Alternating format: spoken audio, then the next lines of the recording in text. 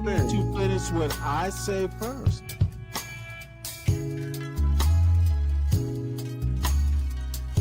Bro, like, listen, all right, I don't like Stanley.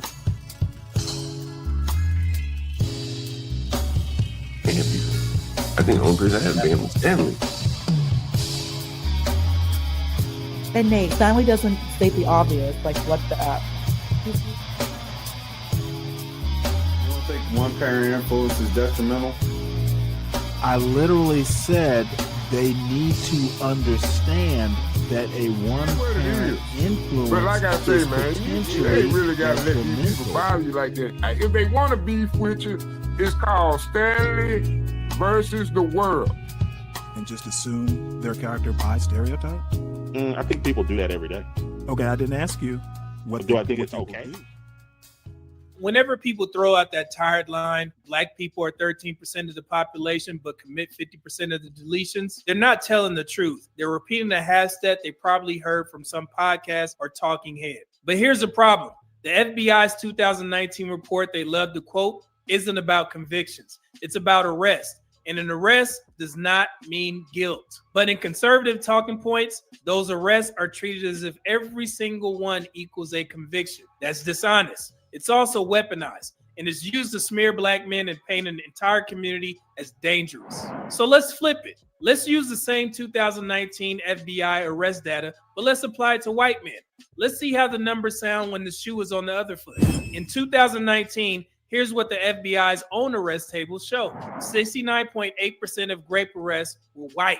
Almost 7 out of every 10 people arrested for grape were white. 65.8% of arrests for offenses against family and children were white. That means the majority of arrests in categories that involve harming your own family, neglecting your children, or endangering your household came from white people. 61.8% of aggravated assault arrests were white. The majority of violent attacks that get classified as aggravated assault weren't committed by black people. They were white. 59.1% of all violent crime arrests overall were white. And even prostitution and commercial vice, 50.9% of arrests were white. Now, if I use your same logic, the logic people apply to black men when they scream 50% of deletions, I could say, should women and children in America be afraid of white men? Should we warn our daughters that the biggest threat is white men since they dominate arrests in categories like rape, SA, and family offenses? That sounds extreme, doesn't it? It sounds offensive. It sounds like I'm trying to smear every white man in the country. And that's because I would be. But that's exactly what people do when they take these FBI arrest stats, strip away the context, and weaponize them against black men. Because here's the truth. An arrest is not a conviction. Almost half of all deletions go unsolved every single year. And those arrests, they don't account for policing bias or where law enforcement chooses to focus resources. And most violence is intra-racial. That means white people overwhelmingly harm white victims, and black people overwhelmingly harm black victims. So when you pretend that arrests are the same thing as guilty verdicts, you're not just twisting the numbers, you're creating stereotypes. And those stereotypes have consequences, especially for black men. Let's flip that perspective to white men. Even if we took those same FBI arrest percentages where white men dominate categories like rape, SA, and family offenses, the share of the white male population arrested is still just a fraction of a fraction, meaning over 99% of white men aged 18 to 34 are not committing those crimes. So let me ask again, should women and children really be afraid of white men? Of course not. That would be ridiculous, but it's the exact same ridiculous logic that people accept when it's used against black men. So here's the bottom line. Arrests are not convictions. Half of deletions go unsolved every year. Most violence is intra-racial. If I wanted to smear white men, I could do it with the FBI arrest percentages, and I could make it sound convincing, but it would be wrong. And if it's wrong to do it to white men, then it's just as wrong to do it to black men, because the 13% versus 50% claim isn't about truth. It's about fear. It's about control. And it's about weaponizing numbers to smear a community that deserves better, especially black men. Peace. Vice President J.D. Vance gave a speech recently that deserved more attention. We really should be watching this too. because I think I've watched it once, but we'll dispense with that for now. Welcome to Stanley versus the World. If you are new, please make sure you subscribe to the channel. We are on the drive to 500. So it may take a bit, but let's just aim for the new year. We'll start the new year monetized. Let's see. I was about to ask, and I was typing it actually. So Rick or Brian, why did Stormcrow lose his channel in the first place? Why does he need to start a second one? Let me know. I'm curious. And CKJ3, actually, I'm doing pretty good today. As I said, I was really going to just kind of play hooky today because I'm a little bit tired. I've been doing shows, just about every day in one way, shape, or form. And we old people need to get our day of rest every now and again. But I happen to catch. Hey, what's up, Black Knight? I happened to catch Deacon Dave having a very interesting conversation with John Galt. So you know what? I just could not resist. I could not resist. Where this year? Oops. Was it around? I could not resist just listening in for a bit. And thank goodness I did. I was kind of shocked. And just to set the stage, I am banned in John Galt's chat. He is not banned in my chat. If he keeps asking people, well, why do you think Stanley did, so and so? Well, motherfucker, come up to my chat and I will tell you exactly why. Okay, no one has banned you here, John. If you're that curious, come on up. We can have a discussion. Or unban me on your channel. I'll come up to your panel or come up to your panel. But this asking everybody but Stanley why they think Stanley does stuff is high school girl. It is literally punk behavior. So in any case, I did actually record some of about 30 minutes of John's questioning. Actually, it sounded like an FBI investigation, like I had done something fucking wrong or something. I'm like, well, dude, am I a criminal? Why are you asking all these questions when you know where my channel is? John is a subscriber to this channel. He knows when I go live, but that's what punks do. And I'll get more into, because John asked a bunch of questions, and I figured what I would do is replay the audio and kind of, instead of Dave answering some questions, I'll just go ahead and answer them for the record. And let's see if John has the courage of his convictions. You want to know some of the why do I act like this? Come on up and visit. We would love to have you, John. So, hey, Charlie's girl, good to see you. So let's go ahead and play this extravaganza. It was really just kind of disturbing in a way. It's like, dude, what is up with you? And you see the title of the show. Apparently, I am John Galt's content for this week.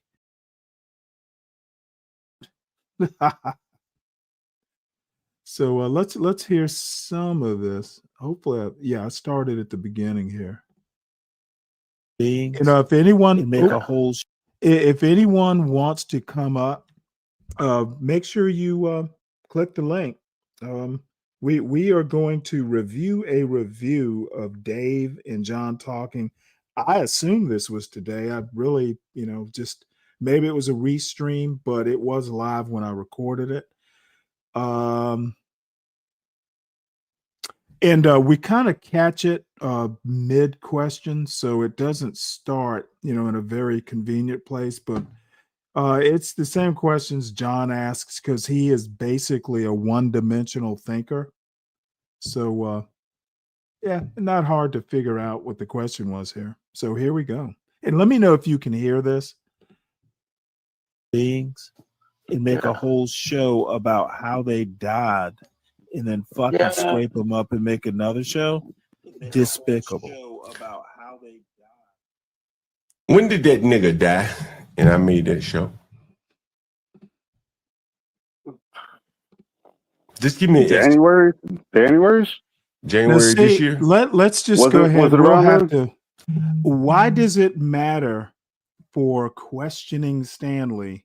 When did that? And why is he calling a dead person that died in his space? And John knew he was going to die. He'd been talking about it weeks before. Why? What does this have to do with Stanley's behavior, other than the comments, I guess?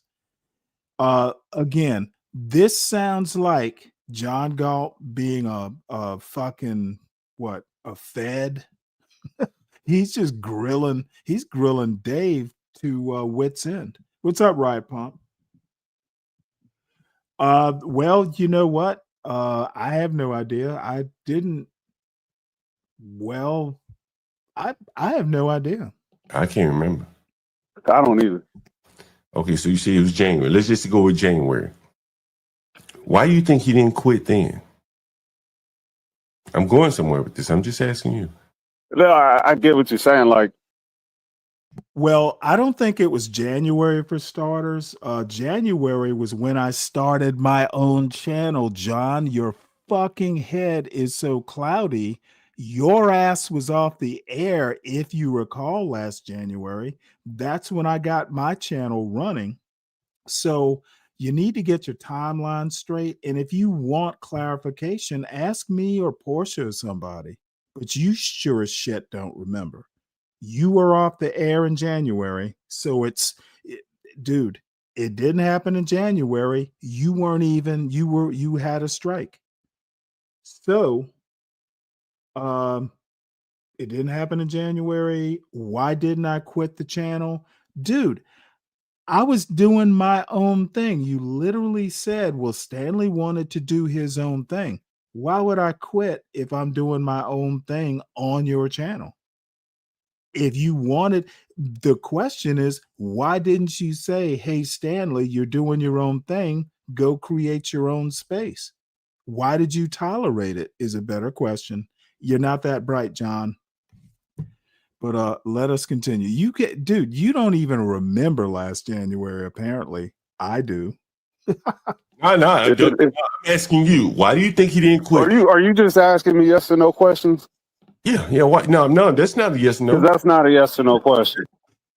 Hey, John thinks he's a cop. See, when actual cops come to John's property or call him on the phone, he gets all squirrely. But when it's just on his panel, dude, John is so brave when he is asking the questions. But when he's asked questions, he gets all squirrely. Typical John. Yes, no, so I'm asking you, why do you think he didn't quit? Do you want a response? Like, yeah, go ahead. Well, okay. He probably. I can't make an excuse for that, man. Riot Pump, I haven't watched Pop the Balloon probably since January. If I recall, I got, it started getting, and part of the reason I stopped showing it, I think it was February, when I'm just like, you know what? Everybody keeps associating me with just Pop the Balloon stuff. Time to move on. So, I haven't shown Pop the Balloon probably since February, if I recall. If it pissed him off that much, he should have quit the show back then. All right, gotcha. Okay, let's keep going. Okay, see, once again, John has the answer he wants, but he didn't get it from Stanley. Number one, January wasn't when the dude died, for starters. But see, Dave is like a deer in the headlights with John, and I don't know why. Well, I think I do know why, but that's another show. But John, this is literally, if you want to know the questions about Stanley's behavior or why Stanley didn't quit. Motherfucker, how can you quit something that wasn't a job in the first place? I wasn't your employee. And I think we all know that. See, it's all in that ghetto framing you want to do. Dude, you are horrible at interrogations. And quite frankly, I guess they put together. but she got in a ways, John Galt, he is what he's one of my favorite personalities in the real world or internet. All now, see, John has to rely on recordings. People like, of course, he has to go to Daddy Brave to bolster his little ego. Be Brave is his massa. Of course, he's going to play a recording on his soundboard. Oh, this is so funny. So You probably heard a lot about the boy. True. Now, this motherfucker is fucking. Why he's playing music, I don't know. Let's be honest, y'all. I got something else. Giggling and kicking. Well, he said, you know what did it for me? When I saw his daughter cleaning it. No, I literally said all John Galt is doing is teaching John admiring his daughter because she can clean behind a sink thoroughly. Hey, you know what? I said what I said, and the reason I said it is that's probably all the time you spend with her when she's at your house cleaning a sink. Dude, you don't live with your kids. That's really my point. You're a baby daddy. You don't get to see your daughter that often, and the best you could do was, oh, you clean behind a sink good. I bet that's the only compliment you gave her the whole time she was with you. There's a reason you don't live with your kids. Don't know what the reason is, but you don't live with your kids, baby daddy. That bathroom, Lord, they did it. He said, I said Lord. I said Lord. Do you think he's being honest about that? Yeah, but that's something I got on him about being a male feminist. Do you think he's being honest? Yes. Now, see, Dave is doing the best he can. What the fuck does feminism have to do with my compliment? Dude, both of these gentlemen are limited and one-dimensional thinkers. Dave is caught in John's fucking headlights. What do I have to do? Why is that a pro-feminist comment? It was basically calling John Galt a bad parent, a bad father. That's something I'll stand behind. John Galt doesn't even live with his kids. Yes and no. When he said he saw my daughter clean the bathroom. I don't give a fuck where they're from. Same They're way he was his fucking with me kids, about right? $6.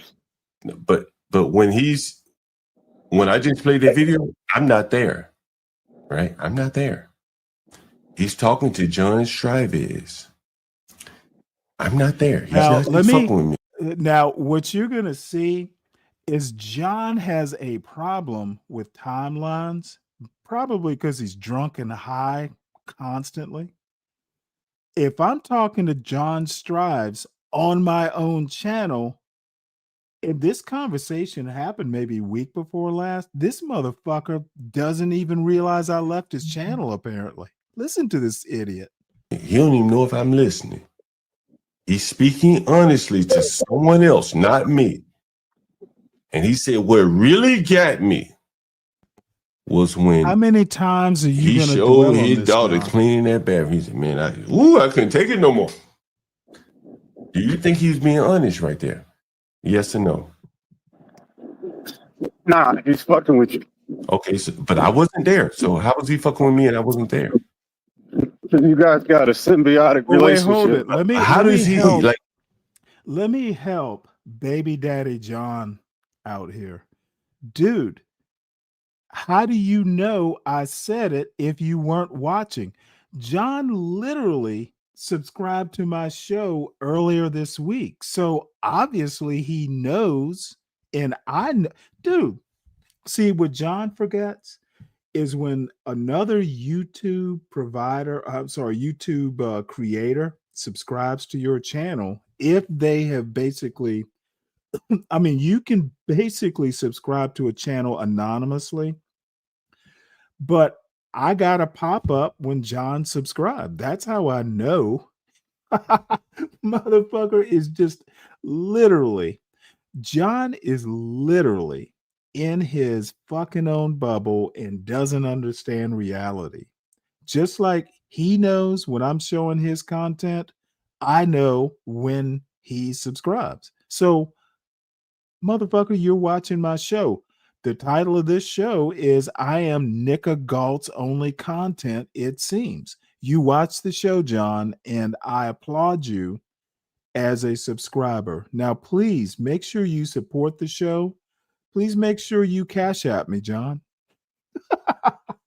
And stop using my content. Bro, listen, we do 11-hour streams up here. I know. You got content. Hold on. But y'all like fucking with each other. Hold on. The odds of me finding that clip slim to none. That was a long time ago when he said that. He wasn't talking to me. I was not on the panel. He was not fucking with me. See, John, I think, I'm not sure, but John does know it wouldn't matter whether he was up on the panel or not. As a matter of fact, it would have been better if he was on the panel so I could fucking say it right to his face. John thinks I'm afraid of him or some bullshit like that. Dude, you know, I've come up to your own show on your own channel and spoken my mind and given you my opinion of your behavior. So, motherfucker, you're not banned. You could have clicked the link. Why didn't you? Why doesn't John, if John Galt disagrees or gets a little perturbed at what I'm saying about him, motherfucker, click the link like everybody else. Again, you're not banned in my chat. You can come up anytime you're here. Unlike your show. And you know what? I'm not going to say you're afraid of me coming into your chat. It's probably mostly your audience who's afraid. Dude, I fuck with people from their chat. And you know it. That's why you banned me. He was being honest. He was talking to someone else. That's John Strives that he's talking to. Right? It's not me he's talking to. When he said, what got me? When he showed his dog, do you think he's being How many honest times? You want to hear it again, just for clarity? Yeah, motherfucker. Play it for the 80th time. Do you need to hear it again? Nah. Okay. Do you think he was being honest about that?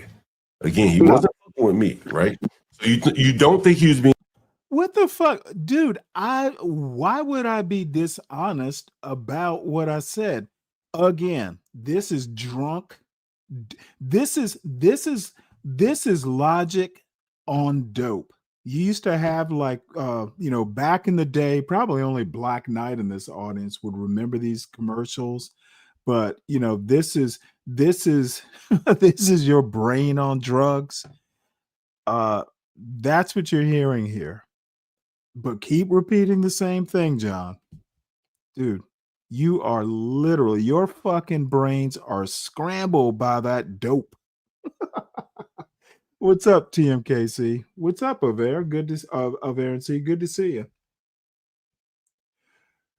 You know what? Drugs are cool. So I won't say John isn't cool. I will say that he's a bad parent. He's a derelict dad. I will say that. Honest. So why do you think he would lie to John Straves about something so benign and honestly is no big deal? Again, if he said that it's to a me, big deal, John. See, John wants to minimize my comment. The reason I made the comment is you're a neglectful parent. Okay, you don't live with your daughter. Probably the only compliment you gave her the time she spent with you is, ooh, you can clean behind the sink. John, to raise good kids as a father, you actually have to be with those kids. Okay. And you got multiple baby mamas and you got different and many kids. That's my critique. That's why I commented. Okay. And then if you probably forgot, because drugs will do that to that cottage cheese brain, dude, the part about, oh, should I tell the kids about the dead man? Dude, it was literally disgusting. And then when they came to collect his effects, you were abusing his family too. John, you are a monster. Okay. And anytime you want to come up here and go back and forth with me, you're not banned in this chat. You're not banned on my StreamYard. Fucking hit the link. It'd be one thing, but to say that out in the ether, not knowing that I would ever hear it, is a whole nother thing. Correct? Sure. Well, see, the thing is why do you think he said that? See, what John doesn't understand is I don't give a fuck whether he hears it or not. What is he gonna do? Motherfucker, I will say, I used to tell John on his own show, on his own channel, I'm gonna say what the fuck I want to say, and you're not gonna stop me. And then, finally he got some balls to bounce me off his channel, and look, I popped up again saying what the fuck I want to say, and there's not a goddamn thing John Galt can do but complain to every damn body that comes up on his panel this week. John is a fucking whiner and a professional victim. And it's so sad that apparently he's a victim of Stanley Cross. Motherfucker, why are you whining so much? How about move on? Just out of curiosity. It's the nitpicking. It's like find something to Sugar Bomb. John is fighting. Okay, I'm just talking shit. You find sometimes you find the smallest thing. Okay, so you think he was just finding something to nitpick a teammate? Was that when he was on your channel? Was that when he was? Let me help this motherfucker out. Teammate. Dude, you literally said that Stanley wanted to do his own thing. Yeah, I was a nominal teammate. Sure. I would help you out if need be, but motherfucker, I didn't even listen to your show. I thought some of the shit you did was so disgusting. I did my own show. How many times did I participate in your fucking debaucherous abuse of your tenants? Dude, I did not do any of that shit. So stop calling me a teammate. The better word would be associate. we were associates. Motherfucker, I'm not on that anti-black team. The fuck? On his own. No, that was on the channel. Well, it's definitely to nitpick or fuck with you. Well, you found the clip, so must have been effective. And he also said, don't quote me that was on the channel. Either way it goes. I think it wasn't on the channel. I'm sorry. But he also said, I'm sorry. Hold on. That wasn't on the channel. Let me correct it. He also said that people were telling him, close friends of his, to get off of John Galt's channel, but he stayed. Why do you? You know what? Let me tell you why I stayed. Because I was too lazy to start up my own channel, and I do have a modicum of loyalty. We were associates. Why would I go? It'll come up later in this that, yeah, I was taking advantage of his audience. Some of those dumb fucks would never hear another point of view. So you know what?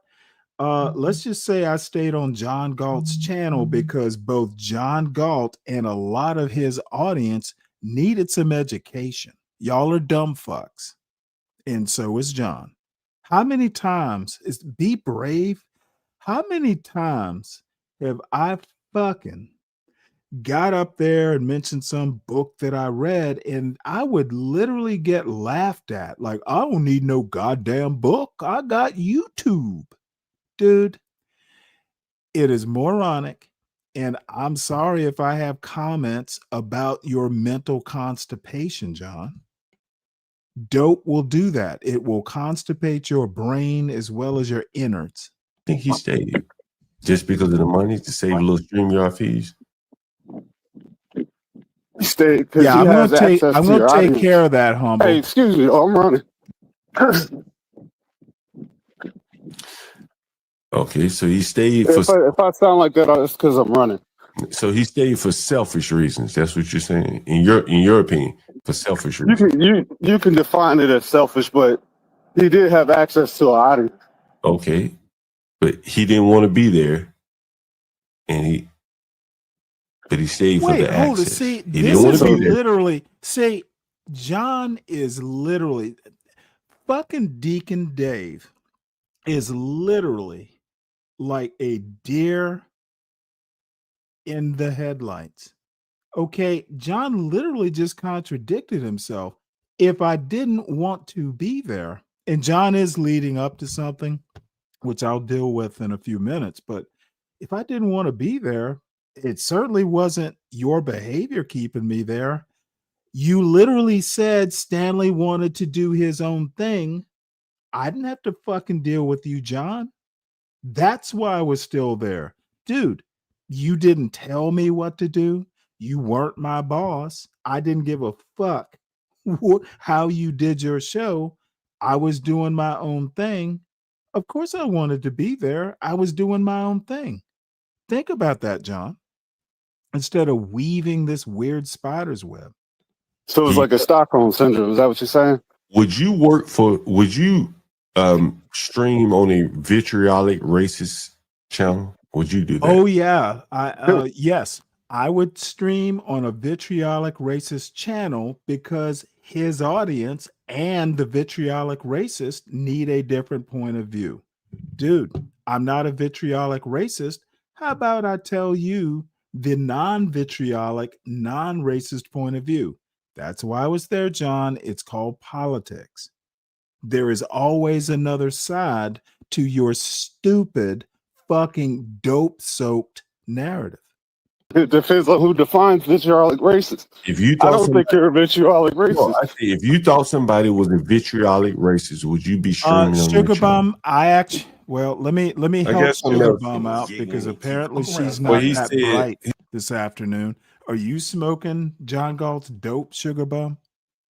The only reason, if John shuts the fuck up, the dude literally did 30 minutes just talking about me. Do you expect me to fucking ignore it, Sugar Bum, or not react? Why would I not react as a grown man to some dope head in some fucking deer in the headlights mail? They're literally telling people what I was thinking, and John can come up here and ask me directly. It's pussy behavior, and I don't like pussy, Sugar Bum. That's why I'm reacting. I don't take pussies like John seriously, but I'm not going to just let them sit here and fucking talk smack without responding.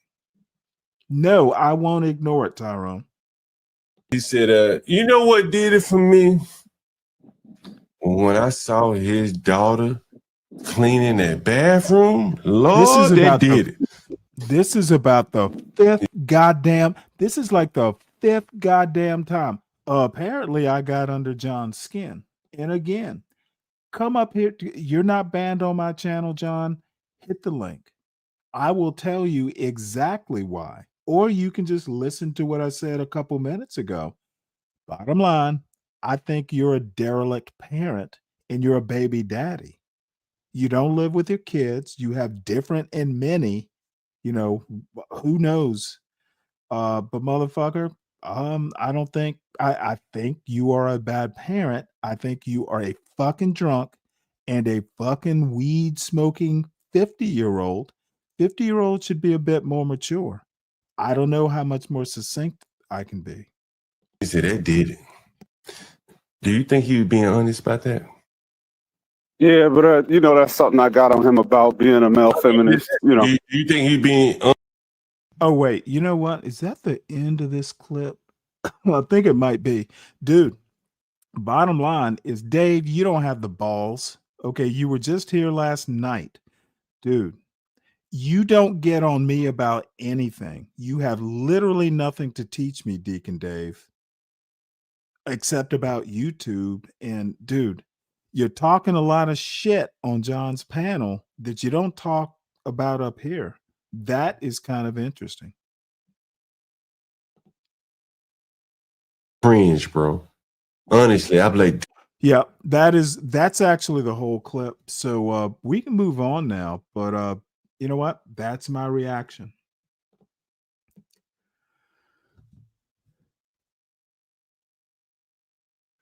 What's good? Hey, you know what, Lou? I can pretty much talk shit with anyone, including John Galt. Being a pussy and hiding in on a show that he won't even, this motherfucker is so afraid he banned me from his chat.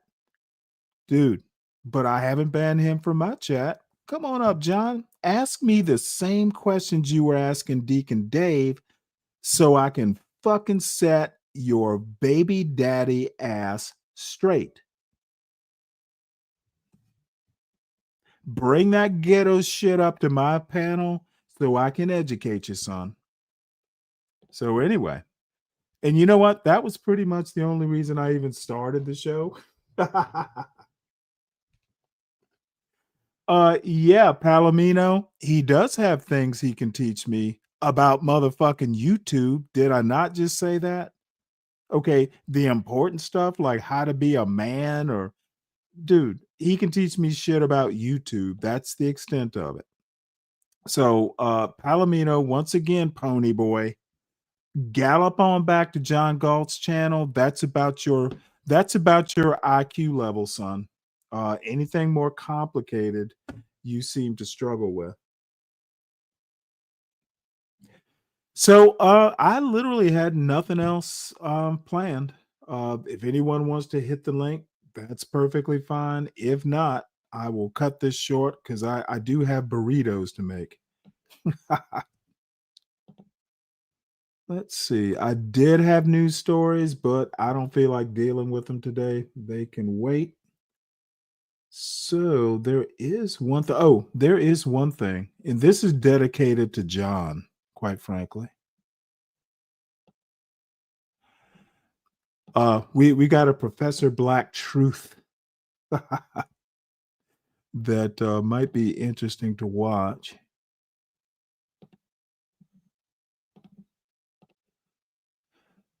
Let's see here. Take you off. Put you on. So let's listen to this breath of fresh air, and I'm sure Uncle Tom's like John Galt will come up. Hello, soldiers. I'm the Professor, and this is the moment of truth. One of the things that a number of these leftists have figured out in the last couple of weeks, especially after the whole Charlie Kirk killing thing and the Democrats' completely and thoroughly compliant response to it, is that a lot of the support that they had thought they were going to be getting has been drying up. It hasn't dried up completely, but it's clearly a lot harder to get to than it's been in the past. And this goes triple for a whole lot of these tethers and these bootlicks, all of these folks who are waving foreign flags and thinking to themselves that was going to be their ticket to ride. The people who had been getting a free ride for the longest time, they're also noticing a lot of their would-be perks and privileges are starting to evaporate. Claiming to be the good black, as in the non-FBA black, that ain't a ticket to ride anymore. Let's be direct here. There's been a number of individuals who understood full well that as long as they were not considered to be one of us, they thought that they could get away with something. But these white supremacists were not fooled. And most of these people have not been getting paid big money. Sure, they're making better than what they were getting back home, but back home they weren't getting anything at all.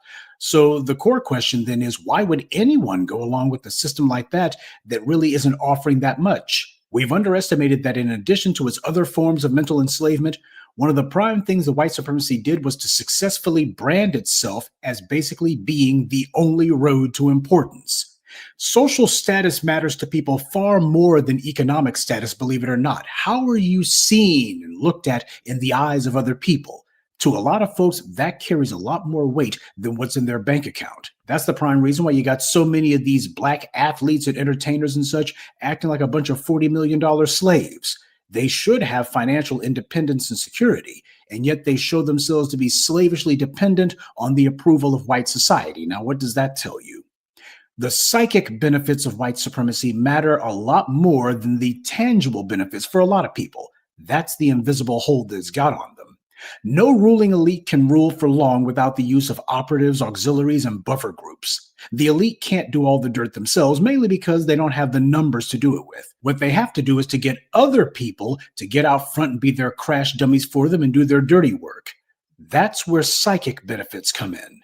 When Europe was in the Dark Ages, it degenerated further than it already began into feudalism, and they never actually came out of it. Now, feudalism was what gave rise to the so-called kings of Europe, who themselves were actually just tribal savages who had learned from the Romans how to build stone forts, because that's the only real difference between the so-called kings in Europe and the rest of the pagans who were living out in the woods painting themselves blue. Now, as kings, quote unquote, they were simply too weak or too old, or in many cases just too diseased to call themselves laying down the law themselves. That part about disease is important because although you won't see it in the period pieces that the white media puts in their TV shows and movies, these royal families often had all kinds of diseases and STDs, and because they were all committing habitual nonstop incest, they all had some kinds of genetic defects and genetic aberrations. This is why so many of their kings were so predisposed to unbelievable violence and immorality. Those Neanderthal genes certainly didn't help, and they also had so many kings who were insane. A number of diseases, if left untreated, will cause mental impairment and cognitive decline, like King George of Britain, for example. So the kings in their stone forts would use their own ill-gotten gains in order to put together a group of hired thugs that they called the Palace Guard. These were the guys who would go outside of the castle, and whatever unfortunate people happened to live around the king's stone fort, you know, the serfs, these thugs would come up and say, you got to give the king his cut of whatever you got. Whatever you produce, whatever money you have, you got to give it to the king for free. And in return, you won't be killed. That's what the actual benefit was for them. You just won't die. Within time, as the Moors from Africa brought civilization to Europe, at least the teachings, which clearly didn't stick, the Europeans emerged from the Dark Ages, and they began to invade everywhere else. The warlords in Europe had no real resources of their own, and they also had hordes of their own impoverished peasants who didn't have much of anything either. When the Europeans began their genocidal expansion, they sent out their undesirables first, of which they had no lack. They sent out their criminals, their debtors, their criminals, their political dissenters, their criminals, their religious heretics, their criminals. Did I say they sent out their criminals? This is who they called their colonists, the flotsam and jetsam of feudal Europe. It's like when they would claim that Europeans went into Asia to do trade, quote unquote. The Europeans had no agriculture, no industry, no skilled craftsmen, no food, no resources, no skills. They had absolutely nothing to trade with Asia. That's the reason why whenever they talk about people like Marco Polo, all they're able to talk about is what Marco Polo brought from Asia. They never talk about what he took to Asia because he didn't have anything to take. And it was Asia that gave the Europeans gunpowder. Gunpowder, however, is what gave the Europeans the world. You need to understand that the love affair that these white supremacists have with firearms in specific is a deeply ingrained cultural dependence. Gunpowder is easily made, easy to transport, and can be used immediately anywhere. So for these white supremacists, they have a religious fixation on firearms, and that's not an exaggeration. It holds a spiritual place in their psychological cosmology precisely because of the fact that gunpowder was the only thing that made it where they could actually get out of Europe and didn't have to go back. Before the advent of gunpowder, every single fight that the Europeans had tried to wage outside of Europe, they lost, and lost big. Gunpowder was what changed all of that. And as a result, Europe went from what Dr. John Henrik Clarke accurately described as a thawed-out icebox to actually being a place that hoarded much of the world's wealth. Now, in time, as the Europeans' genocidal march across the globe expanded, they created an international structure that resembled what they were doing locally in Europe. You would have, as Dr. John Henrik Clarke called it, their homes and their outposts. So, just as in Europe, they would have in the New World so-called colonists who would be set up as a de facto castle guard. They were the main ones carrying out the violence on behalf of the white ruling class.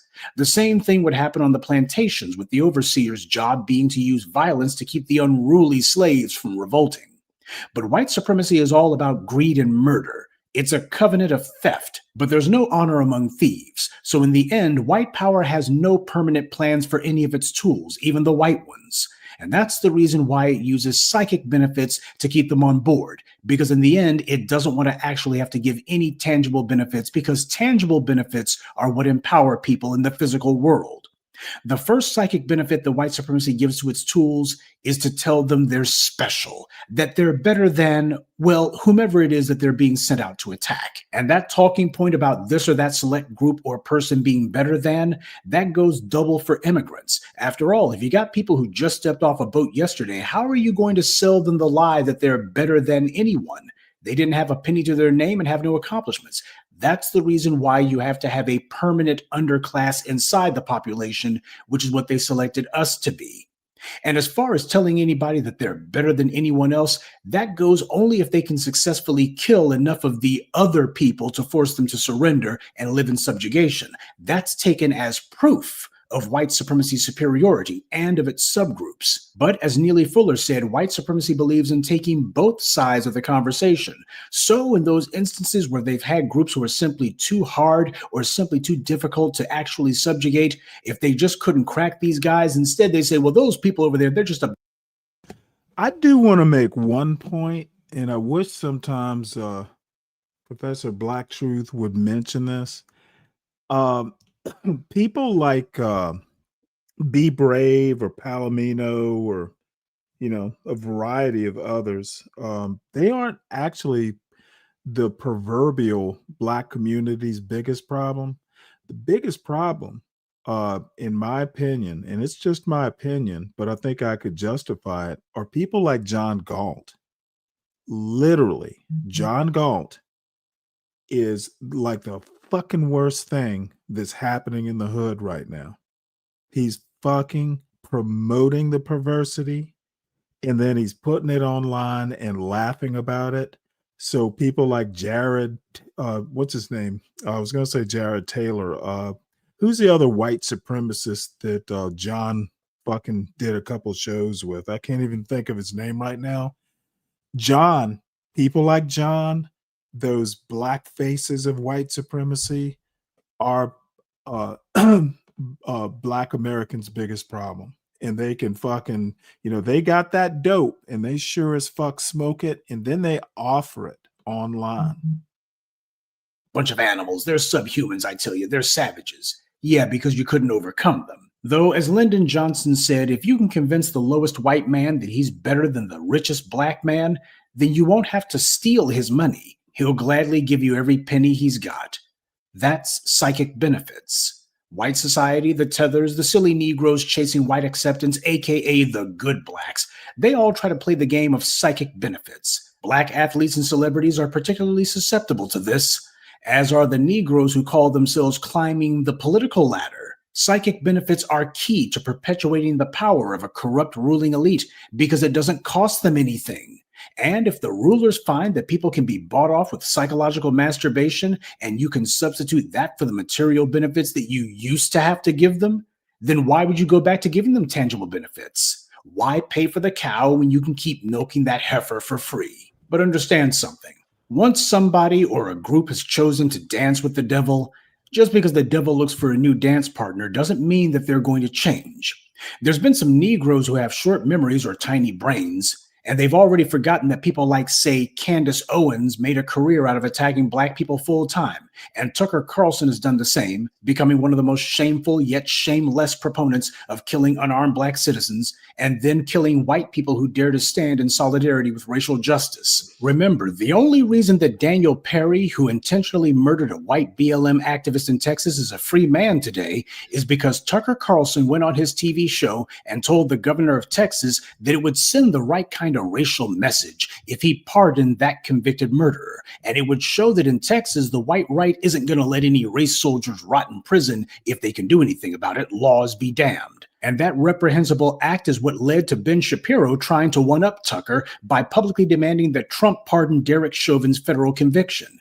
And Shapiro also reiterated the exact same rationale, that the 2020 uprisings and Chauvin's successful convictions were seen as a political defeat for the white right. They made no bones the white power had taken huge L's, and overturning what they knew to be lawful convictions would be their way of undoing those defeats. This is who Tucker Carlson is. His problem, no matter what he may tell you, isn't that he thinks that AIPAC has too much influence.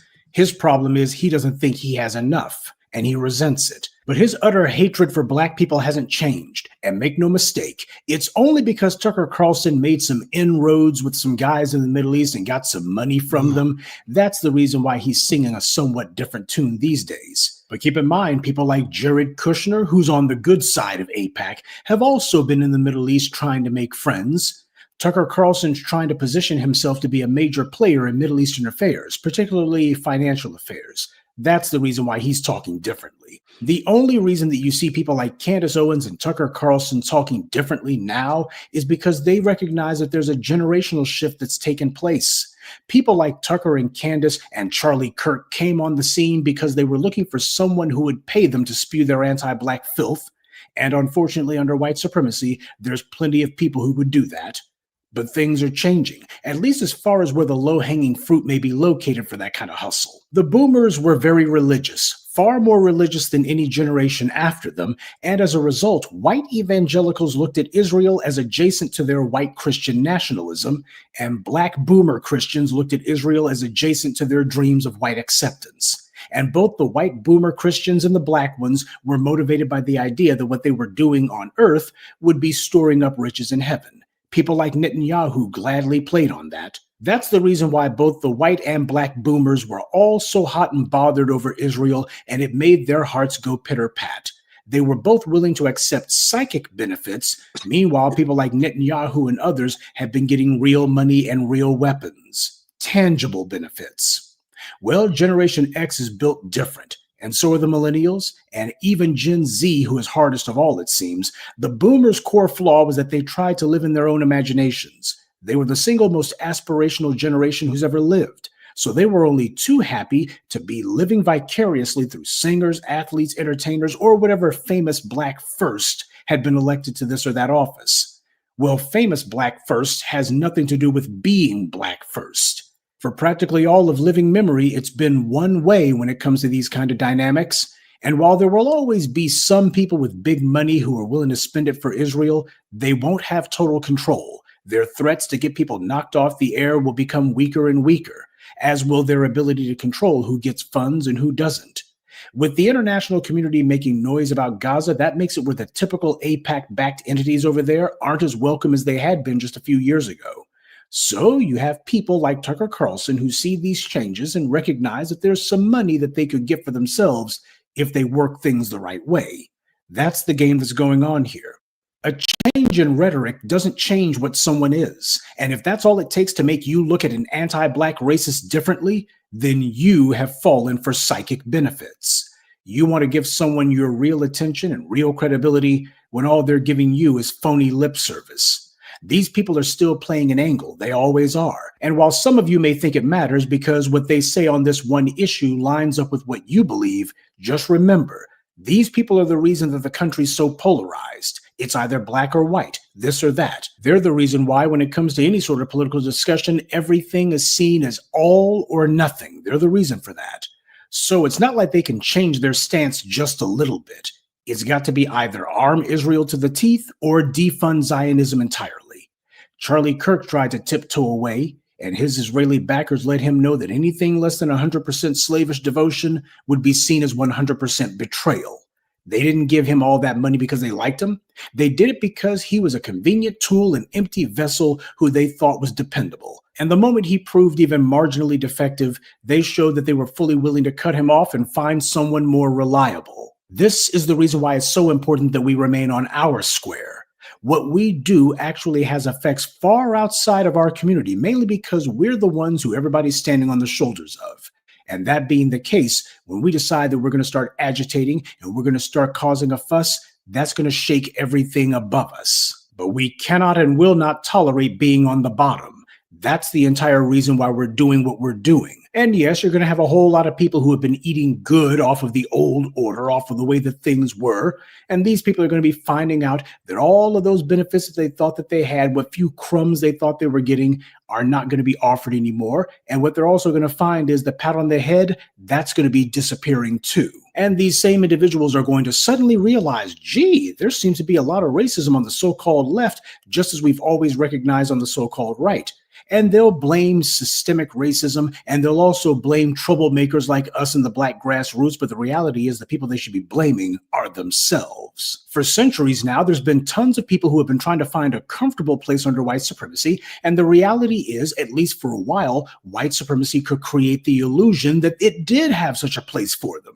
They could go ahead and get a few tangible benefits, but mostly it was going to be psychological ones. And the main psychological benefit would be that they would be told that they were better than us. And for a lot of people, that was more than enough for them to risk life and limb and give every little penny that they didn't have. But it's not good enough for us. We saw through the game a long time ago, but it took time before we had some generations who were finally ready to go ahead and shrug off all of those old, dead, decrepit, false ideas that too many prior generations had clung to. Psychic benefits are as bogus as an IOU. We're not settling for psychic anything. It's going to be tangible, it's going to be real, it's going to be something that we can put in our bank accounts, or it's worthless. We in the black grassroots have never accepted psychic anything. And now we're to the point where we've got just enough black folks who are on code where we can show these people like Kamala Harris and others that if you come up to us trying to offer psychic benefits, then the only thing we're going to offer you will be real consequences. Good day and be one. I'd like to take. Well, you know what? I've just been going through my little Trevor trove of of clips, and kind of funny what you'll find over the days. One of these days I need to go back and really start cleaning out some of these old clips from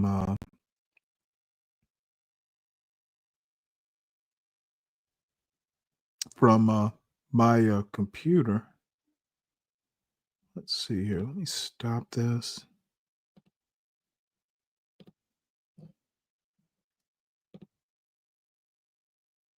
Damn it. You know what? I guess I'm going to have to do this as an image file. Just give me, you know what? Let's go ahead and do this. And while this is playing, I'll start queuing up because I got a couple Be Brave clips and some John Galt clips that, you know what? I'm just going to amuse myself with their fucking races, with their fucking low impact, low IQ racist attitudes. Since I'm here, I might as well just make it worth my time. So this is Welcome, guys. Welcome one back of my to my dream channel. We are women. back with another adventure for you guys. Decided that I wanted to take a little road trip out in Portland area. We're gonna check out this waterfall that I've been before. I've been like 1 or 2 years ago. I can't remember, but we're gonna check it out again. I saw this beautiful spot and I wanted to check it out. Never been down here before, but it's a nice little vibe down here. You can swim right there, can even cook right there. But I just wanted to take a little stop because I saw it as we were driving down. But this is not where we're gonna be doing our thing. We're gonna check out the waterfall that I was talking to you guys about. So come along on the journey with us to the waterfall.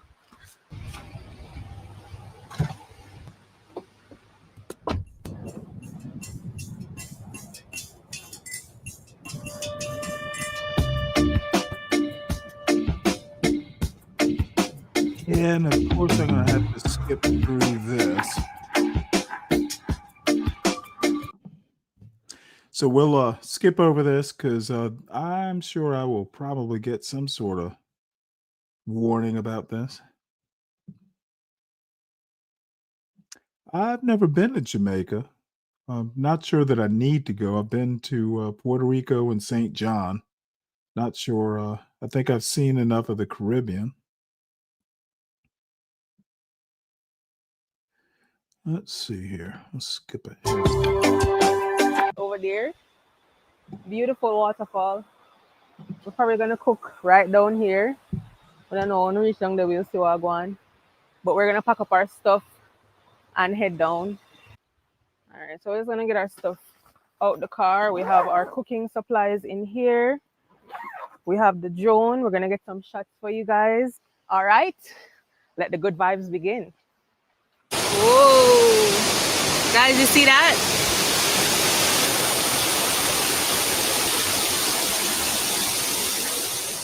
Can't wait to go in.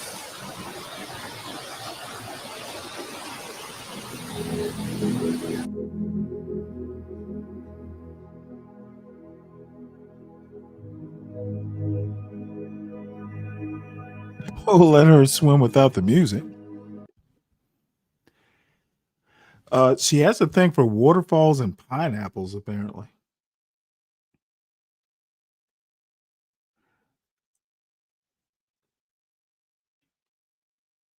And I'm sure that water is cold.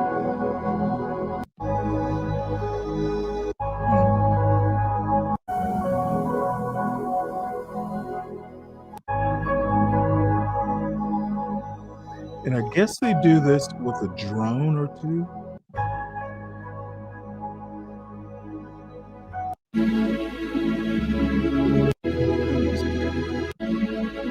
A lot of music.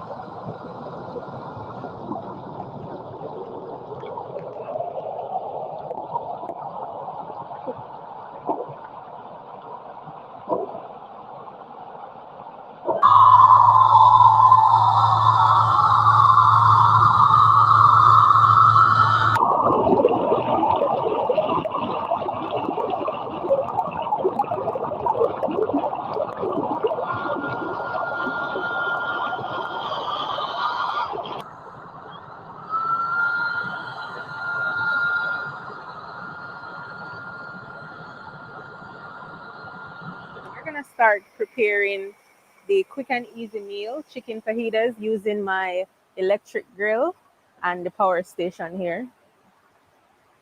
So we have the sweet pepper and the onion.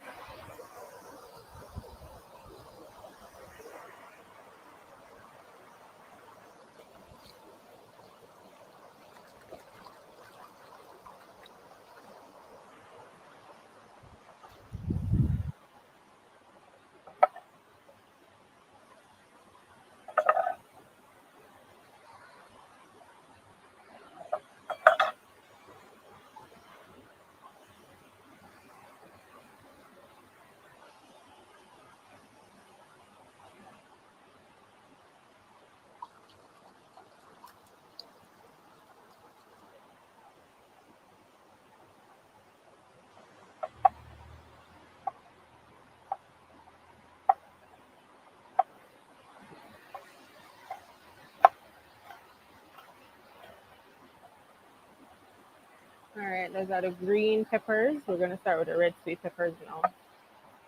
Adding a little vibrant colors.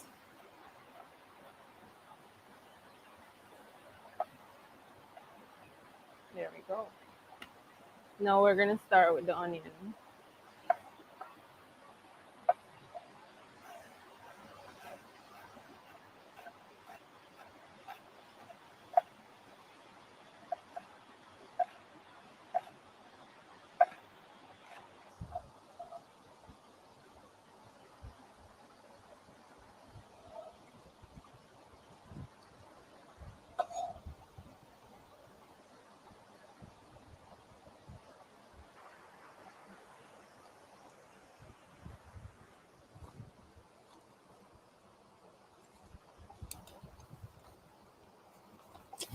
Come on, man.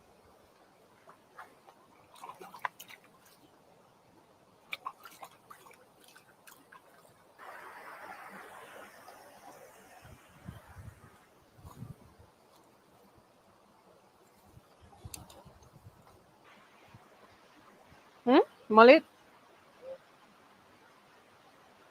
They want a piece of my chicken.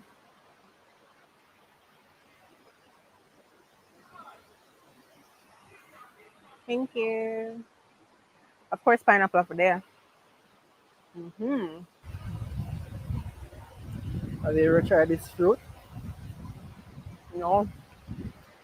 This is called a mommy in Jamaica. Mommy? Yeah, that's what my guys them call it.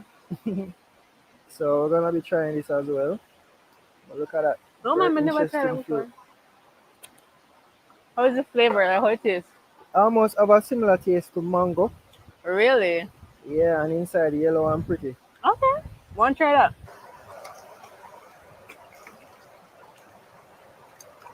See if it float. Oh, it's floating. Yeah, it float. Oh, no, it's sinking. Go with it. Alright, got it.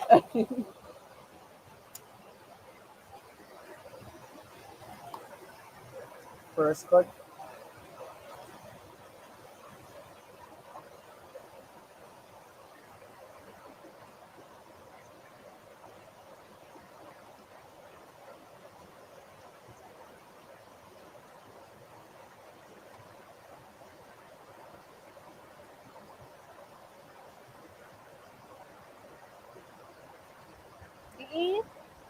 No, it's supposed to come off of the seed.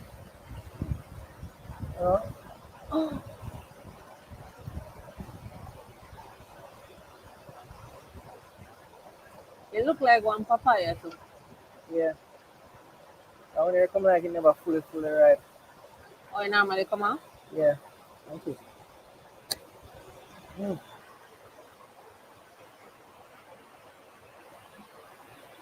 Is the skin normally like kind of hard? Yeah. Mm.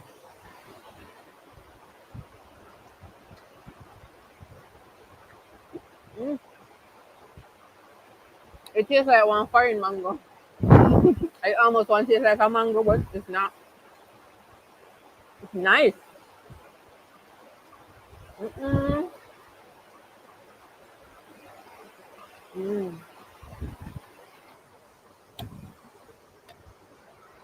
We're just going to cut these into strips.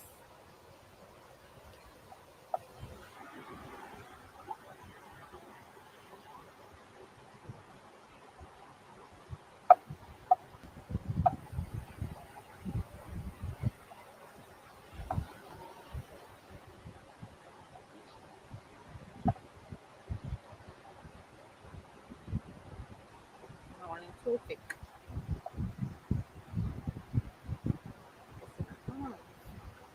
Yeah, so we want them to be.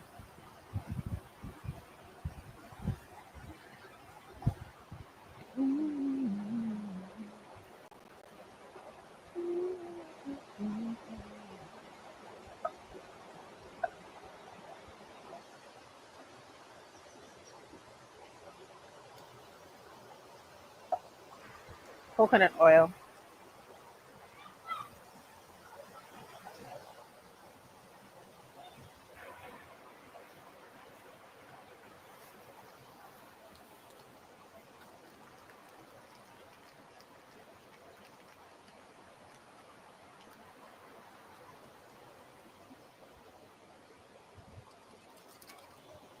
garlic powder,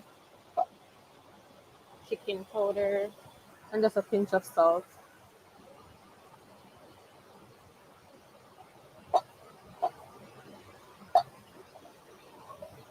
There we go.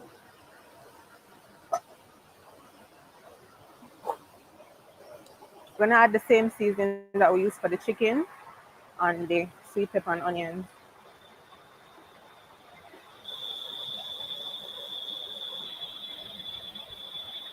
All right, let's get cooking.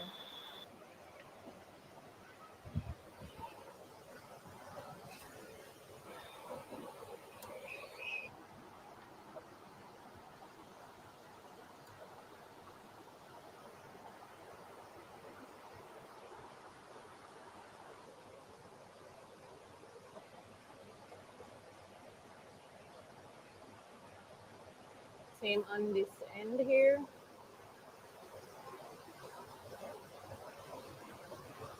Gonna close it, make it heat up. All right, we're just gonna put it on.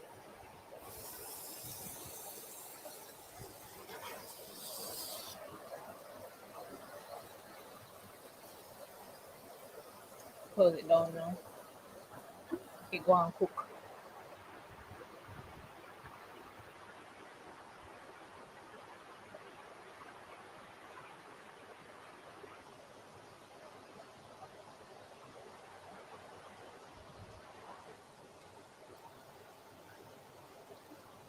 I don't know why it's funny. Yeah, we have a drip on everything.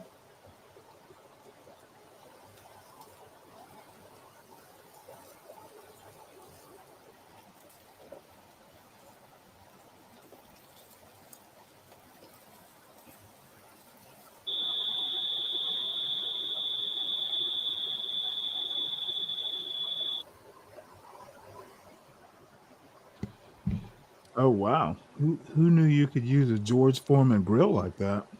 It's a little bit charred, but I it's still used to good. have one of those. Must still have it around here somewhere.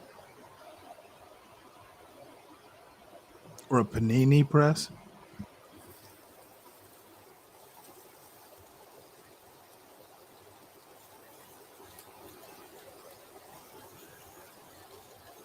Mm-hmm.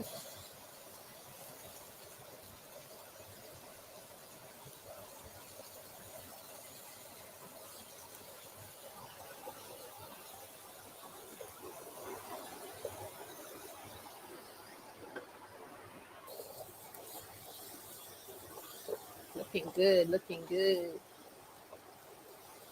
Smell good. You smell that? Yeah.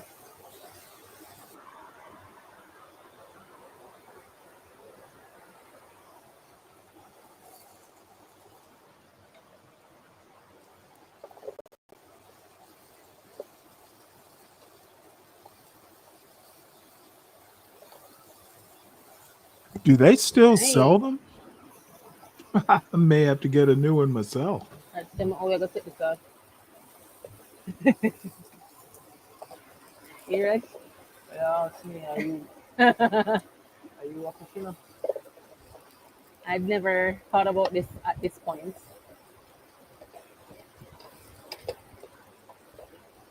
Is it on now? Okay, time to assemble.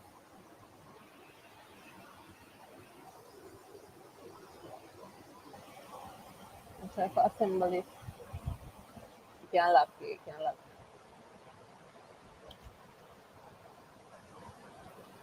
Now we're going to add the sweet pepper and onion.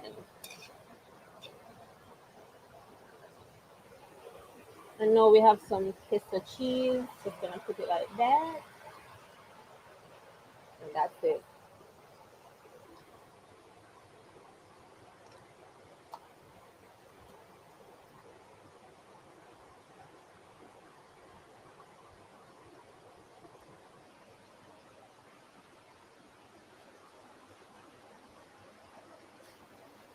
Ooh.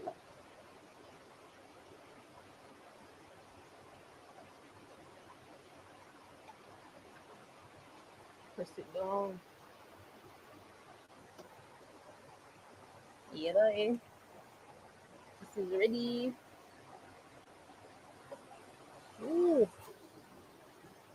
Guys, you see that cheese? So we just finished cook and we only have 51% left. Yeah.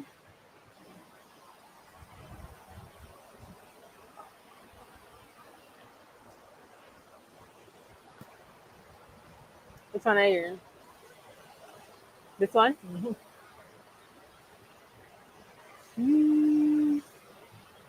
So good.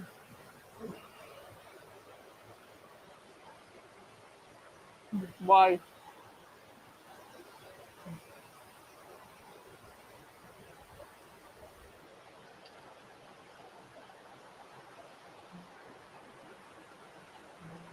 So good.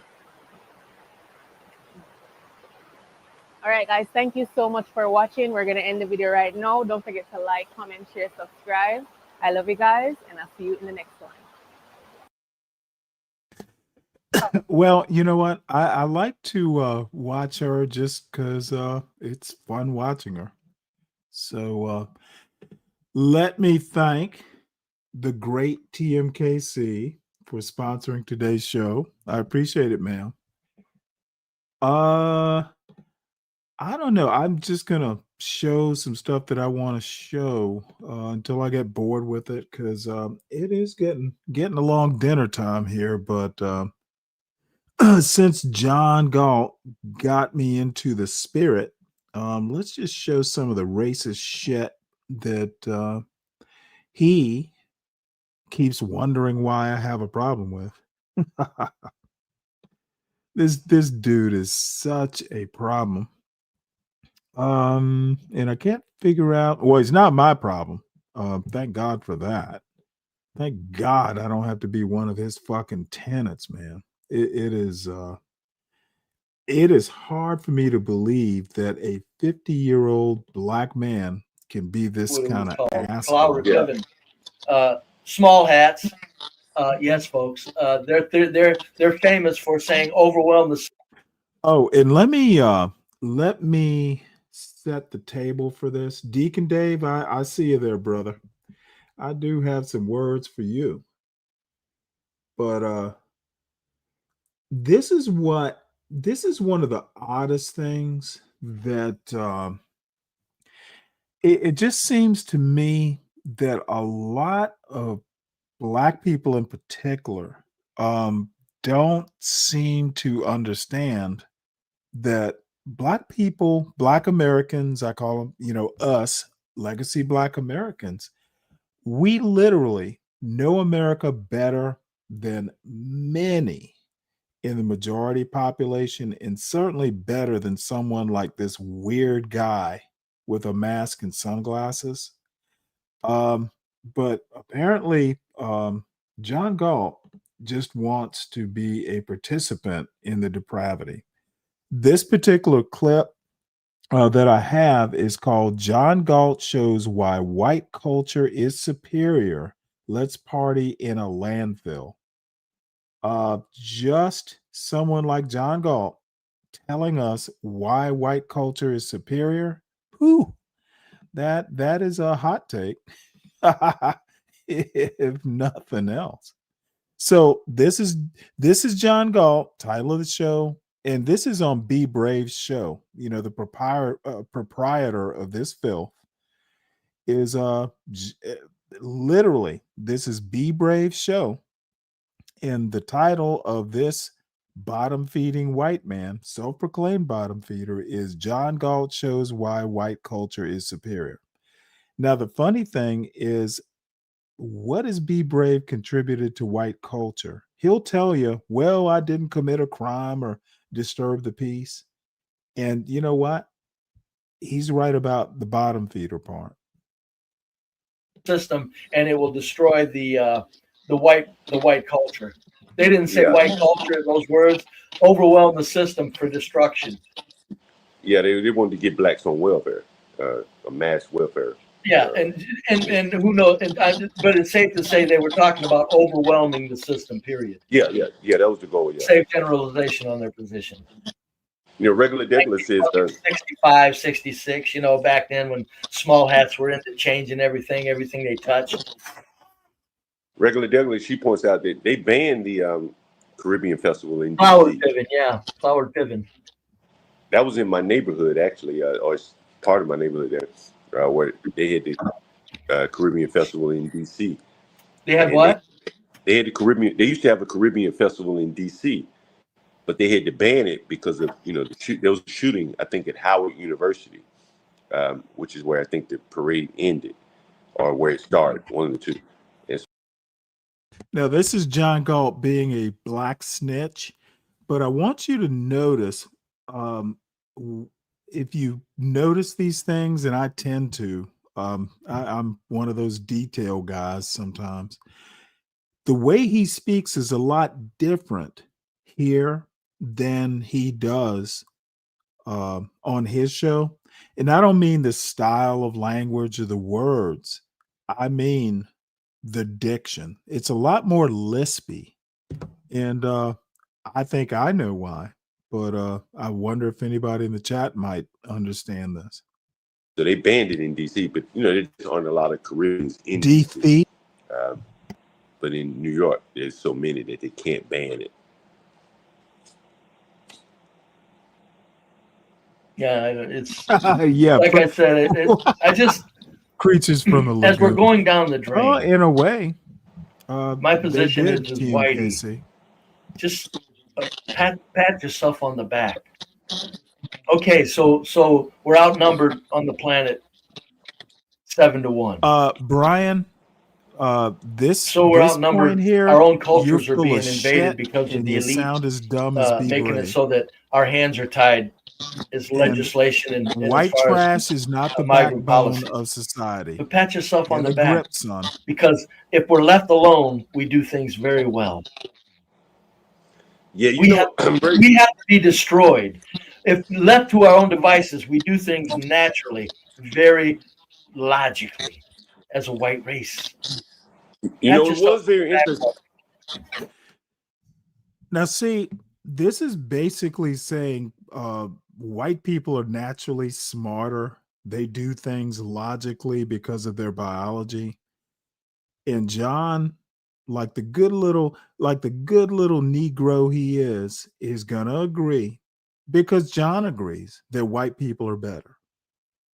It is literally the black community at large, and specifically the legacy black Americans.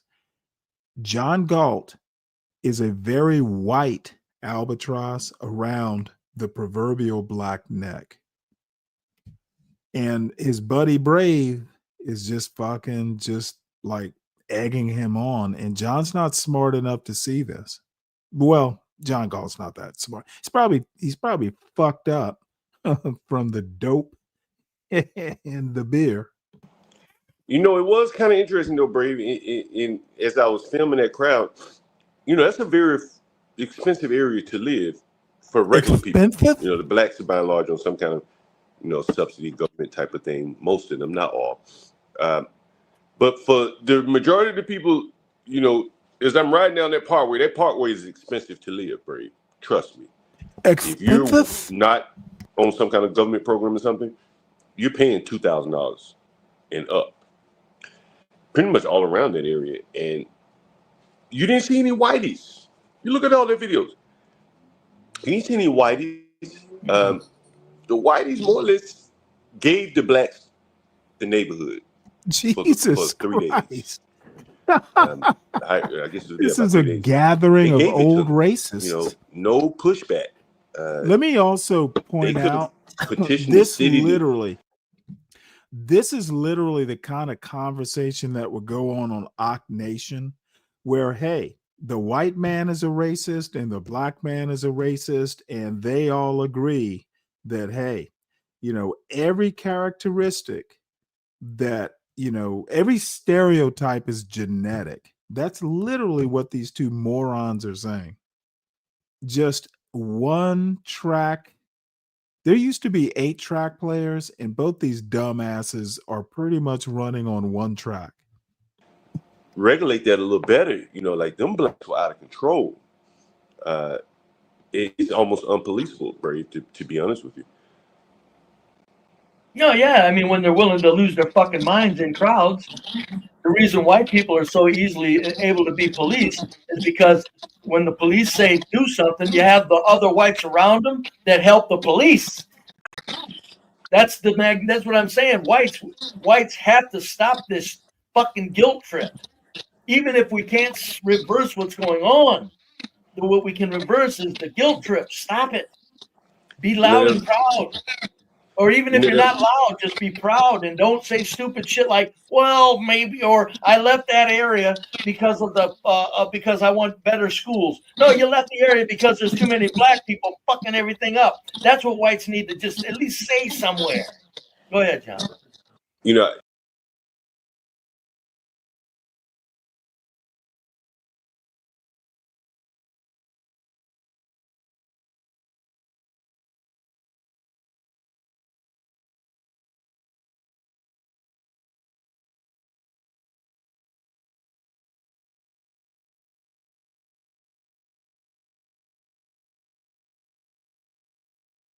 Oh, I'm sorry. Did I stop that? My bad.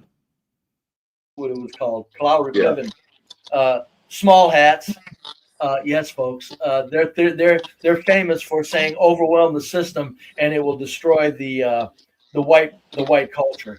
They didn't say white culture in those words. Overwhelm the system for destruction. Yeah, they wanted to get blacks on welfare, a mass welfare. Yeah, and who knows? But it's safe to say they were talking about overwhelming the system. Period. Yeah, that was the goal. Yeah. Safe generalization on their position.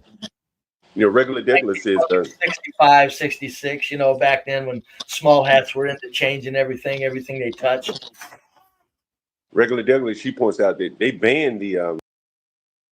I also want to make a point here because, the next clip I show, John will say, well, Stanley doesn't have content. I argue that watching these clips of racists just just being their horrible selves and reacting to it is content. And, and the other thing is I think Humble Presidents made an excellent point. I've been much too generous with these wrenches. I'm gonna start trimming the John Galt bush. I am annoyed. And you gotta always give people a little bit of trust. Let's see what they'll do. And what people don't understand is I watch John Galt's show every now and again, probably at this point several times a week. And I see a lot of people in the chat being a lot different over there than they are here. And dude, I'm a vindictive motherfucker. If you piss me off with some bullshit comment, your wrench here is optional. It is a matter of trust. And dude, you don't have to be here. You don't have to have a wrench. But one thing that I always look for in a quality adult, a quality man, a quality woman is consistency. And the one thing I'm not, and it might even be a character flaw, is I'm always consistent. I am me, whether I'm here on my channel or there on John Galt's channel or in Bob's chat or CT's chat. I'm always going to be me because I'm not ashamed to be me. John Galt is a self-hating black man. I think his one biggest regret is that he's black. And I don't know why, and I don't give a fuck. Okay, but stop fucking talking about Stanley Cross because, motherfucker, I am more successful than you are, John. I'm certainly more successful than John Galt. I'm sorry, Be Brave. Sometimes it's hard to tell the difference. You keep fucking with me, John, and I'm going to keep fucking with you back because we are not equals. Okay, a 50-year-old baby daddy, I may have many faults, But motherfucker, the one thing I'm not is some fucking 50-year-old baby daddy pretending that the ghetto is where all black people need to be. It is a flattening of black culture. And I don't know whether you're just not smart enough to understand your own arguments or whether you're just fucking disingenuous. You're either dumb or you're a fucking blackface of white supremacy, and I don't see a third option. You might want to create some content that doesn't involve Stanley Cross, and you'll be good. I'll be good, but motherfucker, you keep picking at your sore, it's gonna hurt. If you pick at the filthy sore on your leg, son, the medicine is gonna hurt. And I am that medicine. Caribbean Festival in Flower DC. Piven, yeah. Flower Piven. That was in my neighborhood, actually. Or it's part What's of my up, Stan? neighborhood. How you doing? Good Where to see they you. had the Caribbean Festival in DC. They had And what? They had the Caribbean. They used to have a Caribbean Festival in DC, but they had to ban it because of there was a shooting, I think, at Howard University, which is You know where I what? think I the cannot parade tell when ended, these damn or things where it end. started. One of the And two. this is And on so they repeat, banned it but in I'll DC, just but let it there's repeat on a lot just of to Caribbeans in make it DC. stick. But in New York, there's so many that they can't ban it. Yeah, it's like I said. I just, as we're going down the drain, my position is Dude, Whitey. this is Just one thing I want to say. Dude, Be Brave will swear that black people are dragging America down. Dude, it is literally, if it's a white man's country, then white men are dragging it down. And this dumb fuck, Be Brave, and his little Stephen Butler, John Galt, are two. Either they actually don't understand because they're both fucking pot smoking. Maybe they just live in a world that I can't understand. But if it's a white man's country, then white men are dragging it down. Tyrone, hi there. What you got? What's up, Stanley? Same old. How you doing today, Stanley? Excellent. How about you? I'm good. Just getting off work, unwinding. Well, I couldn't imagine a better place to unwind. Let's put some rhetorical foot up John Galt's ass. Ready for it? Put rhetorical foot up John Galt's ass. Or did you come here to defend John Galt? I'm not here to defend John Galt. I've never defended John Galt. You're here. Nor you. I come here all the time just to kick it. All I have to, you know what, being here all the time. I come here all the time just to kick it. I go over there and kick it. Do. I go on balls and kick it. I go on Orthodox and kick it. I go on teams and kick it. I go to Rods and kick it. I just kick it all over these YouTube streets. I'm not on nobody's side. I just came to say I think both of you guys like going back and forth. That's content for both of you guys. So yeah, you keep it up. Because at the end of the day, you had to have listened to him at some point in today for you to do a pop-up about it.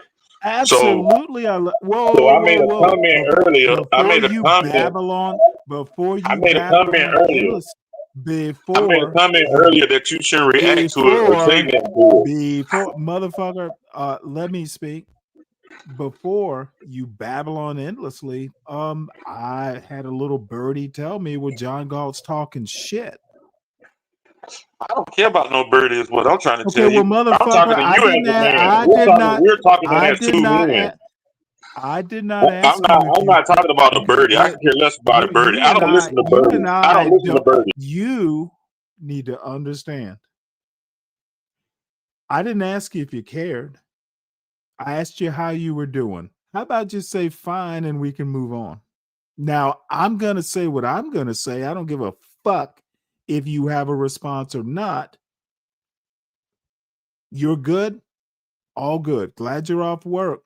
Kick it with me. But I'm going to tell you, I see a lot of people over on John Galt's show. And the reason I watch John Galt's show is every time he starts talking shit, people tell me, well, shit, you need to have a look at John Galt because he's talking shit. That's why I watch. Not because I enjoy his content, but when the name Stanley Cross crosses his lips, people tell me, well, the motherfucker is talking shit. So you need to understand that. And I don't even fucking need a response from you. Aren't you a distinguished man, Stanley? Oh, well, what? You expect me to be Michelle Obama? When they go I'm low, we go. I asked the question, Okay, Stanley. motherfucker. See, motherfucker, how about let me answer the question? I'm not Michelle Obama. When they go low, I meet them and I show them that, dude, you're not low enough. You need to be under my boot. But what is all this solving? Nothing.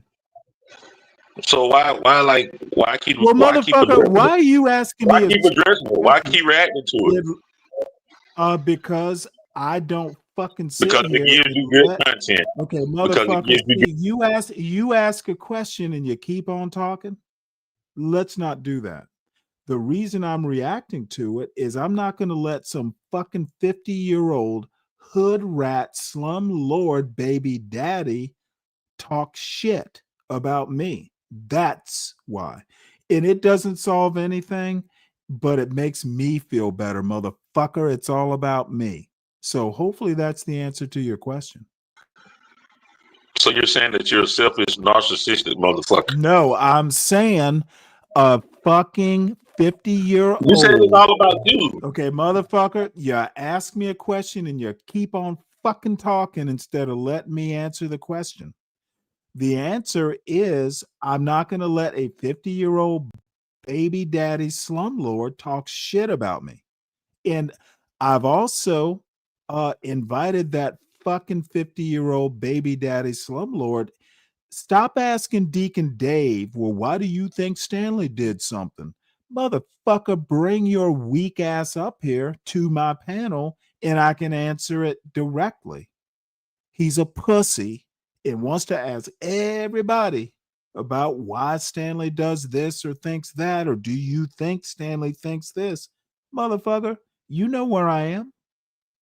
How about stop being a fucking drunkard and come up and talk man to man? But motherfucker, I will control you on my panel the same way I controlled you on your panel.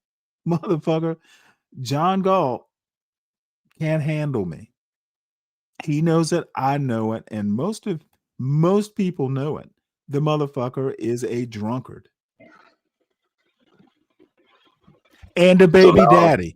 Baby daddy, motherfucker. No. I'm not, motherfucker, I'm not done. You shall remain silent until I'm done. Or run over to John Galt. Fucking dude, I am who I am. And John Galt does not measure up. I don't give a fuck. And I'm not going to let him get up in front of his little fucking racist chat and talk shit about me. Ignoring him is not an option. The option is him moving the fuck on. If he brings up my name, I'm going to shit on him. And there's not a goddamn thing he can do about it.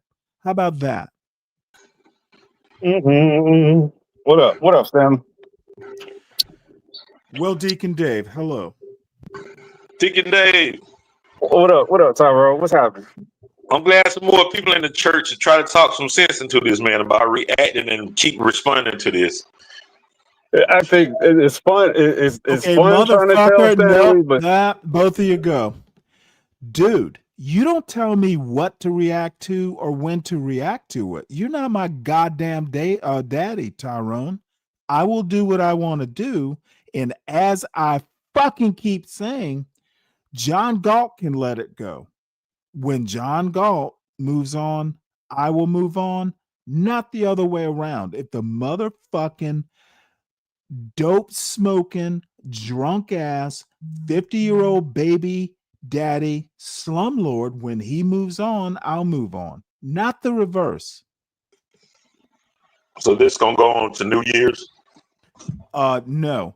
John Galt is the Content problem. strategy. I'm saying you said when Okay, he stopped. once again, I gotta put you in the back, motherfucker. You ask a question and you keep on talking instead of letting me answer the question. John Galt has the keys to this car. When he stops, I'll stop, not the other way around. I don't know why you can't fucking accept it. It will go on as long as John Galt keeps talking shit about what he doesn't understand, apparently. And if he asks, if he has questions, stop asking Deacon Dave or whoever the fuck, why do you think Stanley does something? He's not banned in my chat.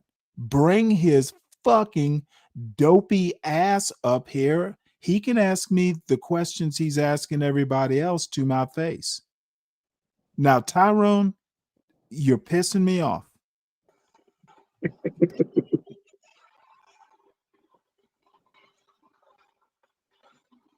Yes, Mr. Dave.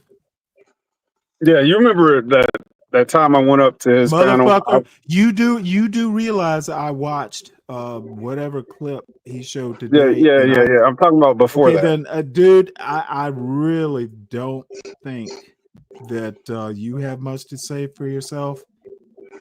We might just All right, want to then. move on. All right. What was you watching? I'm watching Phil Scott's podcast, I'm watching Phil Scott. Young sister cooked Charlie Kirk at his own event while I hunt up the clips I showed yesterday of John Galt so I can re-roast it. So Stanley. Now I understand. Okay, more dumb questions? It's not a dumb question. No, I think they're dumb, Tyrone. So you're gonna keep on as long as he goes on.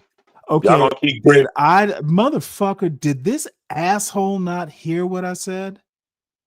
When John Galt stops and moves on with his miserable little ghetto life, he needs to go back to abusing his tenants. Okay, I have nothing to do with that. If John Galt has questions about why Stanley said this or did that, motherfucker, he's not banned in my chat. He can come up here. I'm going to treat him cordially, but he will be a panelist. He couldn't control me on his show. Well, motherfucker, of course he's not going to be able to control me on my own goddamn channel. Any question he asks Deacon Dave or any other person, he can bring his ass up here and he can ask me himself. My personal opinion is he knows I will just fucking trounce his doped up ass. And he is a baby daddy. The one thing he has not said is he's not 50 and he's not a baby daddy. Disparage him, motherfucker. You are contributing to the problem you complain about.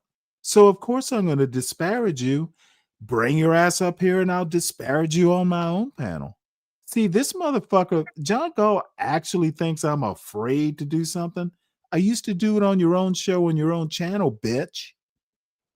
You don't think I'll do it on my own show on my own channel? What kind of retard is he? He keeps asking everybody else, why did Stanley say this? Or why do you think Stanley said this? Well, motherfucker, how about come up to my panel? Again, you're not banned. You will be cordially welcomed for your own ass kicking. Why can't you be the distinguished intellectual man? Because I will be, dude. You think being motherfucker, I'll be distinguished no matter what. John Galt can't fucking take distinguished away from me. He's not that kind of guy. He's a YN. He's a baby daddy, and I'm not. So what can he take away from me? What a fucking stupid question.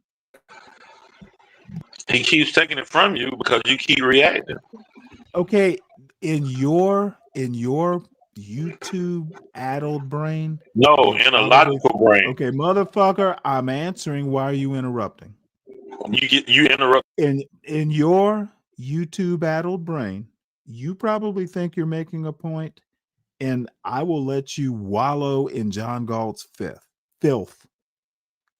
Dude, there's nothing John Galt can take away from me. I am who I say I am. So there's nothing he can take away from me. He's taking your dignity and your discipline from you right now. Okay, well, this is the weird thing. Okay, this is the weird thing with culturally inept motherfuckers like you, Tyrone and John. Y'all think you can take my dignity? Motherfucker, what a stupid concept. John Galt can't take shit from me, and neither can you. If what you think is bullshit, I am my pride. Okay, he can't change my past. Other than talking shit, that's all John Galt can do. And motherfucker, I don't give a fuck what he says on his show, but when he mentions me, motherfucker, I'm gonna respond. In this bullshit, well, Stanley, you lose dignity. That's white man's logic. Dumb fuck. If you're saying that he's beneath you, then why are you even addressing? Oh, did I say he was beneath me? I said he's not me. You said he's beneath you and he couldn't teach you nothing. Okay, well, you know what? Fuck no, he can't teach me shit. That's what you said. Okay, motherfucker. The last thing he can teach me is how to be a parent. He's not one. He's a derelict dad. He is a parent. Daddy. Motherfucker, he can't teach me how to be a parent. Address that point. He's a baby daddy, a 50-year-old baby daddy. Okay, what the fuck can he teach me about parenting? Let's start with that point. What can John Galt teach me about parenting, you fool? Where is John right now? Do you know if he's with his child or not? I know. I don't give a fuck. What I'm saying? You're making accusations. No, motherfucker. And Yeah, I found there may not be any rules to this shit, but it's definitely content strategy. Okay, you don't know what that man is doing right now. No, I will not motherfucking be distracted from your point. So I'm making accusations, and you don't know what he's doing right. Motherfucker, I don't give a fuck. I said what I said, bitch. I don't need motherfucker. You and your ilk don't need fucking evidence. What I say is true in your fucking febrile mind. What makes you think that what you say is true? Oh, I don't give a fuck. I said it. It doesn't make it true. You think the truth matters to people like you and John Galt? No, the truth doesn't matter to you because you're assuming. Dude, you are so Tyrone. Take that ghetto logic. Where's John right now, Stanley? Take that Is he with his daughter? ghetto Is he logic. with his daughter right now? John is not Is here. he with his daughter right now? I know where John is. Is he with his daughter right now? Okay, bitch, you just want to do that ghetto bullshit. John is not here, so I do know that. He's not here, therefore I know where he's not.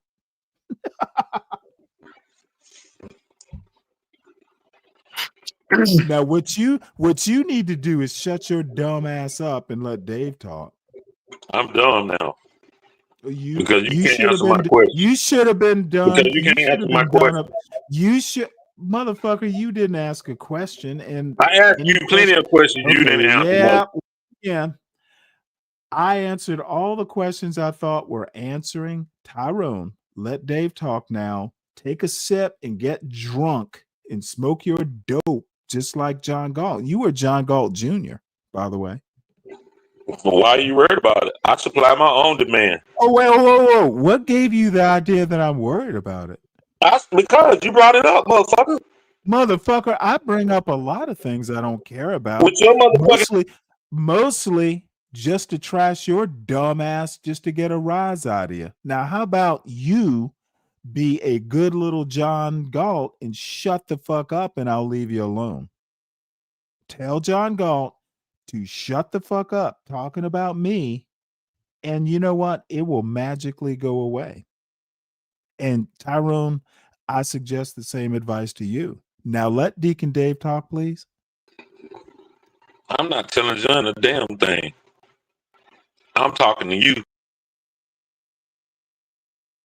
That's fine. If you don't want to tell John common sense and my advice to that YN, hey, I can tell him myself when he has the balls to come up to this panel. John has taken everything from you. I'm ashamed of you, John. I respected you, but I'm ashamed of you right now. Can you I'm be more ashamed of specific? you. Okay, motherfucker, what is he taking? Your dignity, your discipline. Oh, Jesus. Can we let Deacon Dave talk now? Can I tell you why? And we'll let Deacon Dave talk. We will let Deacon Dave talk. Yeah, like because I'm gonna listen. You like gonna you listen. like you have. I'm gonna like listen, and you're gonna listen. That's letting. Okay, motherfucker, we're not equals on this panel. Let's start there. So there is no we. Stop acting like you and I are on the same team, bitch. We're on the same team, black man. No, we're not. Nope. We are not on the same team, like that, black man. Black is not a team, fool. See, that's where we had a misunderstanding. At I'm not black. No. It's not a misunderstanding. I'm not black, brother. I'm an indigenous all Indian, skin bro. folk, all skin folk, all skin folk, and ain't kinfolk. Ever heard of that, Tyrone? I'm not your brother. There is no we. That's right. We may not be from the same tribe, but you are exactly right. Motherfucker, all skin folk ain't kinfolk. Please I take just that agree with lesson. you, bitch. But at the end of the day, I don't give a fuck if you disagree. John is okay. I am okay if you don't disagree. Stop trying to convince me of something I'm not going to agree with. You're literally flapping your gums here. You're not going to change my mind. How about just hold your tongue? I get an inkling of what you think. Can we let Deacon Dave talk now? Because you like the drama. It creates content. Okay, motherfucker. Yeah, I like the drama, motherfucker. That's why John keeps asking people about Stanley instead of nipping it in the bud. John is a fucking bitch. He is a black woman. The black women that people like him and Hood Conservative criticize, John is literally one of those women. Very feminine in this gossip talk he keeps wanting to do. When John shuts the fuck up about me, I will move on as he should do. But if he keeps talking shit about stuff he doesn't know or understand, because I don't think he understands shit. He knows where I reside. He knows I do a show. Bring your dumb ass over here, John. You subscribed a few days ago. You're welcome.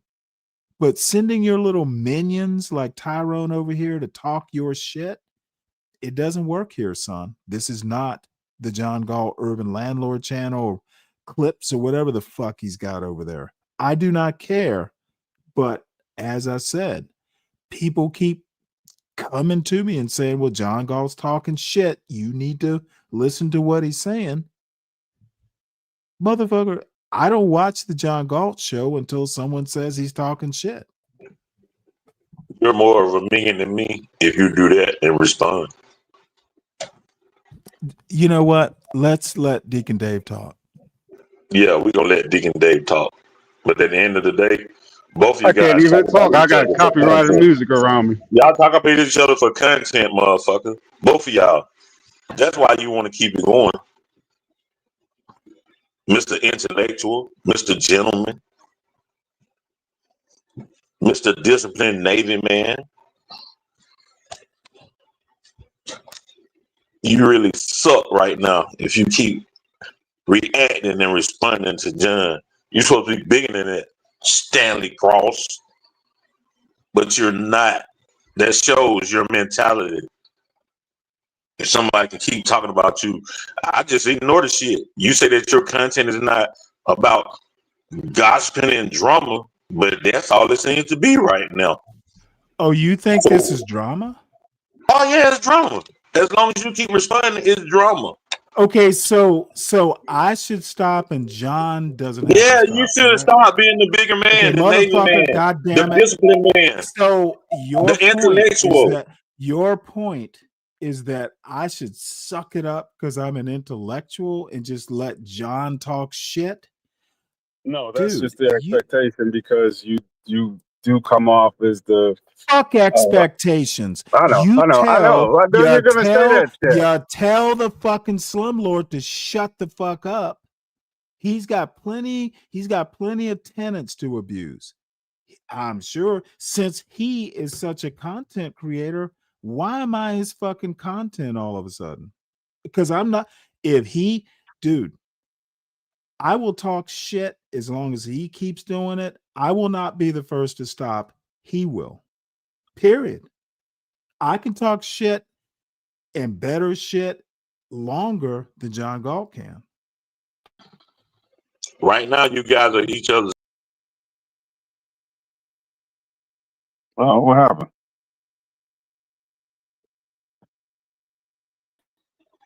What happened? He keep throwing me in the back. He don't like what I'm saying. Yeah, because you keep talking nonsense. I told you what my rules are. I told you I won't bend. Why are you continuing to keep saying the same thing over and over? When John stops, I will stop. That is set in stone. So, Stanley, you're not the man that I thought you were and that you portrayed. Sorry to disappoint you. You haven't disappointed me because I know people are who they are. I've been in this world just like you long enough to know that people pretend to be some shit that they aren't, and you're pretending to be some shit that you aren't. Because if you as Stanley, the ex-Navy man, you just let that shit ride and do Stanley's content, but you don't. You keep responding. So therefore, he's controlling you. If you want to accept it or not. I'm sorry. Now maybe that's YouTube fucking nope, that's bullshit. Not you. Dude, I do not operate by your. How would you feel if your son was going back and forth with a dude right now? How would you feel? How would you feel if your son? I do. You always say how you raise your son. You always say how you raise your son. You always say how you raise your son. You always say how you raise your son. How would you feel? How about you follow your own rules? How about you follow your own rules? How about you follow your own rules? Because you're not following none of it right now. And I've heard some of your rules. And CKJ3 will tell you. He'll tell you. But you want to keep going back and forth because you like it. It's content. All right. You done now? Go ahead, Stanley. Over and out. Dave, what do you have to say? I think Tyrone's right, but neither one of you gonna admit it. I think this is content strategy. You know what? You have this weird conspiracy theory. I said it yesterday before anything happened. The rules are simple. Your turn, my turn, right? That's the rule. No. Oh, I don't give a fuck about your turn. Your turn, my turn. Simple. The rules are. Are we equals on this panel, Dave? I ain't talking about on this panel. I'm talking about you and John. Motherfucker, I asked you a question. Man, nobody give a fuck about this. If we're not equals, you're a man, I'm a man. If you want to pretend like this gives you power and make you bigger and ego driven, go ahead, Stanley. That's on you. Is just like John Galt. No, I'm just like me, motherfucker. Don't compare me to another motherfucker. I don't think so. I think you I'm my own man, motherfucker. And don't you forget that. You are. I think you are retarded. You're retarded. You're retarded for keep responding to John. You are retarded. And you've been in the military, and you say, "Oh, I took the FBI test." You're very smart. You're very smart, Stanley, but you're acting dumb right now. According to John Galt, I got a dishonorable discharge. Did you hear that part, Tyrone?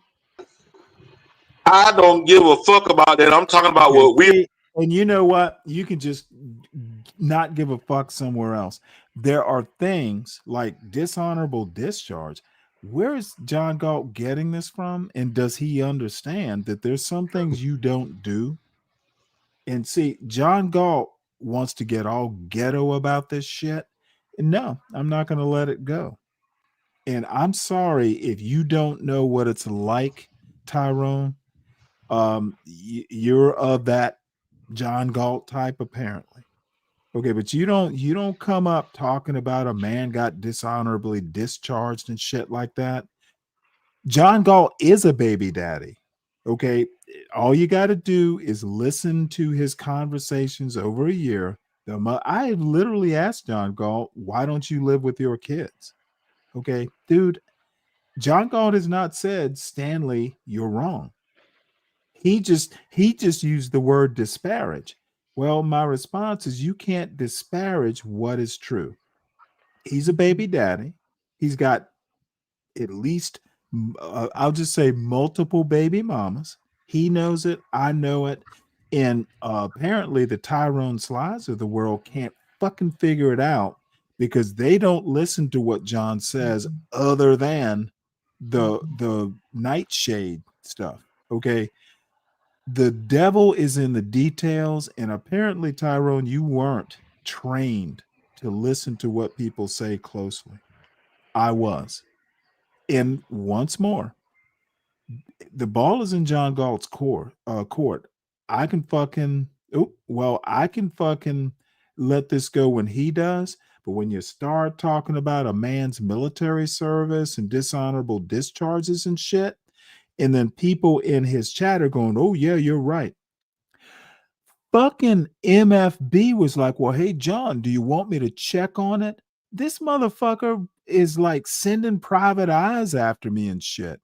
That is bitch made behavior. And John, to his credit, said, "No, that's not necessary." But see, John is the one, like this month, someone on John's panel literally offered to check up on my background. What the fuck kind of operation is that fucking asshole running? He can't just let it stay at the surface level and trade barbs back and forth. He's got motherfuckers wanting to do background checks and shit. And I'm waiting for that to happen because that, in my opinion, will be an escalation to a point that it can stay on YouTube, but if it starts, when people start doing background checks, that's a problem. That's why, motherfucker, I will put your ass in the back because you're over talking. John is escalating this, and you're too fucking stupid to listen to what John's saying. Or maybe you just don't have the life experience. John is the one escalating. I'm done after I say this, then. You're the one talking about, John, is it good? I'm sucking it good.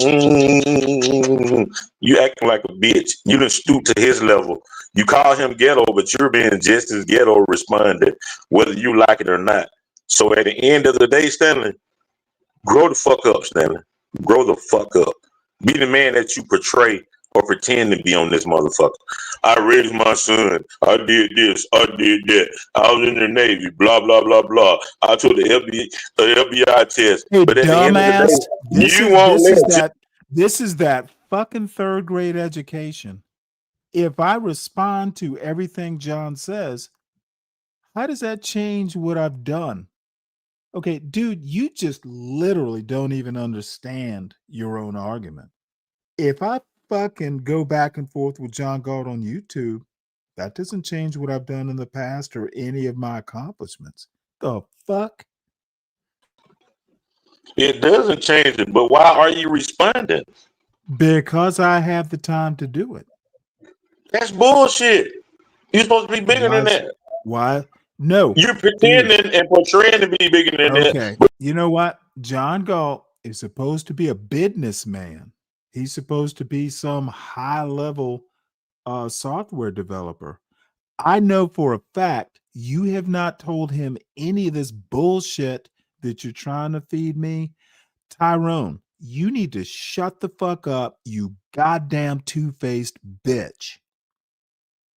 Don't fucking come up here talking all this morality bullshit when you didn't do it on John Galt's channel.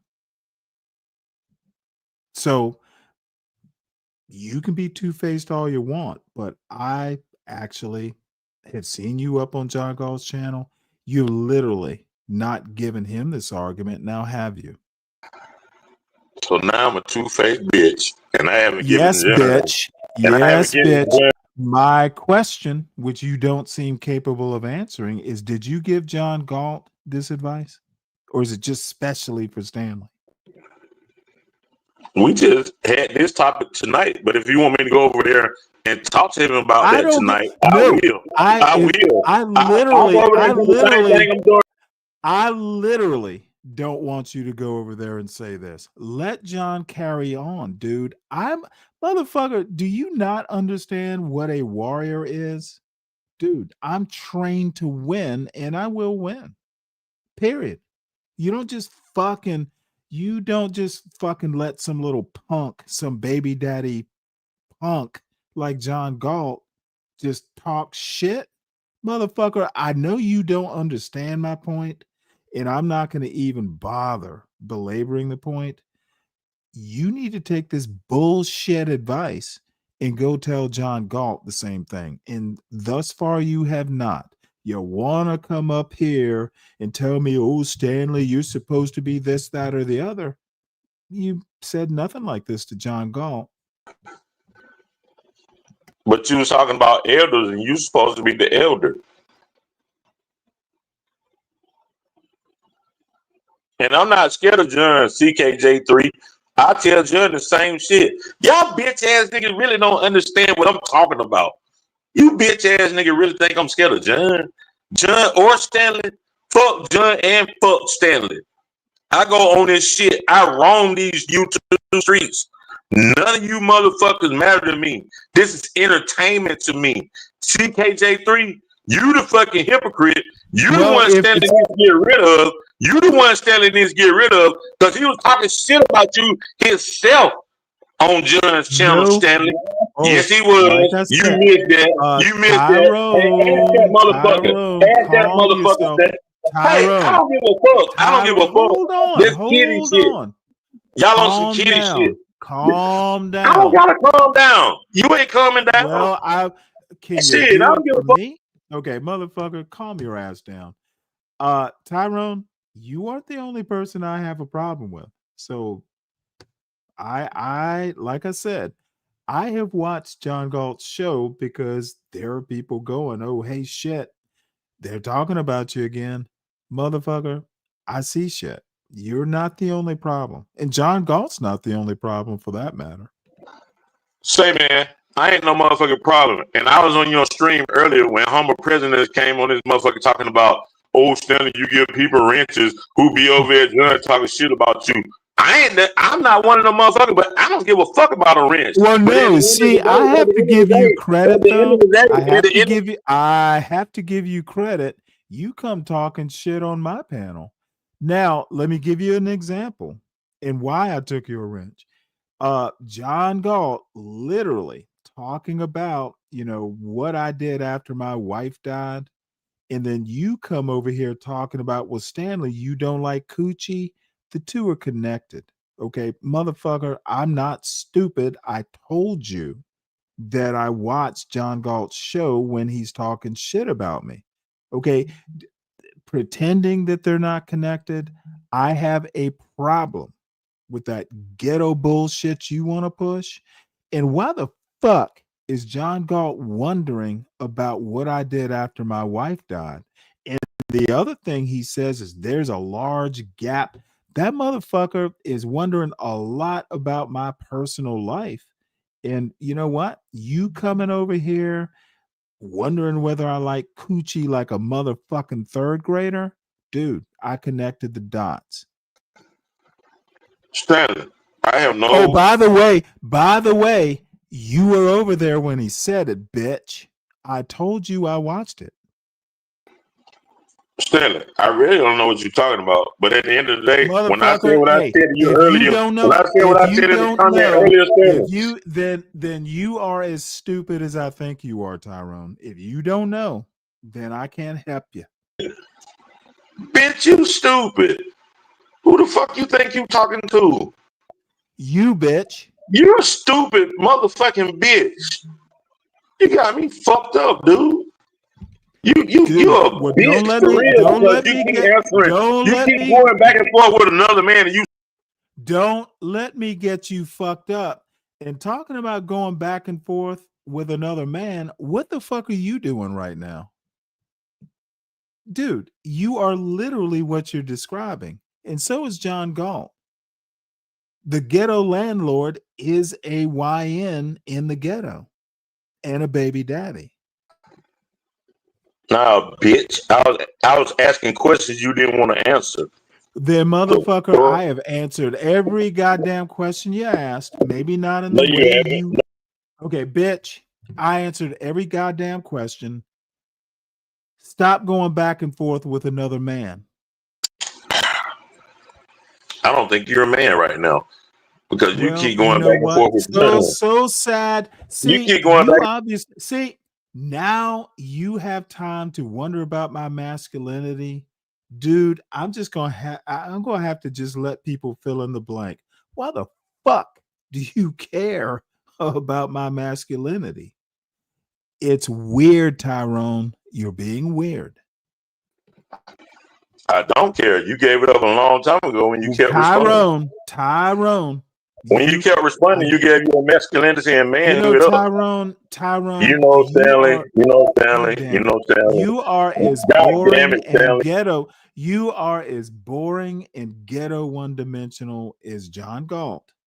That's really the last thing I have to say on this. What's up, Crow? Hit the link. Stanley, if you think that I'm ghetto, I heard some of the shit you were talking, Crow, by the way. Or was it in the chat? I can't remember now. So feel free to hit the link, Crow.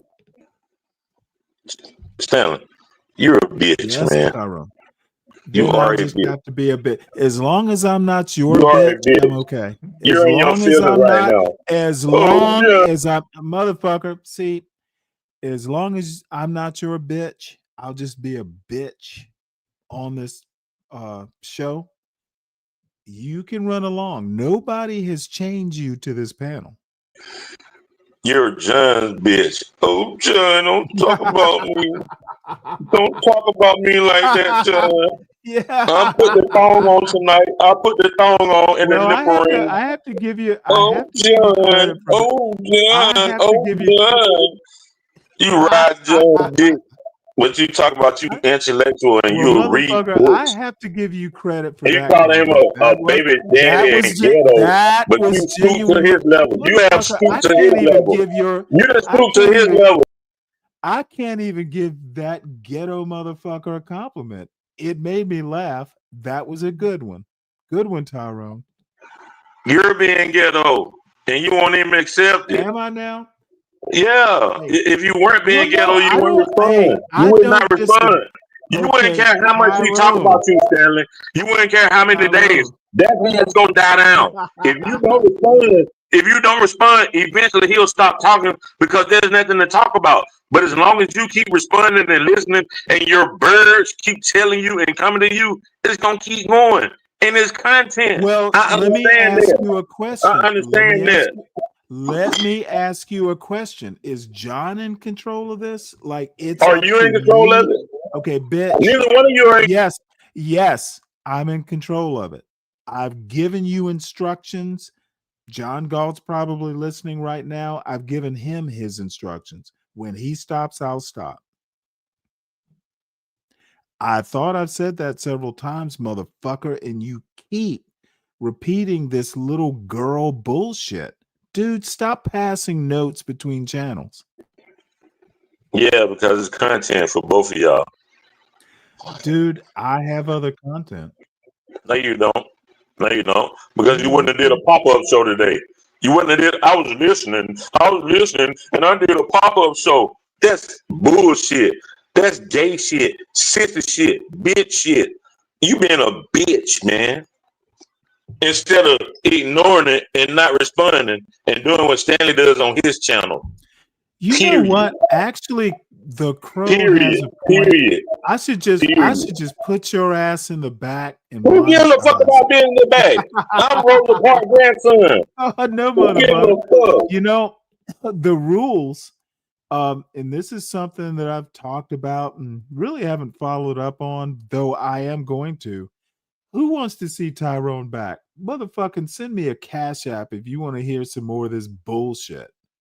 Or Tyrone, why don't you, as the Crow Must Go On says, grease the palm and you can come back. So in the meantime, we'll see if anybody's interested in what you have to say, Tyrone. Just a quick $5, and I will give Tyrone a 5-minute timer just to say what the fuck he wants to say. Then we're gonna move on. So $5, folks. It's a simple $5. And why we never seen Charlie Kirk, MAGA's new messiah, why we never seen him, really debating any seasoned vets that's out here. He always wanted to go to college campuses. I've actually and try to asked debate that with, question. college kids, and not nobody that's seasoned in any kind of conversation about America. Well, Tyrone's Black gone, Americans in so particular, he right? saved y'all some money. He always try to go debate somebody like that. And this video right here that we're going to check out is the prime reason why he didn't do this, because Charlie Kirk got cooked by a young college student. Let's go ahead and check this out. I want to talk a little bit about his policy on DEI. As you know, in his first weeks in office, he signed the executive order to Actually saw this. I don't know that he got cooked that much, but let's see what Phil has to say. I would tend to disagree that Charlie got cooked. declare that DEI is both unlawful and a threat to national unity. And I just kind of want to ask you to elaborate He got on why lightly DEI is sauteed, unlawful. maybe. Well, based on the Civil Rights Act, which I have disagreements with, but based on the Civil Rights Act, which is the law of the land, it says you shall not discriminate based on color, race, creed, or origin of nationality. Yes. And DEI definitionally does those things. How does it definitionally do those things? So, for example, if you say you are going to hire a certain amount of people or have scholarships only for a certain people, you are then prejudicing against another group. Which group are you prejudiced against? White people, Asians as well. I mean, white people are an easy one off the top of your head. So, for example, in the Harvard admissions case, I said this earlier, the average test score for a black individual was around 1,300 SAT, about 3.2 GPA. For a white or Asian, it would be about a 3.9 to 4 GPA and about nearly a perfect SAT. So you are disenfranchising and stereotyping and prejudicing against whites or Asians in favor of blacks. You're not prejudicing against whites or Asians, though, because DEI is not on a race basis. DEI stands for diversity, equity, and inclusion of all people. Affirmative action is what is intended to address racial inequality. But DEI isn't on the basis of race. She is right about that. So DEI is a project of the affirmative action movement. No, so it's one not. comes before the other. He signed an executive order against both, for the record. So I wasn't sure which one you were talking I'm talking about DEI. So DEI, it depends what we mean in practice. So I can give you one example. There are black-only graduation ceremonies at certain schools or black-only dormitories. But those are kind of student-led. I mean, I'm part of a let's black-only play this out. organization, and So it's run by students. It's not fair through enough. the school. Let's play it out. So if there is a black-only, let's pretend, which it's not, that building is black-only. If I said that, if that building was I'm white, like the campus no, center? I said No, let's okay. pretend it's yes, not. hypothetically, yes. Hypothetically, if that building was white only, Let me make a point here. Charlie Kirk is literally talking past her point, and he's kind of talking past his point. Charlie Kirk and people, it is some weird talent of people who think that they're conservative. They will talk past your point. They, like Tyrone did. Tyrone literally couldn't accept that I'm going to do what I do. John Galt needs to fucking stop talking about me. And since he is so original and has all this content, why does he have to talk about me? I can't imagine he hasn't said.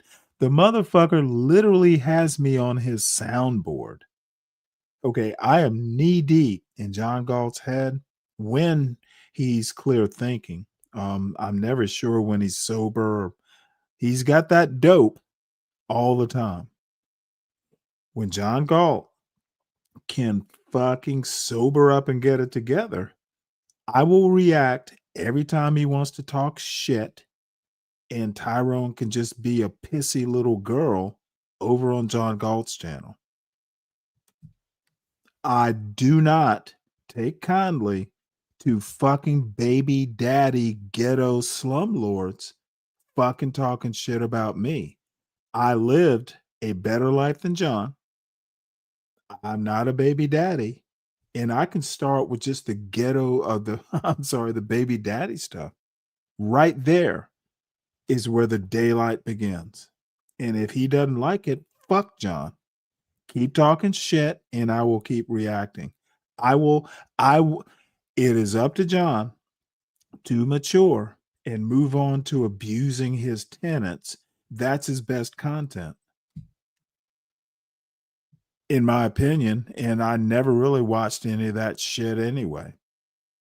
You would agree that's a violation of the Civil Rights Act. Yes, but there are no buildings on campus that are black only and white only. Well, and by the way, but there are on other campuses. No, though. but in those dormitories that are like culturally specific, you don't have to be that culture to live there. They're not going to not allow you to be black to live in a black dormitory. You would no, you'd be Ujima at surprised. Stanford. White people do live at Ujima. That's not. I don't know about that specific example, but if it says black only dormitory, Well, Charlie Kirk did know a lot. But okay, how about this? How about if we had? Well, it does. It But doesn't. Where does it say that? Just to be clear, well, in the title, but let's No, pretend but it says where? black. Like what school? Where does it say black only building? Eastern Washington Yeah, University, yeah. Portland Charlie State Kirk University, doesn't know. off the top Just of my like head, San John Jose Galt State doesn't University. know. They say John black Galt has only no dormitory? fucking clue. And if a white person State. were to apply to It's a live there, it's a black. And you know affinity what? cultural space. Black Crow, were you here? Because I kind of feel like replaying this where Deacon Dave is a deer in the headlights. And I am going to show this again. John Galt repeats shit constantly. Why can't I? Let me find it. I'll just let this play and then I'll find it. Of which only black individuals are accepted and governed for black individuals. But can we have white affinity cultural spaces? you can have a white affinity cultural space. The activity is the issue is See, that I you're think saying that's against black the Civil Rights only. Act. It's not black only. It's a black affinity cultural space. But anyone is invited if they would like to participate. I would first of all You cannot legislatively not I agree. allow someone of any race to participate in no, something that doesn't exist. We agree. That's the spirit of the diversity, equity, inclusion order. Is that DEI in practice? Again, we have to go through example after example. Is discrimination, prejudice, Well, and let's talk segregation. about DEI in practice. Let's Okay. talk about DEI programs in the workforce, because DEI programs in the workforce happen to benefit veterans. They benefit people with disabilities. They benefit people at an economic desperate. They benefit lots of people that is not just on the basis of race. And to me, it feels like you're conflating DEI with pro-blackness or black only, So which is let's- not the definition of DEI. So let's take a high-profile DEI example. Is that cool? Just maybe one we can play around with. Okay. Which I got me in a lot of viral trouble, which I don't care. Which is pilots. I got in a lot of viral trouble too. I Hey. was debating this guy, I you know. And you kept interrupting you. He did. I know, right? Which is that, let's say DEI. A project of DEI at United Airlines was that we want to get 40% of our pilots to be black or women of color, or women or people of color. 40%. 50. I'm sorry, to get up to 50. It was at like 6%. So therefore, they wanted to make a push towards that, and it was currently at 6%. We look at that and we say, wow, you're going to have to lower standards to get to that goal. Why would you have to lower standards? Well, because Are you saying that black people are inherently no, I'm saying the opposite. I'm saying that black people are only 13% of the population. So you want 13% of the population. Women are not 13% of the population. Women are 50% of the population. Yeah, but women do not make up a majority of people that want to become pilots. In fact, vast majority of women don't want to be pilots. Maybe they would want to become pilots if the barriers for entry Well, weren't. see that now we're going down a different but equally fun direction, which is male-female differences. Men much more likely want to be involved in heavy machinery, mechanics. They want to be. Very bad argument that Kirk wants to do, and his little opponent isn't really matching wits with this potato head. Bottom line is that the problem is the equal opportunity part. If you believe, and he's probably right about, women tend to certain sorts of occupations. The problem is for those who don't meet your fucking Handmaid's Tale point of view about American culture, they should have equal opportunity if they meet the standard. That's actually what she should be saying and challenging Kirk on. Pilots, they want to be tank operators. It's the they want to be equal police opportunity, officers, stupid. Whereas women much more likely want to be, I'll get to you, Mason. Don't worry, and I remember your name. Yes, can Mason go? They won't let him go because it's I'll not let Mason USC. go. I'll There let we Mason go. go. Let me interrupt here for a minute. You see how just basic questions trip Charlie Kirk up, but this is their man. This is the guy. That's their hero that just asks him simple questions like, "Who said that? Where did you see that at? How are they doing that? When did they do that? Where did they do that?" Right? Just asking simple questions, and he can't even answer them. Then he gets into, well, I'm white and I say so, right? He don't understand really what DEI is. He's trying to say it's a race-based thing, and it was not a race-based thing, but they want to say, oh, DEI, black people in DEI, whatever, right? When we have done the research, and white women benefited off of DEI way more than black people. This is why he did not They also want to benefited debate any at seasoned least vet I've out heard, here. from If affirmative Charlie action. Kirk would have called me when he was alive and say, hey, he'd like to have a debate, I would gladly debate Charlie Kirk. And I would have loved if he'd have brought up that single parent household talk. Oh, I would have loved it because he'd have been walking right down where I want him to walk. Or talking about black crime. I would have loved that conversation. Oh, I would have loved it. But he's spewing all this stuff, and when he's challenged by somebody that actually got a little knowledge, right? Some knowledge, he gets tripped up on his words because he's not used to really being challenged by somebody black that can really articulate themselves and get him to just say, prove what you're saying. Oh, they got black only spaces. He said, yeah, that's student led. That's not by the institution, which that would be illegal by the Civil Rights Act. You understand? So this is why he never wanted to debate nobody who's a seasoned vet in this. Now, let's continue, because this young sister just easily cooking Charlie Kirk. But this they man, this they hero. This is the guy that say he wants to debate. Oh, he was just debating ideas. He can't debate crap when he don't even know simple facts. But let's go ahead and continue. Just Mason, have some patience. We did this last time, okay? But do you understand, at least from our perspective, because it's no good for us to go back and forth again. Maybe from our perspective, that we worry that the pursuit of diversity can mean the compromising of excellence.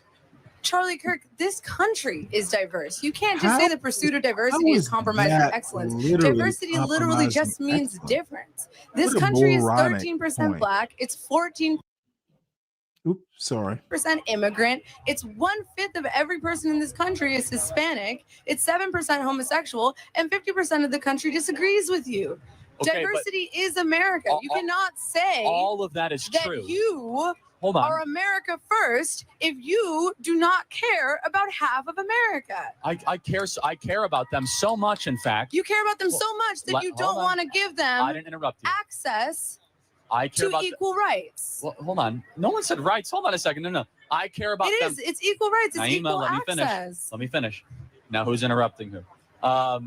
Yeah, Charlie so Kirk I sounds want just the like only Tyrone thing that Sly they're ever here. judged on is to be their character or their competency, not their skin color. Okay, so you want it to be a meritocracy. You want it to be so let's talk about a meritocracy. Okay. What experience does Kash Patel have to run the FBI? He has amazing experience. No, In he fact, doesn't. He wanted to start a UFC fighting He has program at the amazing FBI. experience. I got 5 words in. He was the most important thing. He was a public defender. That's not what that's not the job of the FBI. He has no experience in the FBI. He was a public defender and he was a special prosecutor. Was he ever a member of the FBI? No, but he doesn't have the merit to have hold that on a job. All second. right, let's do another example. But What I'm experience not does done. Linda McMahon? I'm not What done. experience does Linda McMahon have to run? She ran the Department of Small Education? Business Administration in the first term, which is a big. Now, see, this is interesting. These people think, Charlie Kirk types think that businesses, free market, which by the way, Trump is not a free marketeer. Okay. He literally wants to take us back to the late 19th century. The robber barons, that was not a free market economy. But that aside, education, the education department, you go back to school vouchers and stuff like that. Education will be best if it's run like a competitive business. And that just basically means these people don't understand what education is. So that's why the Small Business Administration that Linda McMahon ran, eminently qualified. If you are a Charlie Kirk or Donald Trump, ooh, she ran a business. Just run education like a business. It's bullshit, but they don't really understand what education is. Education should be more utilitarian. Knowing how to get a job is more important than knowing stuff. Big organization. She was the head of the SBA. When she was the CEO of WWE, I'm not even talking about that. She ran the SBA. One of her employees was engaging in pedophilic behavior with their ring boys under her watch. I'm not going to defend that. And now she is somehow qualified to be responsible for all of America's children? Hold on a second. She was previously a cabinet secretary and then became a different cabinet secretary. That's like a one-to-one. Yeah, and then before that, she was enabling a pedophile. So what you're first of all, I don't know about that instance. If that's true, that's wrong. That's very much true. How do you not know about that, Charlie? I don't know about very much again, public information. It's really important to know that the head of the Department of Education is currently in a lawsuit. But let me finish the point, which is that the WWE can be easily made fun of. That's a serious business, though. It's a multi-billion-dollar business. It is, that engaged in pedophilic activity. Of which I denounce. I don't support that. However, she was head of the SBA, and now she's head of the Department of Education. Tell me another unqualified person. Another unqualified person? Marco Rubio Hegseth. Okay. No, actually, I think Marco is slightly more Let's qualified. talk about Hegseth. He's the most qualified because he actually accepted enemy fire and lost loved ones and friends of his own. That doesn't make you... So getting shot at, so getting shot at makes you qualified. Again. Ooh, boy. This dude... Ooh, boy. Run the U.S. military to be a warrior, not just an academic general. That's very important. Look, dude, I respect veterans. My boyfriend's a veteran. I love veterans. That being said, not every person who is a veteran is qualified to run the Department of Defense. I think he's also shown the last couple of weeks he's doing a pretty phenomenal job. The prior head of the DOD, Lloyd Austin, could barely climb up a flight of stairs. Pete Hegseth is up at 5 a.m. doing PT with the troops, running miles, and then doing an entire day at the Pentagon. And you might say that doesn't matter. I actually think physical fitness and being a good example to our troops is very important when you're the head of the Department of Defense. Okay, but being the head of the Department of Defense is not about doing push-ups. Hold on, but first of all, it's actually just refreshing versus Mark Milley and Lloyd Austin. But secondly, I will say the criteria is that he's a warrior's warrior. He's someone that was in the front lines and actually received medals and knows what it's like to lose loved ones. The other people that were qualified, Naima, were people that got us in endless wars, people that never saw combat. I think it's finally time that we have someone in combat that runs the Secretary of Defense. I think that's immensely qualified. Okay, sure. So we'll take Pete Hegseth for Department of Defense. Yes, he's doing a great job. Someone who enabled pedophilia for the Department of Education. That's an unfair We'll take Kash Patel, who has never worked in the FBI. He was a prosecutor, so the FBI's a... Dude, do you remember what he said when he first got the nomination? Do you want to go back to Kash Patel for a second? He said, yeah. I'm like, this is sick. Okay, that is can we an go back to incredible Kash thing Patel, to say. though? That is like insanely inappropriate. Can we go back to Kash Patel? So he was himself a prosecutor that tried cases. That's a law enforcement mechanism. I think they're right. So as you heard there, you know, every point that he tried to make, Charlie Kirk, she was cooking him on it. He wanted to go on meritocracy. She cooked him on that. I wouldn't call it. Listen, cooking. the whole system that we have in this country is not built on merit. It's built on white supremacy. Because if that was the case, built on merit, black people would be running everything in this country because we are 10 times better because they forced us to be 10 times better. We had to be 10 times more educated, 10 times more experienced. We had to know all the rules and regulations of any kind of handbook. We have to know it all. They don't know anything. Going to a meritocracy and actually instituting that, they would go to the bottom overnight with a meritocracy. They really don't want a meritocracy in this country because they couldn't compete. They wouldn't even get a job. Black folks for sure would be up there. Asians would be up there. All kinds of people be up there. But them, a lot of them are living in these rural areas that they don't have no education like that. They really don't. Now, this is their man though, Charlie Kirk. This is the guy that they looked at as a hero. That's their hero. Couldn't even deal with a young college girl. And this young lady wasn't the only one that handed him his lunch. There's plenty of people that handed Charlie Kirk his lunch, right?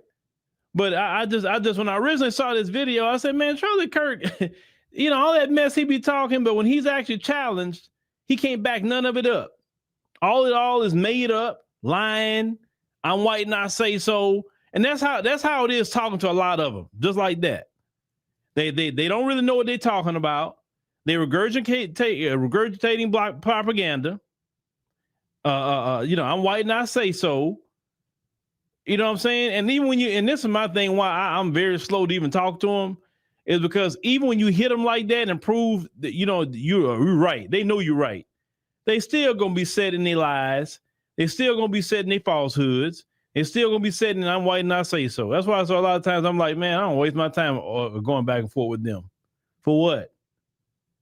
Listen, it's okay if you go back and forth with somebody and they actually learn something from you, but these people are not trying to learn a thing. They just want to maintain this system, ladies and gentlemen.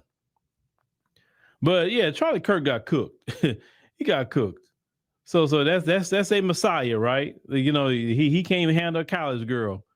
But you know, I mean, hey, he was the best they had. He was about the best, and they ain't lost him. So yeah, what they gonna do now?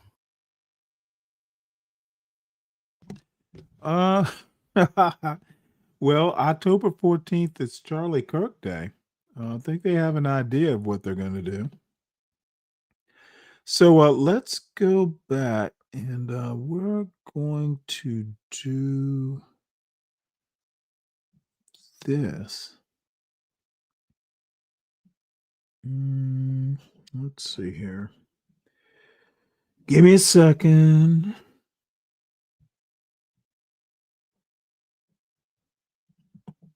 And this might be the last video of the night. Things and make a whole show about how they died and then fucking scrape them up. Well, this is John Galt and Deacon Despicable. Dave. When did that nigga die? And I made that show. Yeah, y'all are gonna be surprised, and Just I hope give me January this year. Was it around then? I can't remember. I don't either. Okay, so you say it was January. Let's just go with January.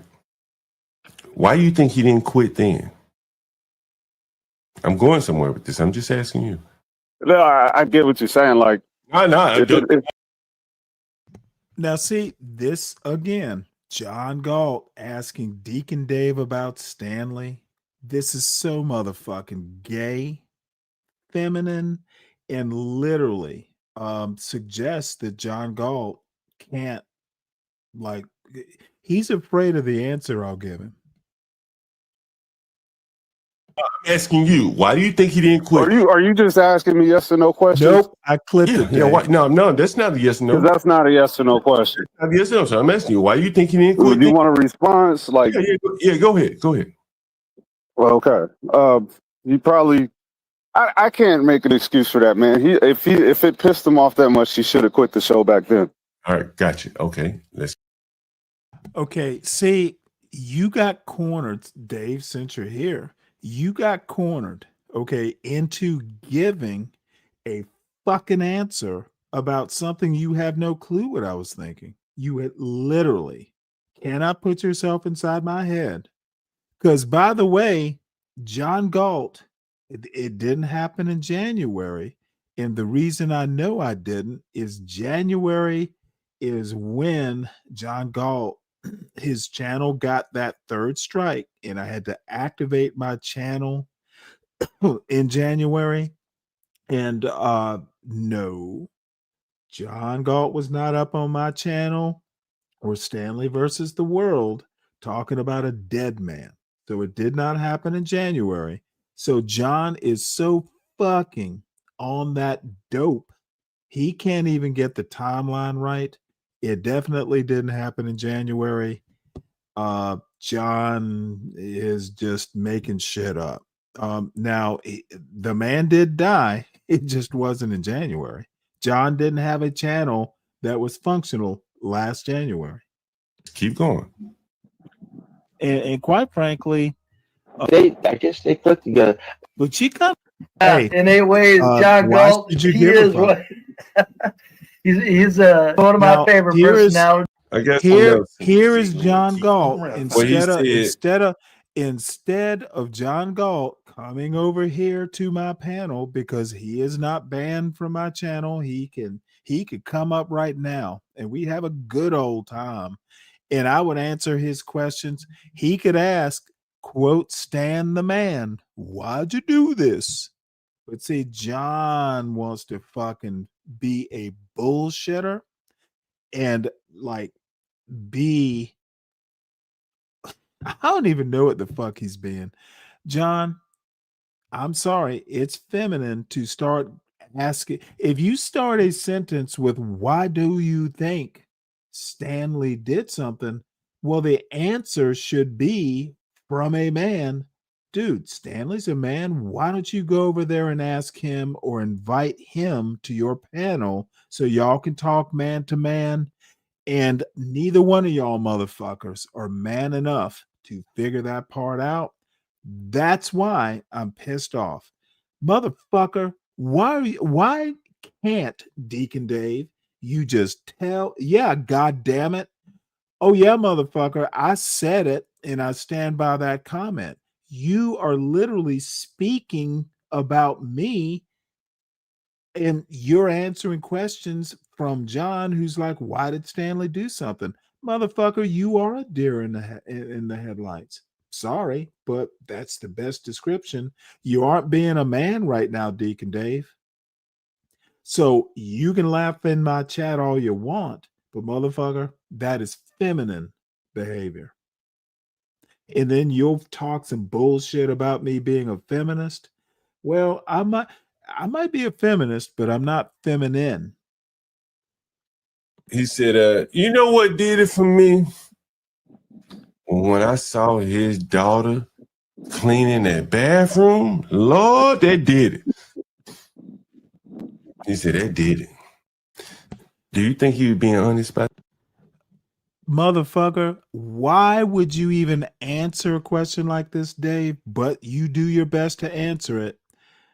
Number one, I didn't say Lord. And motherfucker, if John wants to know why I made the comment on his daughter, because he's being disingenuous here.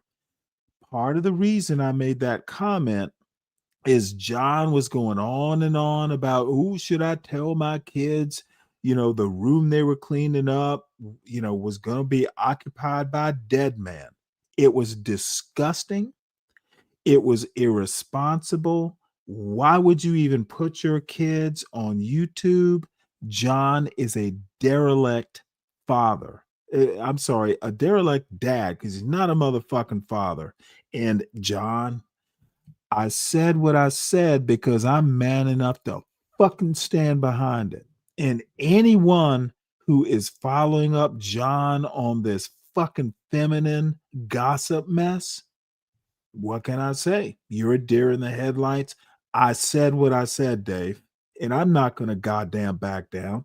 Do your worst. And John is a fucking piece of shit for even asking the questions. And he's going to ask this question about 8 times. Motherfucker, John knows where I am.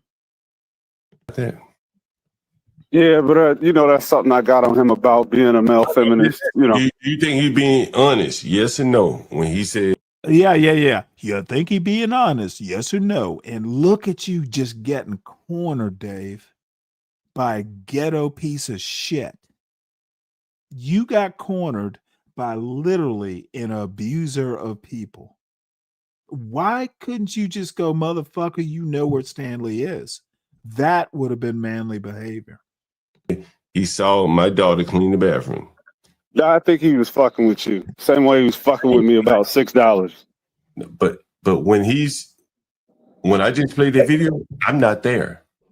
Right? I'm not there.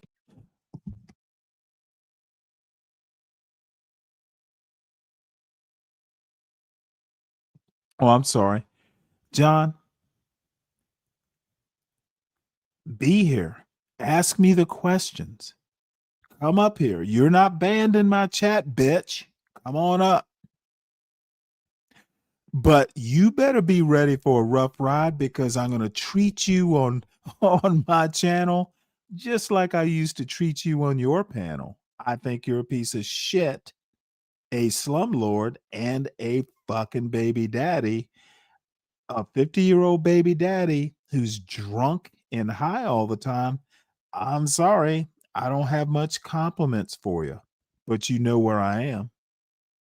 And anyone who follows up on that fucking high school girl mess that you want people to fucking smoke, that's the dope you give. It's acting like a little schoolgirl. And then everybody wants to be in the John Galt Popular Club. Motherfucker, a man would just go, John, you know where Stanley is. That's manly behavior. And I don't give a fuck who I piss off. He's talking to John Strivez. I'm not there. He's not just fucking with me. He don't even know if I'm listening. Well, motherfucker, whoa. Motherfucker, I know you're listening now, bitch. What a dumb fucking comment. Dude, you're just, Dave, you are literally fucking, and I have theories about why you're tolerating this. I have my theories, but I wouldn't describe your responses or John's questions as anything remotely masculine. This is literally a conversation in a girl's bathroom in a high school, and you're in one stall on your period, and John is in the other stall on his period, and y'all are just having girl talk. That's what it reminds me of. Honestly, to someone else, not me. And he said, what really got me. Yeah, bitch. That's the problem. When see, John, he showed dumb fuck, you didn't say anything like a woman wouldn't say anything. I literally said, dude, you say plenty, John, Deacon Dave. I got the clip. It is you on the clip. Stop pretending you didn't do shit. Dude, it is womanly behavior. This is not masculine behavior.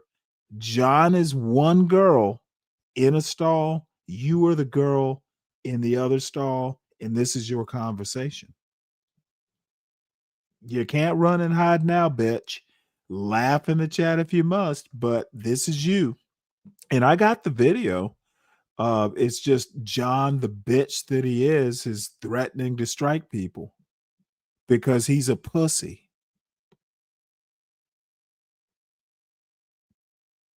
Oh, his daughter cleaning that bathroom. He said, man, I couldn't take it no more. Well, you know what? Do you think he's being Tim honest was right the there? other girl. Yes or no? There were 3 girls in that bathroom. Nah, he's fucking 2 with of you. them black. Okay, but I wasn't there. So how was he fucking with me and I wasn't there? You guys got a symbiotic relationship. How does he, like, bro? Symbiotic. Listen, we do Motherfucker. 11-hour streams. That's where you get it wrong. I am John's social better. There's no symbiosis here. Here. I know you got content, Hold on. Yeah, but hold y'all on. like fucking with each other. Hold on. The odds of me finding that clip slim to none. That was a long time ago when he said that. He wasn't talking to me. I was not on the panel. He was. Now, here's where this gets weird, because John has no sense of time. Obviously, that dope has just fucking rotted his brain to a point. This motherfucker thinks that he wasn't on the show he was listening to. I'm sorry, he was in the chat. Dude, the show was just like week before last. What the fuck is John talking about? He wants to pretend that he did hard work finding this clip when he was there in the bushes fucking listening to the show. This isn't from your fucking archive, John. It literally happened a week or two ago, and of course you were listening. That's how you ran into the clip. You fuck. See, John thinks everyone is stupid like Deacon Dave is, but I'm not. I know when I motherfucking was talking to John because I was there. And John knows he has Deacon Dave cornered here. Hey, Dave, it's easy to do. You just have to keep your wits about you. The ghetto landlord is treating you like one of his tenants, quite frankly. He's not fucking with me. He was being honest. He was talking to someone else. That's John Stravis that he's talking to. Right? It's not me he's talking to. When he said, what got me, when he showed his dog, do you think he's being honest about that? Just, you want to hear it again, just for clarity? See, the cornered snake, John knows. You need to hear it again. John knows. I'm sorry. The snake has got whatever the creature is cornered. Motherfucker, of course I was being honest. Now bring your fucking ghetto ass up here, Mr. Ghetto Developer, and fucking ask me, was I being honest? I think you're a trash father. Yeah, I was being honest. The fuck? What kind of dumb question is that? Nah. Okay. Do you think he was being honest about that? Again, he wasn't. You know me, what? Right? So you don't. Hey, CK, I clipped that too. I'm still trying to figure out. Yeah, it's messy, but where's the nasty he's getting? See, John disrespects the intelligence of all his subscribers. They fucking think if John Galt says it, it's actually so. John Galt is you know what? They're not subscribers to the John Galt Urban Landlord channel. They're fucking tenants. And John disrespects their intelligence, and he's treating them like shit, just like he's treating Deacon Dave like one of his tenants. And motherfucker, I'm going to be merciless, Dave. I don't really give a fuck about your feeling. Stop being a little girl, Dave, and push back against John Galt. The motherfucker is not that bright, and you fucking were like a deer in the headlights. Had to answer every goddamn question. And dude, you've been on this panel. You can ask me anything you want to ask. If you don't like the answer, I don't give a fuck. But John Galt, again, can bring his fucking drunk baby daddy ass up here. He could be asking me these questions instead of torturing you, Dave. I don't think he was being honest. So why do you think he would lie to John Stravis about something so yeah, so benign? He did take the time. And honestly, it didn't accidentally jump no in big his deal. lap. Again, You know if what? he said that to me, CKJ3, I get your point. That motherfucker is so hurt and bitter, he had to go all the way back. Yeah, I get your point. it'd be one thing, but to say that out in the ether, not knowing that I would ever hear it, is a whole nother thing. Correct? See, this is what John Galt. See, apparently I did not teach John Galt very well. I don't give a fuck whether he hears it or not. What the fuck is he gonna do? What I say, John Galt can't do shit about. Like he could fucking control. Dude, you couldn't control me on your own goddamn channel on your own goddamn show. Dude, you really think I give a fuck if you hear it or not? See, Tyrone, this is what your dumb ass isn't getting. I don't give a fuck. I'm going to say what I want to say. I don't give a fuck what you think or John thinks. I care about what I think. There are a couple people out in the chat that I care about what they think. But Tyrone, you and John are not two of them. Y'all are fucked up. And dude, you knew what I thought. John Galt knows what I thought of him when I was on his channel. Because I tell him, motherfucker, John wants to act like he was in control of Stanley Cross, and that was never the case. Well, why didn't Stanley leave the channel? Because, motherfucker, I didn't have to. What were you going to do? Toss me off? You finally did. Thanks for growing a set. But, motherfucker, I didn't leave because I didn't think I needed to, bitch. And then he wants to pretend, well, Stanley couldn't afford to get StreamYard. Motherfucker, you can get StreamYard for free, dumbass. What kind of bullshit? Dude, John, you depend on dumb people to accept your points and go, John Galt got that dope. They're dope smokers too. I'm not one of them. Every fucking point you make, John, you're just not that bright. I am smarter than you, John. And I could go a little farther, but I'll reserve that. Dave, you let a fucking ghetto slumlord, baby daddy, treat you like one of his tenants. Right. So why do you think he said that? Just out of curiosity.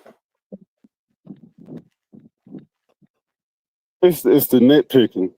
It's like find something to fuck with. Okay. When you talking shit, you find sometimes you find the smallest thing.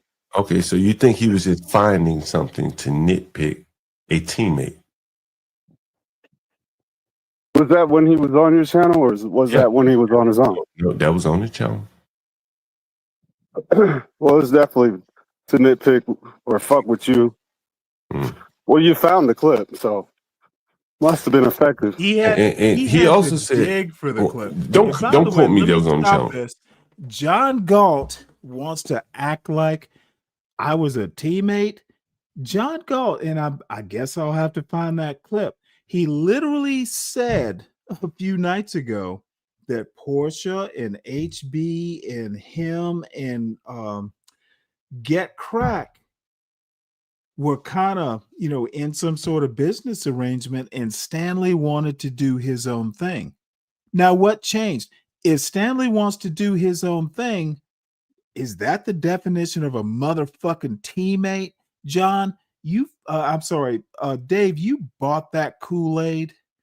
Dude, you fucking just bought it hook, line, and sinker. If Stanley wants to do his own thing, why is John calling me a teammate? What the fuck? John wants to pretend that he fired me. Well, motherfucker, he never employed me in the first place. In John Galt's own words, I was doing my own thing. And if I could do it on John's channel, great. If he said I couldn't, that would be great too. John is making shit up, and y'all are just buying this shit hook, line, and sinker. If John has questions to Stanley Cross, there is a Stanley Cross channel. He's welcome anytime. Either way it goes. I think it wasn't on the channel. I'm sorry. But he also said, I'm sorry, hold on. That wasn't on the channel. Let me correct. No, I don't. He also CK, said, but he worked hard. that people were telling him, close friends of his, to get off of John Galt's channel, but he stayed. Why do you think he stayed? Just because of the money to save a little StreamYard fees? He stayed because he has access to your audience. Hey, excuse me, I'm running. Well, Dave, you actually got that part right. You know, some motherfucker just coming up without an audience. And I've said this before, to be honest, it's more fun being with a bunch of black motherfuckers who happen to be conservatives. Yeah, Dave, you got that right. It was for his audience. But John can't take that part. And the people who were like, why the fuck are you even on? Dude, they were going, to a certain extent, John has a point. They were like, Stanley, why are you even on this fucking Coons channel?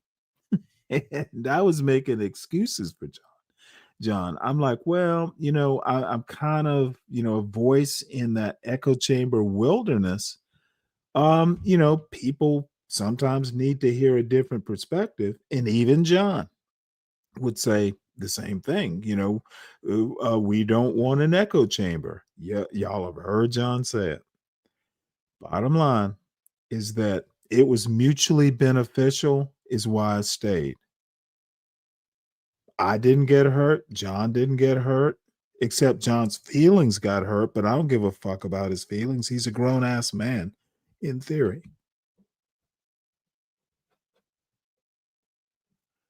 So let's finish this up. Okay, so he stayed for. If I sound like that, it's because I'm running. So he stayed for selfish reasons. That's what you're saying, in your opinion, for selfish reasons. You can define it as selfish. Bitch, it was selfish. He did have access to an audience. Okay, but he didn't want to be there, but he stayed for the access. Now, see, he didn't want to be there. So it's like a Stockholm syndrome. Is that what you? This is what low IQ motherfuckers like John Galt think. He literally switches gears. So everyone is confirming that I did it for selfish reasons, but then he says, well, Stanley didn't want to be there. I never said I didn't want to be there. I said I'd had enough of John Galt. And the solution, which was not John Galt's solution, it was someone else on the team. Like, okay, Stanley, we'll just stop watching his show. Okay, motherfucker. See, John Galt thinks everybody else is stupid, and sometimes people meet John Galt's expectations, and mostly it's his fucking audience. They don't think, they just listen to that motherfucker's voice, and it sounds good. Oh, I don't have to think about it. It sounds good. Now, why would I leave a channel that's in my own self-interest? John Galt had nothing to do with my show. He didn't control it. He didn't tell me what the fuck to do. Yeah, it was in my own self-interest, so I wanted to be there. Motherfucker, use logic. John, you're a moron. Would you stream on a vitriolic racist channel? Would you do that? It depends on who defines vitriolic racist. If you I don't think they're vitriolic racist. See, Dave isn't smart enough to go. Why don't you ask Stanley that question? He's the one who did it. See, John is a fucking moron, and he's cornered Dave into like some dude. Why every answer should be, John, why aren't you asking Stanley these questions? Why are you asking me to second guess or figure out what Stanley was thinking? Dave, you failed.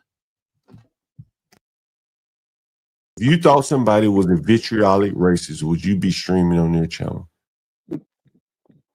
I mean, me, no, probably not. No. Okay. You know, the other day you were on the channel and he mentioned Lolo. You remember Lolo? Yeah, he was Do you he's remember playing Universal. Do you remember what he said about Lolo? Which part? Well, he said she came up on the panel one day and he just immediately attacked her. Do you remember that? Yeah. You remember that? Okay. What did you think about a 60-year-old man attacking a 22-year-old woman on a YouTube panel for no reason, no provocation? Does that not remind you of my 22-year-old tenant being attacked by a 50-year-old man out in the street? Now, see, One's virtual. John Galt, once Yeah, 'cause again, when did that Deacon nigga Dave, die? And I made that Deacon Dave wasn't on the original video. Deacon Dave has no fucking clue what I was thinking, even though I did kind of tell him. The answer is she was up there decorating a fucking bottle, and I thought it was funny. And by the way, it wasn't the 60-year-old man, because by the way, I wasn't 60 at the time, I was 59, but John doesn't go in for details. There were women up there teasing her about it. But see, John just has it in for Stanley, but he can't muster up the cojones filled with testosterone to come up to this panel and ask me why I went after Lolo. And by the way, I'll tell Lolo why I did it. And I kept doing it, if I recall. Dude, I may be egregious. Sometimes, what I do is not right, but I will always be honest as to why I did it. And John just doesn't understand. He wants to make it all perverted like he is. It wasn't a 60-year-old man going after a 22-year-old. It was arts and crafts on a full liquor bottle, and I thought it was goddamn ridiculous, and I wasn't the only one who thought it was ridiculous. But again, Dave wants to answer questions just to be popular with John. Dude, you want to be in that John Galt club, and don't call me a feminist. You're being feminine, and you're following up John Galt's feminine ways. Stop it. Or don't. I don't give a fuck. But dude, don't pretend like, oh, I didn't say nothing. Motherfucker, Dave, you literally sound like a little girl. Just fucking say you said what you said and be done with it. Sure. Just give me an January this year. Was it around then? I can't remember. I don't either. Okay, so you say it was January. Let's just go with January. Why do you think he didn't quit then? I'm going somewhere with this. I'm just asking you. No, I get what you're saying. Like, no, I'm asking you. Why do you think he didn't quit? Are you just asking me yes or no questions? Yeah. Why? No, that's not a yes or no. Because that's not a yes or no question. Yes or no. So I'm asking you. Why do you think he didn't quit? Do you want a response? Like, yeah, go ahead. It'll be on a loop. So anyway, I said what I said, and I don't really give a fuck whose feelings I hurt.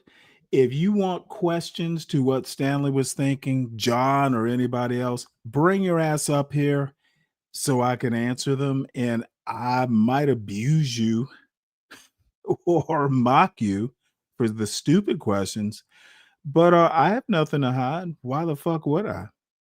The truth is often really funny. And people like John, who can't accept the truth, that shit is even funny too. John is literally not up to my standard, and we just have to deal with it. So, if no one else wants to come up and chat, I guess we'll be done with it. Hate to do it. Let's see. Is there anything here that is interesting? Let's see.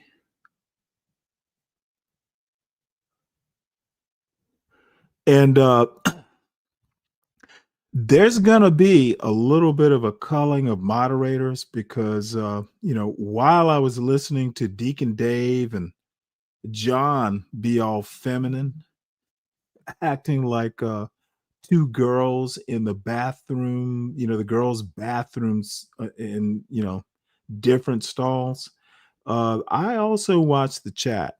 Um, I am a sucker for attention to details. You can call them minutia, but I call them to fucking. Oh, look at this. Hey, Dave, you got another show title here. Apparently, John thinks.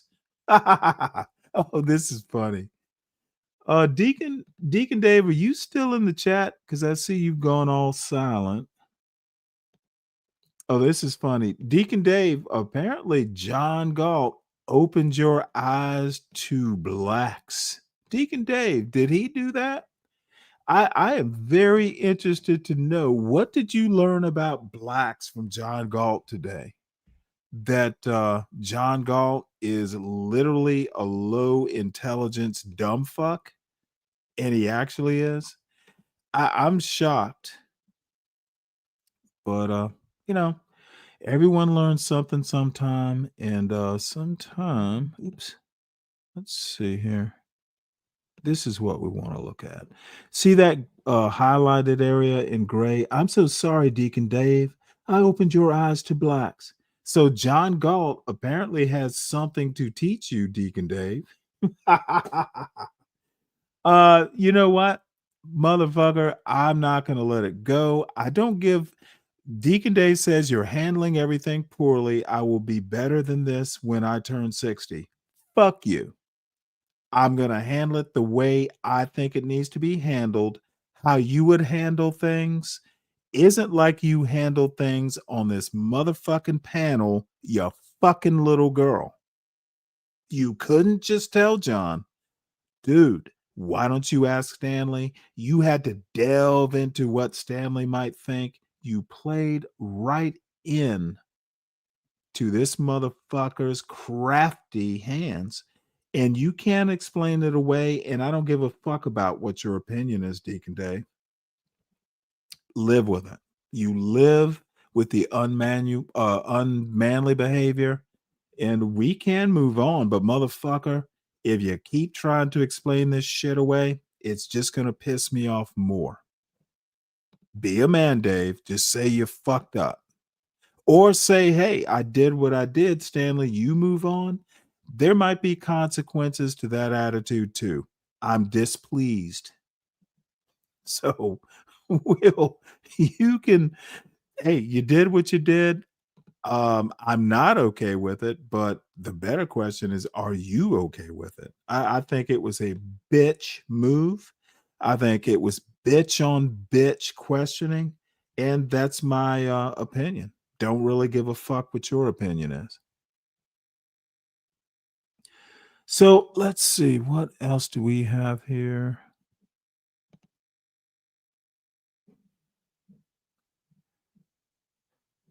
And oh, you know what? I hope Speaking this of things pisses that are not someone off. working, it's time for our regular segment. We need to talk about Justice Thomas. I think Justice Thomas and Justice Jackson are the most interesting foil on the court right now. And I really love watching them go at it in a lot of ways. I love watching her take him on. And when I say take him on, I just want to sort of make clear to our listeners that Justice Thomas has really enjoyed pride of place for the last 30 odd years, being the only Black member of the court. And for someone who is very conservative, he drops race a lot into the court's work. And he does it in very particular ways. And he has a kind of epistemic authority because he is the only Black person, or was the only Black person on the court, where when he talks about something that is related to race, they listen to him and they have listened to him. He just has this kind of authority. I'm thinking of Virginia versus Black, in which this was a case about whether the state of Virginia could, criminalize certain kinds of conduct or whether it was a violation of the First Amendment. And among the conduct was burning a cross. And Justice Thomas was like, hey, has anyone on this court ever had like someone burn a cross in your yard? Do you ever know what that feels like? Of course they hadn't. And he just kind of dropped that in there. And I think that case was a lot closer than I think it otherwise would have been. I mean, he didn't prevail. It was a 5-4 decision, but I think it was a lot closer than people thought it was going to be going into it. I think people thought there were going to be much more votes for the First Amendment view of this, but he does that all the time. And he's able to do it because he was alone. There was no one else to challenge him. Now there's someone else who can challenge him. And it's not just that she's another Black voice on the court. She's a different generation. And you really saw this come out in SFFA versus Harvard, where he went after her. I mean, her dissent was not materially different, I think, from Justice Sotomayor's, but Justice Thomas came after her, named, checked her. And it felt a little bit, and I said this at the time, the old deacon at your church who's mad because you were a young woman who came to the sanctuary wearing pants. And people who have gone to Black churches know what I mean. I do know what you mean. You know what I mean. Yeah. And I'm going to invite you to say something about that, because it's not just an intraracial conflict. It is also an intergenerational conflict between the two of them. Well, first of all, there are a whole cadre of Black people, and certainly Black conservatives, who get a lot of their cachet from being the only one in the room.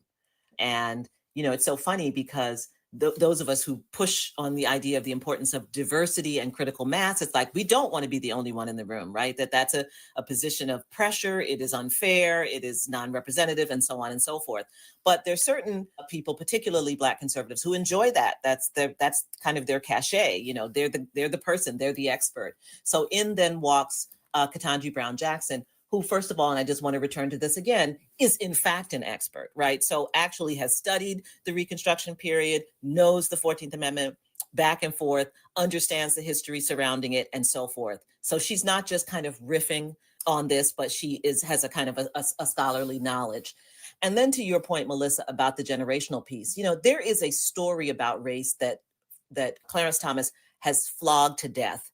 And people my age and know the story very well, and older, so I was a young lawyer at LDF when Thomas was nominated to the court, right?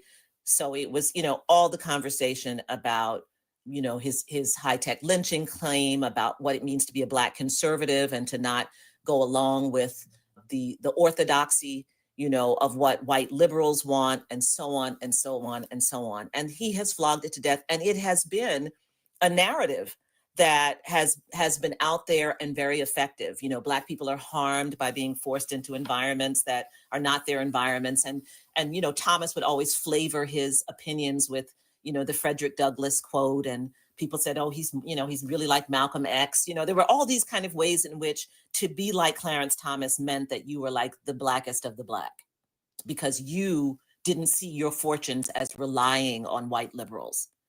So that's kind of a trope, It's tired. It's really tired. And along comes Ketanji Brown Jackson, who's almost like a breath of fresh air because she has such an expansive, not only view, but experience. She is obviously like super, super qualified. She's Harvard. She was amazing in high school. She loves musical theater. She's like the whole doggone thing. She's married to the doctor who's a Boston Brahmin. She's like, she's all of this stuff that's complicating. It's not like this old story. And when she speaks, she is knitting together all the stuff that comes from the range of things that she's seen and her experiences. Remember, when she comes to the confirmation hearing, she is held up by her sisters, right? The group of Black women that she went to Harvard with, who were like her best friends, who are also like super accomplished and, and what have you. That's not Clarence Thomas, right? He doesn't come to his confirmation surrounded by this community. So there's a way in which what she's bringing to the table is just something very different and much more resonant for the moment that we are in than Thomas's story that he has been peddling since the 1970s. It just doesn't really resonate anymore. We've gotten now on the other side of the Obama presidency into the retrenchment and the backlash and into a period of explicit racism and white supremacy. Telling some story about like how it harms Black people to be to advance, or to be in elite spaces, it's just not cutting it. It just doesn't fly. And so I think you're absolutely right, Melissa, that it takes away his kind of special feeling of preference and his deference to his alleged expertise. But I also think it's an actual challenge to his narrative, to like his personal narrative. It's an actual challenge to the story that he's been telling himself for 50 years to explain himself, right? And she doesn't require any of that to be able to talk about race and to be able to make decisions about race and to be able to look at history. She doesn't require that narrative that is so comforting to white conservatives. So I think he shook.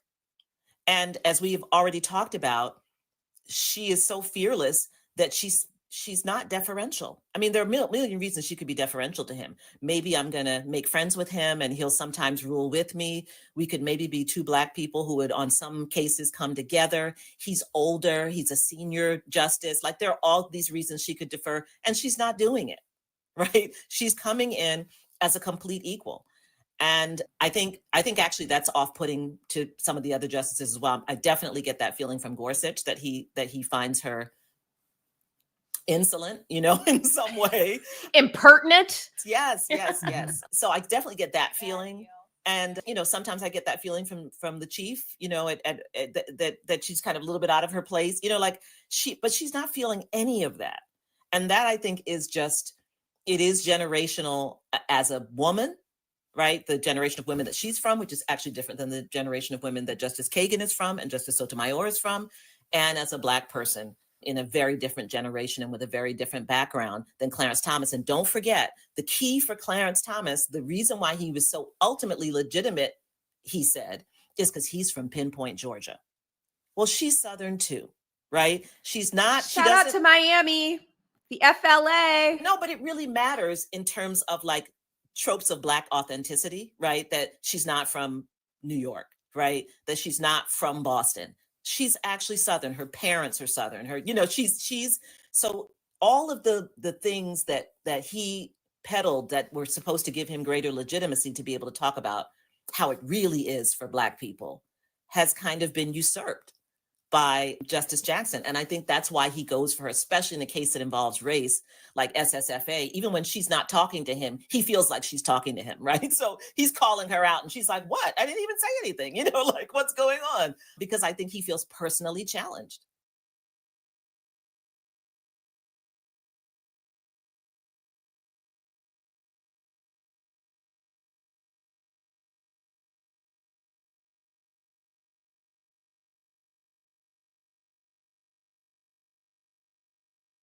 All right. Sorry about that. Let me just. Actually, this was start an off interesting by saying, video too. But Dirty, I don't care if people choose. I don't give a fuck whether they do or not. What I do want them to do is act like adults. And hey, if I lose subscribers, I lose subscribers.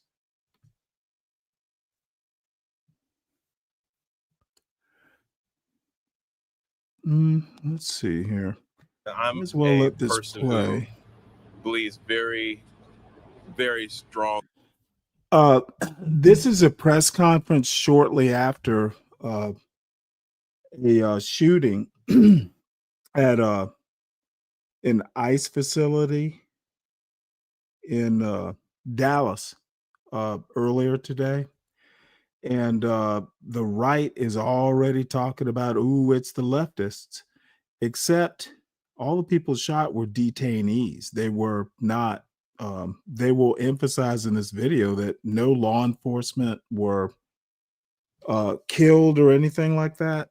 They're gonna have to work hard to make this some leftist bullshit. It was literally detainees who were shot and injured.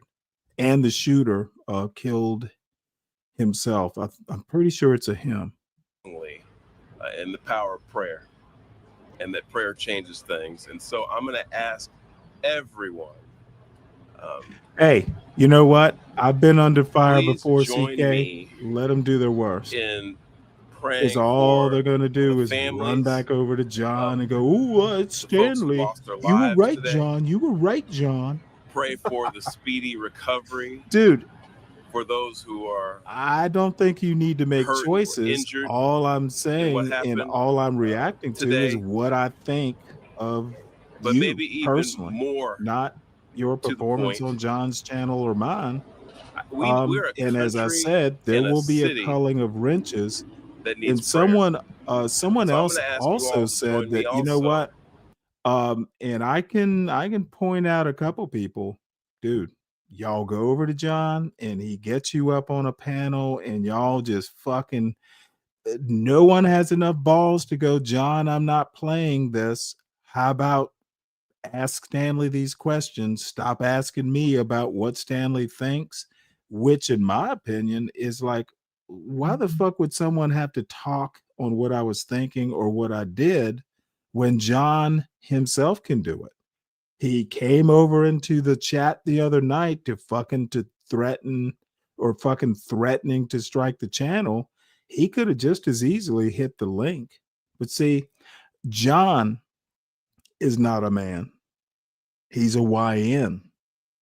And y'all just go up on John's panel and he fucking corners you like deer in headlights and y'all just perform as expected. And I won't say I'm a little surprised, but I will say, because I do, like I said, people tell me when John's talking shit, and you know what? I get to go over and watch.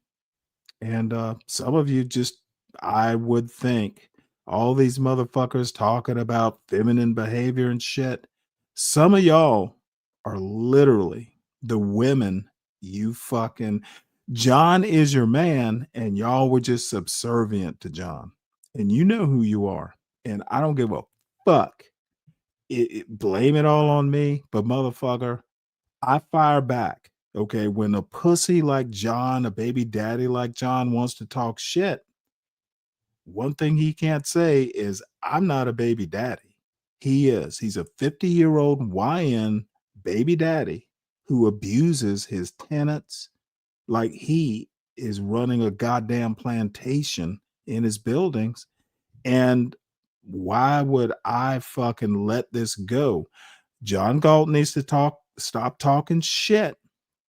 And some of you need to man up and go, John, if you have questions about Stanley's behavior, why don't you go ask Stanley? And not a fucking one of you had enough balls to go, why don't you ask Stanley? I'm unimpressed. And I don't give a fuck if you think I'm in my feelings. Goddamn right I'm in my feelings. Some people that want to talk shit like, "Ooh, I'm a man. Women need to be subservient." Dude, y'all are women. And Tyrone, you're one of them. And I said it. What the fuck are you going to do about it? Unsubscribe, bitch, and spend your time over on John Galt's channel. It is your natural fucking pasture to eat grass. Be one of John Galt's stock.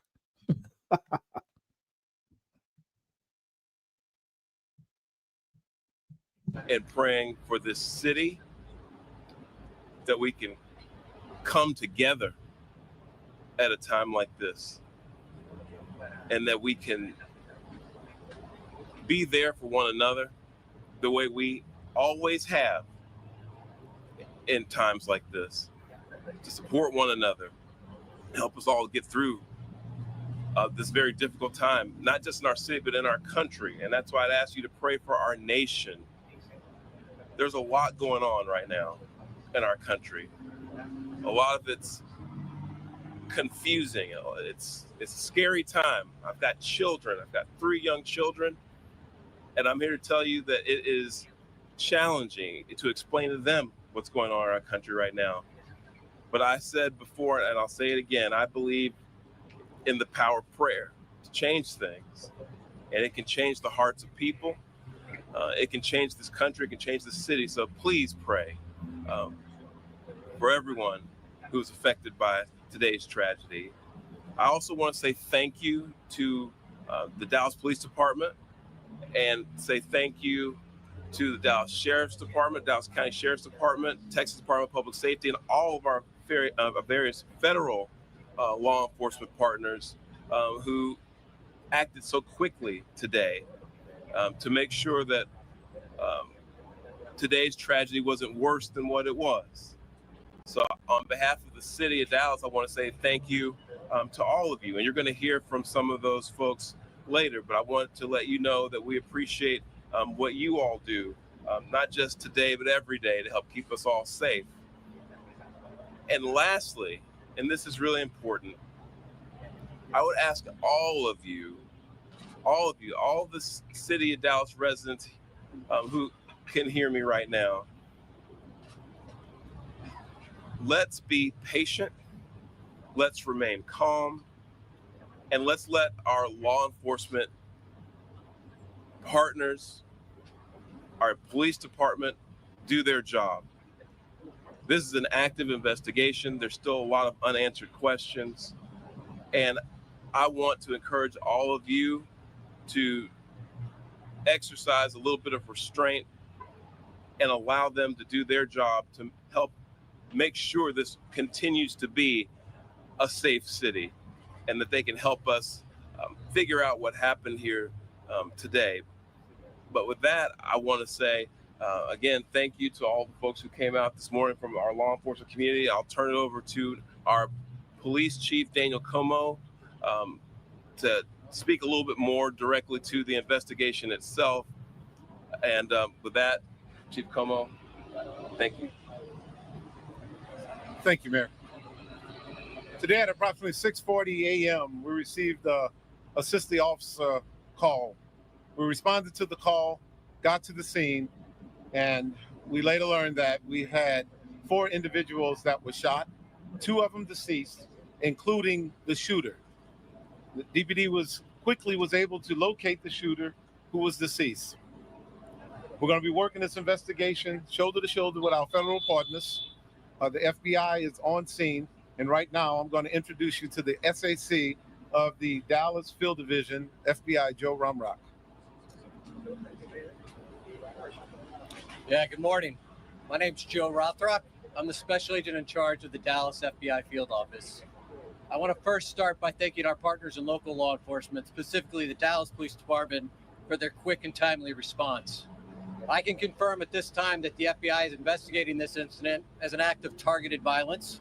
It is unfortunately just the most recent example we've seen of targeted violence, to include here in North Texas, where back on July 4th, we saw a coordinated attack carried out against an immigration detention center in Alvarado, Texas. What I can also share with you is that early evidence that we've seen from rounds that were found near the suspected shooter contain messages that are anti-ICE in nature. Again, this is just the most recent example of this type of attack. This will be a whole of government response.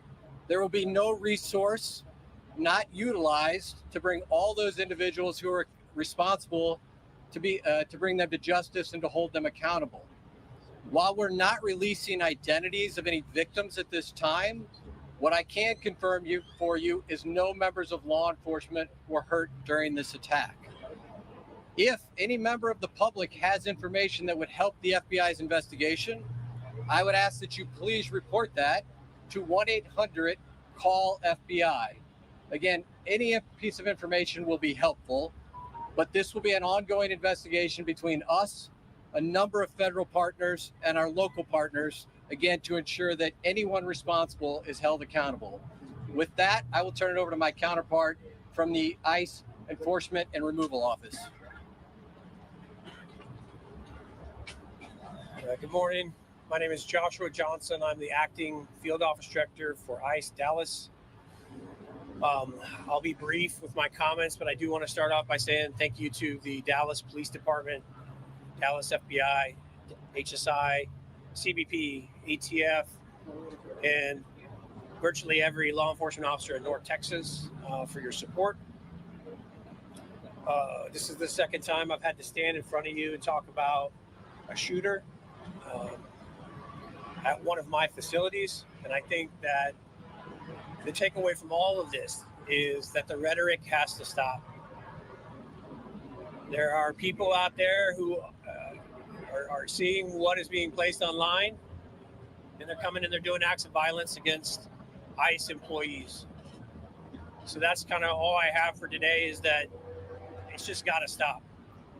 It's dangerous, and people are losing their lives. Thank you. Thank you all so much for coming. We really appreciate it. Again, thank you all so much. As it was said here today, if you do have any information, reach out to 1-800-CALL-FBI. Thank you. Thank you. This needs to stop. Violence is wrong. Politically motivated violence is wrong. It was 2 weeks ago today that we saw a political assassination in Utah that tore the heart out of much of this country. This is the third shooting in Texas directed at ICE or CBP. This must stop. To every politician who is using rhetoric demonizing ICE and demonizing CBP, stop. To every politician demanding that ICE agents be doxxed and calling for people to go after their families, stop. This has very real consequences. Look, in America, we disagree. That's fine. That's the democratic process. But your political opponents are not Nazis. We need to learn to work together without demonizing each other, without attacking each other. And I want to say thank you. I want to say thank you to the brave men and women of law enforcement. I want to say thank you to the brave men and women of ICE and CBP and everyone who puts their lives on the line to keep us safe. The divisive rhetoric tragically has real consequences. I hope that every one of us will pray, number one, for the safety of law enforcement that are risking their lives to keep us safe. Number two, for the health of those who were shot and injured today. We still don't know the full details of who was injured, but for the families also of the victims of this shooting. Violence has no place. It is wrong. And we should come together. If we want to have a debate about immigration policies, we can do so in the halls of Congress without demonizing each other, and especially without demonizing the men and women who every day put on a badge and go risk their lives to keep us safe.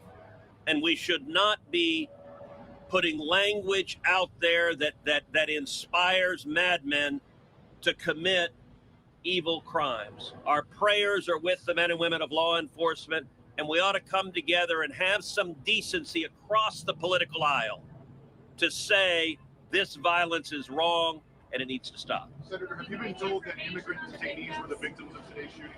My understanding is the details of who the victims are still being ascertained, so I don't want to go ahead of law enforcement releasing these details. What they have said is that no law enforcement was injured, and so that's a natural inference, but I don't know the details.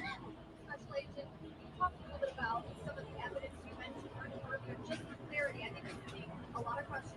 Our understanding is that some of the shell casings had specific writing that was relevant to the voting. Can you give us more information? So I'm not going to go into any more details at this time. We will come back to you when we have more details to share. Again, our goal here will be transparency as those details become available, but we are still in the early stages of an investigation. Information is still coming in. When we have more details, we will come back to this group.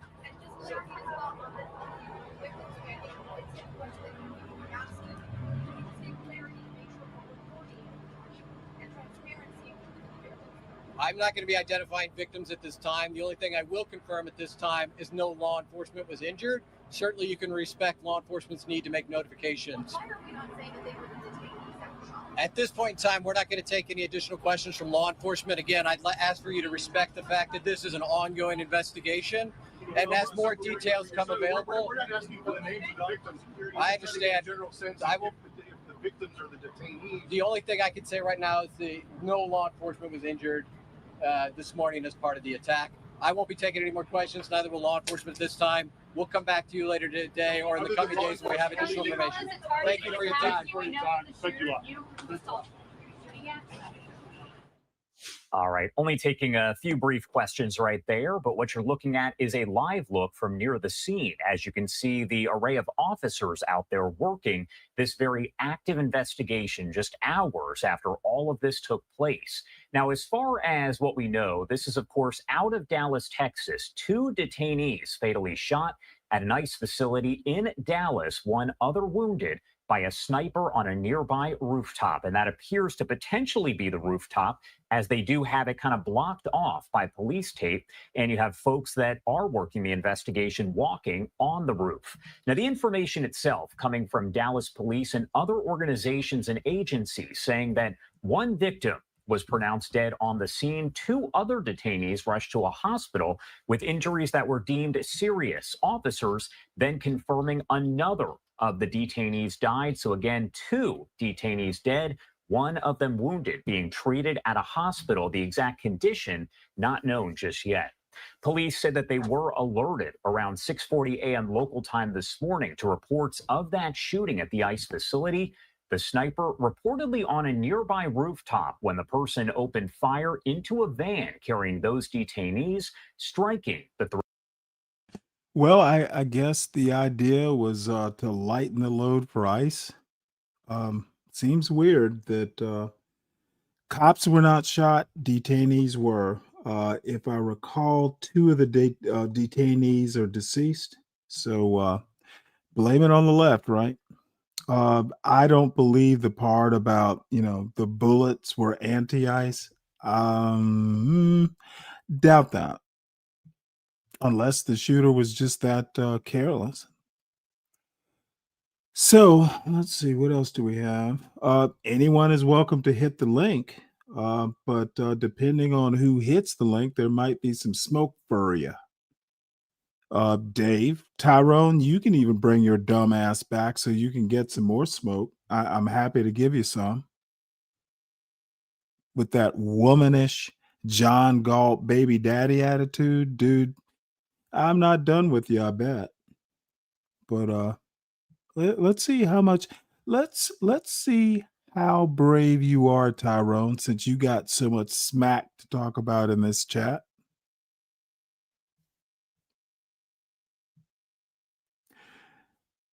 And I want to make one last point. Well, probably won't be the last, but I don't give a fuck about choosing sides. People sometimes waver and can't figure out the side they need to be on. But one thing, and Tyrone, you are the biggest woman of the day, in my opinion. Don't you motherfucking tell me to stop something that John Galt started. Okay, I won't back down. He's a baby daddy. And you know what? I get to say what the fuck I want to say on my own channel. And John Galt might be watching, and let's hope he is. I'm not going to back down. So let's see, what else do we have here? Let's see what else I can piss off some people. Hey, let's try this.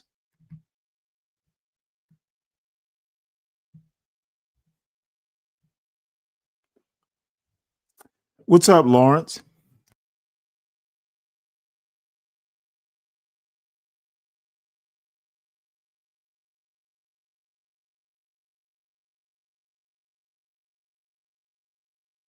Sorry about that. Hey, Tyrone.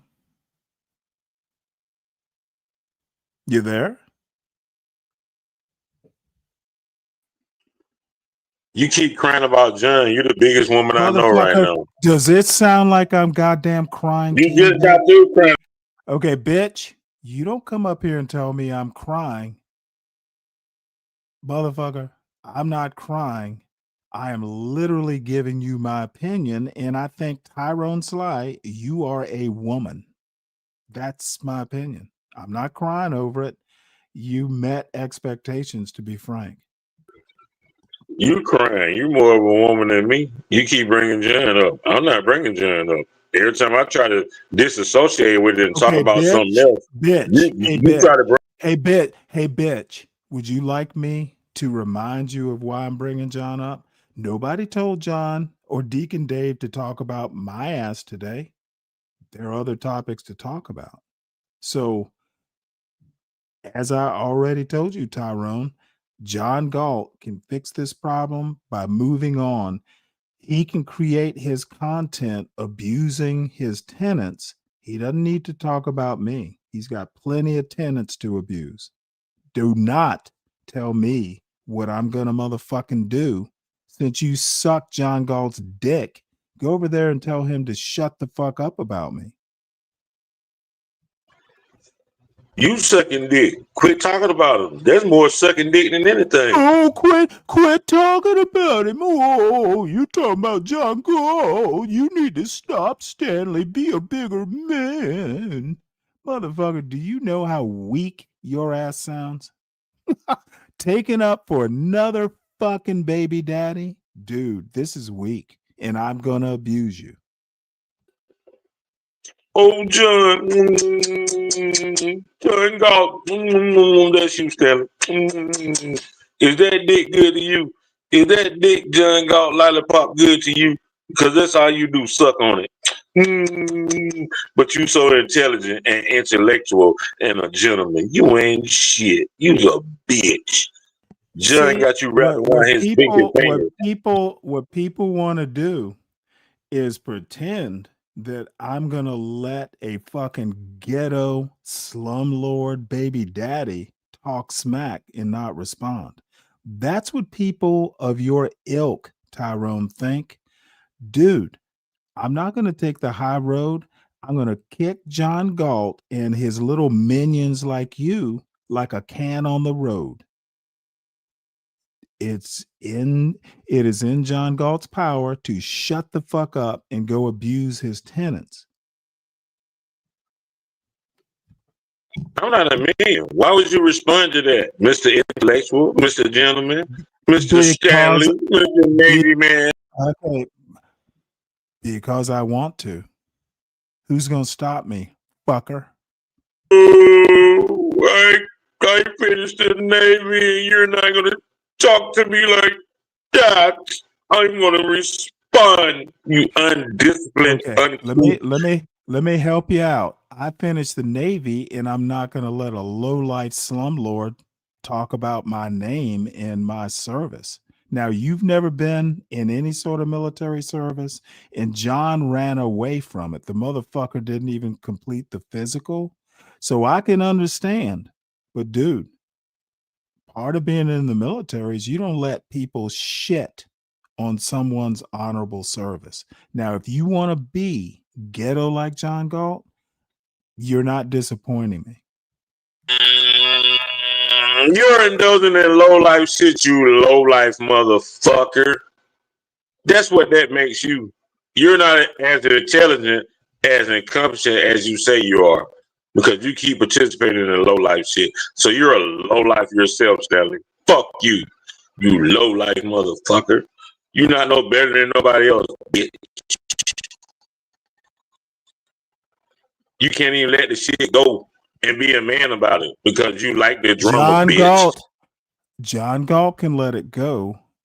Those are the rules. When he can keep my name out of his mouth, I will let it go. Otherwise, if he wants to keep being a baby daddy and a nightshade, I'm going to respond. You don't let people like John Galt talk shit on somebody's service to their country. He couldn't do it.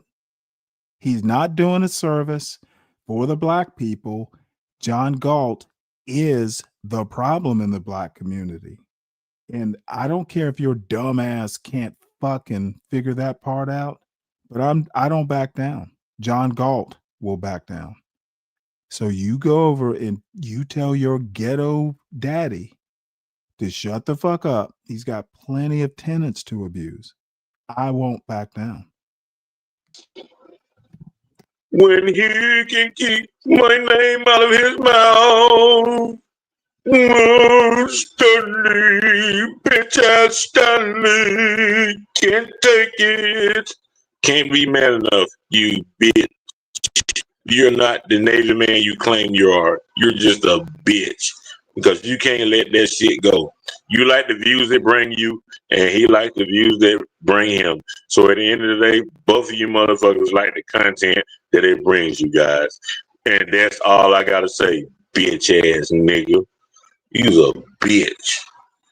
Trying to act like you don't give a fuck. If you didn't give a fuck, you wouldn't keep talking about it, motherfucker. You let it go and do your news reports and your pop the balloon motherfucking bullshit. But you don't do that. You keep talking about John because you like it. It gives you views, motherfucker. We all know.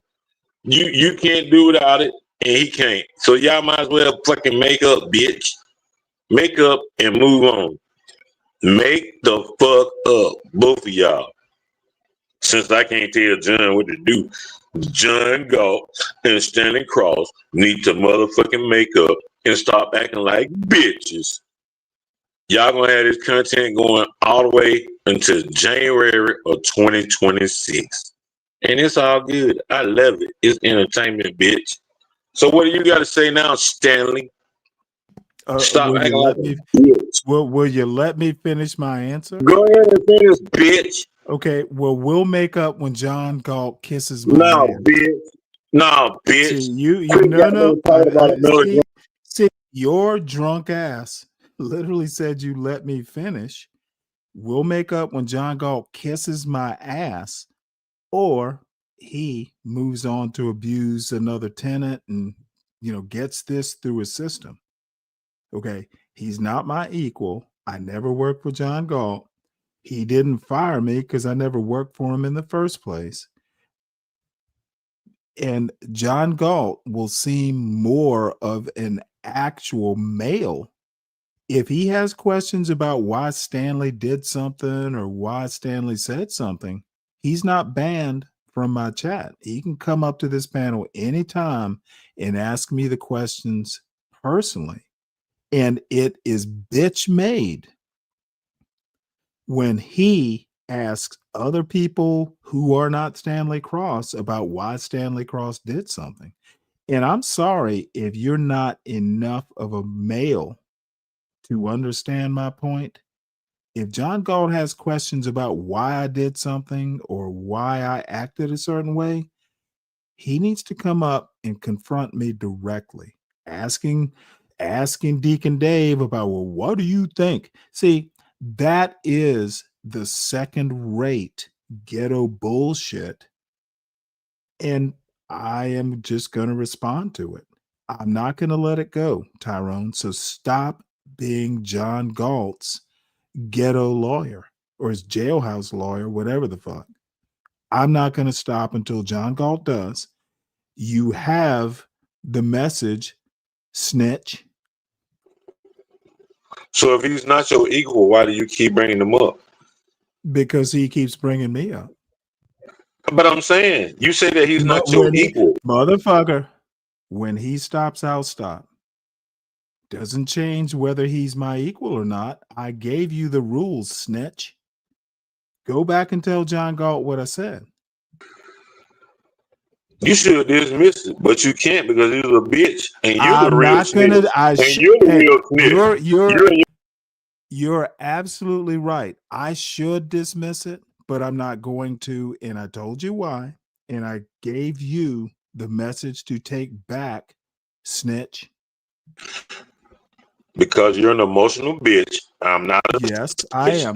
You are absolutely right. I'm an emotional bitch, and I gave you the goddamn message to take back to your baby father or whatever the fuck he is to you. You have your message, snitch. Stop egging me on. You are as bad as John Galt right now. You keep fucking talking about the same bullshit. Accept what I said. You have your mission, snitch. Motherfucker, I'm not a telemessage. I don't got nothing to deliver, John. I'm not on nobody's side. I'm just trying to tell you to start responding, dumbass Well, nigga. motherfucker, you know what? Maybe what you didn't learn, sometimes a man has to pick a side. Maybe you didn't pick that up when you were growing up. Why would I pick a side in a dumbass YouTube battle or YouTube beef when it's not real? You sound stupid, motherfucker. But you supposed to be intelligent, Mr. Book Reader. You ain't shit. You falling off your pedestal, motherfucker. And I want you to know that. You need to get back on your pedestal and be the Stanley that you were when you first came on here. You acting like a little bitch right Well, you now. know what? That's one of the reasons. Actually, You acting like a little bitch. Okay, You acting like a motherfucker, little bitch. I'm talking now, Motherfucker, you acting. bitch. Okay, motherfucker, you can't control yourself when you're drinking, can you? You actually have a valid point. I've learned to act ghetto. You know what? If I learned anything, it was how to act ghetto like John Galt. I've learned to act ghetto. Yeah, because you're talking like a bitch. Deliver this to John. Oh, motherfucker, did I let your dumb ass back up? So you got a point. I should just let it go. But hey, you know what? Let me get my hands a little dirty. I can always wash them off. Because you're a bitch. That's why you can't let it go. But you like to say that you're a real man. You're right. And you're better than him. And you're better than him. But you can't ignore the shit that he talks. I learned to be a bitch from baby daddy Galt. Baby, hey, you's a bitch because you can't let it go. You're a bitch. Nope. You're If you absolutely was a man right. like you, I should let it go, but I'm not going to. I could, but you know what? John Galt needs to stop. You have your instructions, you fucking informant. go, I'm not gonna let it go because my emotions are hurt. You tell John Galt. No, bitch, you tell him. You's a man. Go to him as a man. I'm not doing your goddamn service. See, bitch. You're See, beating. you Fuck you, bitch. literally see. This is what's so goddamn annoying. I'm saying something, and you don't even hear what I'm saying. You have that message in your brain, and you gotta spew it out, but you can't listen to anyone else. You're not that bright, Tyrone. What you need to do is process what I'm saying. You are just like John Galt. John Galt Jr. is who you are. John Galt can't process, and who knows why. Bottom line is, I've said what I said. I've given you your instructions. I'm willing to let you babble on, but dude, you are getting boring. You are not saying anything, bitch. You go and tell John what you feel and what you want.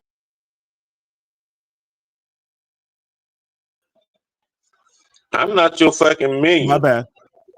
I'm not your fucking minion. You go and tell John. Be a man. Man up, bitch.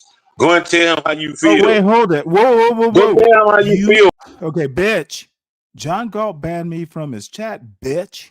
You tell John Galt I am certainly willing to go over there like I used to do on his own show and fucking call him a piece of shit to his face, except John banned me. John is not banned over here, Tyrone. Hey, convince John that when I come over there, I'm going to fucking come up to his panel and I'm not going to back down. John Galt will just put me in the back like I'm putting you in the back. So he banned me. It doesn't matter about you putting me in the back, bitch. Because I still say what I got to say. Now put me in the back again if it makes you feel good. Fucking sissy motherfucker.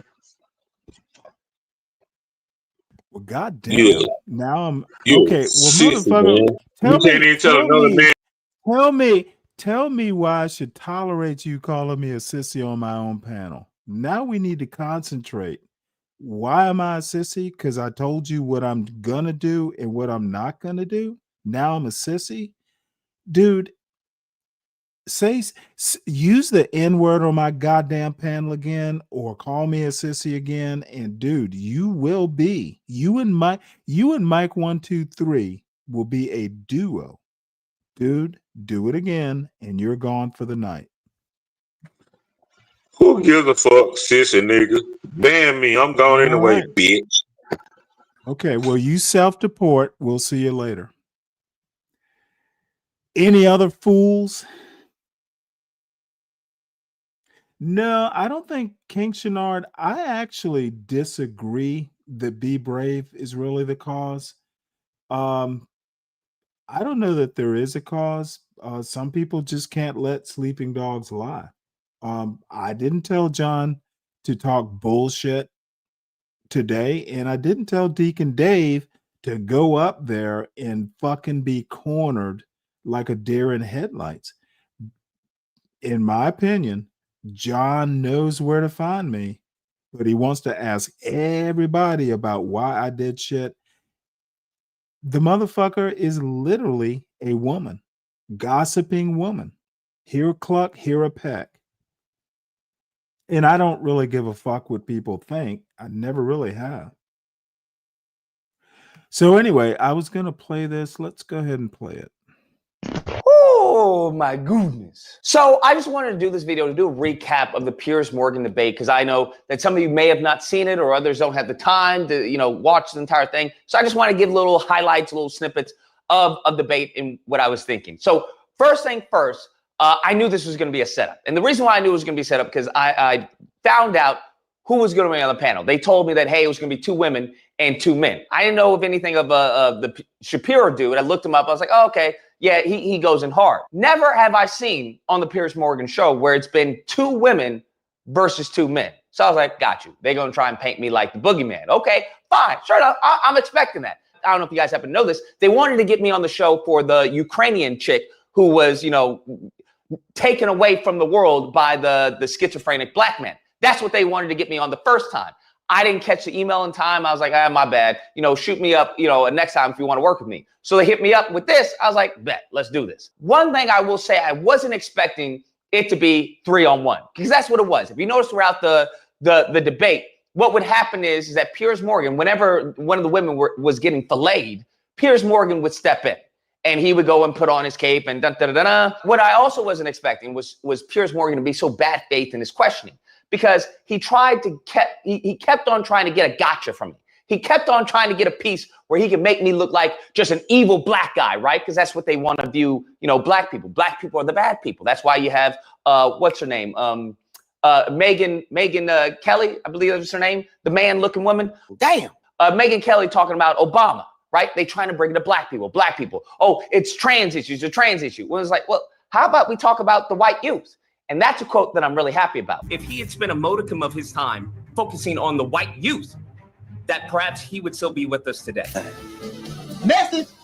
Where I was like, hey, if Charlie Kirk had not spent his time so much, talking about black culture and, gun violence, and spent some of that, a modicum of his time in the white youth, perhaps he would be here today. Silence. Nobody said anything. And you'll see that's a reoccurring theme throughout the debate. Whenever he tries to get me with a gotcha, I smack it down, get that ish out of here. They don't say anything, right? Because after I said that, he doesn't follow up. He doesn't follow up with a question. He doesn't comment on what I said. He just then tries to go for, well, how does it make you feel? Matter of fact, I would argue that if Charlie Kirk, instead of focusing his time on black culture and black on black crime, if he had spent a modicum of his time focusing on the white youth, that perhaps he would still be with us today. Are you pleased he's dead? What? Just foolishness. Nothing but leading questions. Nothing more than emotional terrorism. That's what he's attempting to do, and trying to get me to slip up to make me look like some evil boogeyman who just wants a, get them all. I'm glad. No. One thing that they did throughout the debate was try to conflate people's feelings with how Charlie Kirk passed. And I think I should have stressed that point a little harder, because you can be elated about Charlie Kirk no longer being on this planet, okay? But also disagree with the way that he was taken from this planet. Those are two very different things, all right? You can disagree with the violence, but also be glad that he's not here. That feeling of happiness, of pleasure, of a person who caused harm, who caused terror to multiple communities, who is a complete bigot, anti-Black racist, a litany of things, spreading misinformation, that you can be happy that person is no longer on the planet. This, and I say that because if he had died of old age, say he had died at 82 or something, people would still be praising that finally he's no longer on the planet, okay? Without the political violence. You can be happy he's not here, but also be like, yeah, I don't think this is the way to get this person off of here, okay, off the planet. Those two beliefs can coexist. And one thing that I have no problem with is standing on 10. Because what they expected, I want people to understand, they expected me to get on there and start being Steven from Django. That's what they wanted. They wanted me to go, you know what? I used to think Charlie Cook was a good person. And you know what? I didn't mean to say them posts, you know. I didn't mean to do that. I'll delete them right now. You want me to delete them? I'm sorry. And that's not what they got. Django isn't a slave. Django is a free man. You understand? They got Django. Okay, the D is silent. That's what happened. And they didn't like that. And you can see from their reaction and their responses that they were unprepared for such a Negro to be on the podcast. Apparently they didn't do their due diligence, but I sure as hell did mine. Okay, I don't know what to tell you, because they were very much shocked. You can look at them. There was multiple times throughout the debate that they were just stoned. Just that question didn't go the way I thought it was going to go, because they don't like being called hypocrites. They don't like, and I said this in the debate, I was like, yo, I'm a mirror. If you don't like what you see, then change yourself. All right. It's as simple as that. Then change yourself. I just want all the racists out there who are gnashing their teeth right now. And they mean, they ain't, and all you little freaking death threats that you've been sending me. Let me just tell you something. We got 10 years of Charlie Kirk memes. I just want to let y'all know we got 10 whole years of Charlie Kirk memes. That's correct. Them memes aren't going anywhere, bruh. I think the point that I'm making by the memes that I'm putting out, which clearly has caused outrage and triggering, I find it a bit hypocritical that the people for years who said fuck your feelings are now overwhelmed with feelings at the moment.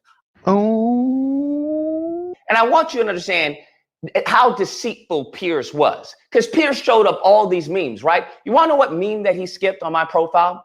The meme that actually proved my point. That's the meme that he skipped. I'm going to show you. And it's a meme of showing that the MAGAs were laughing at the Trayvon challenge.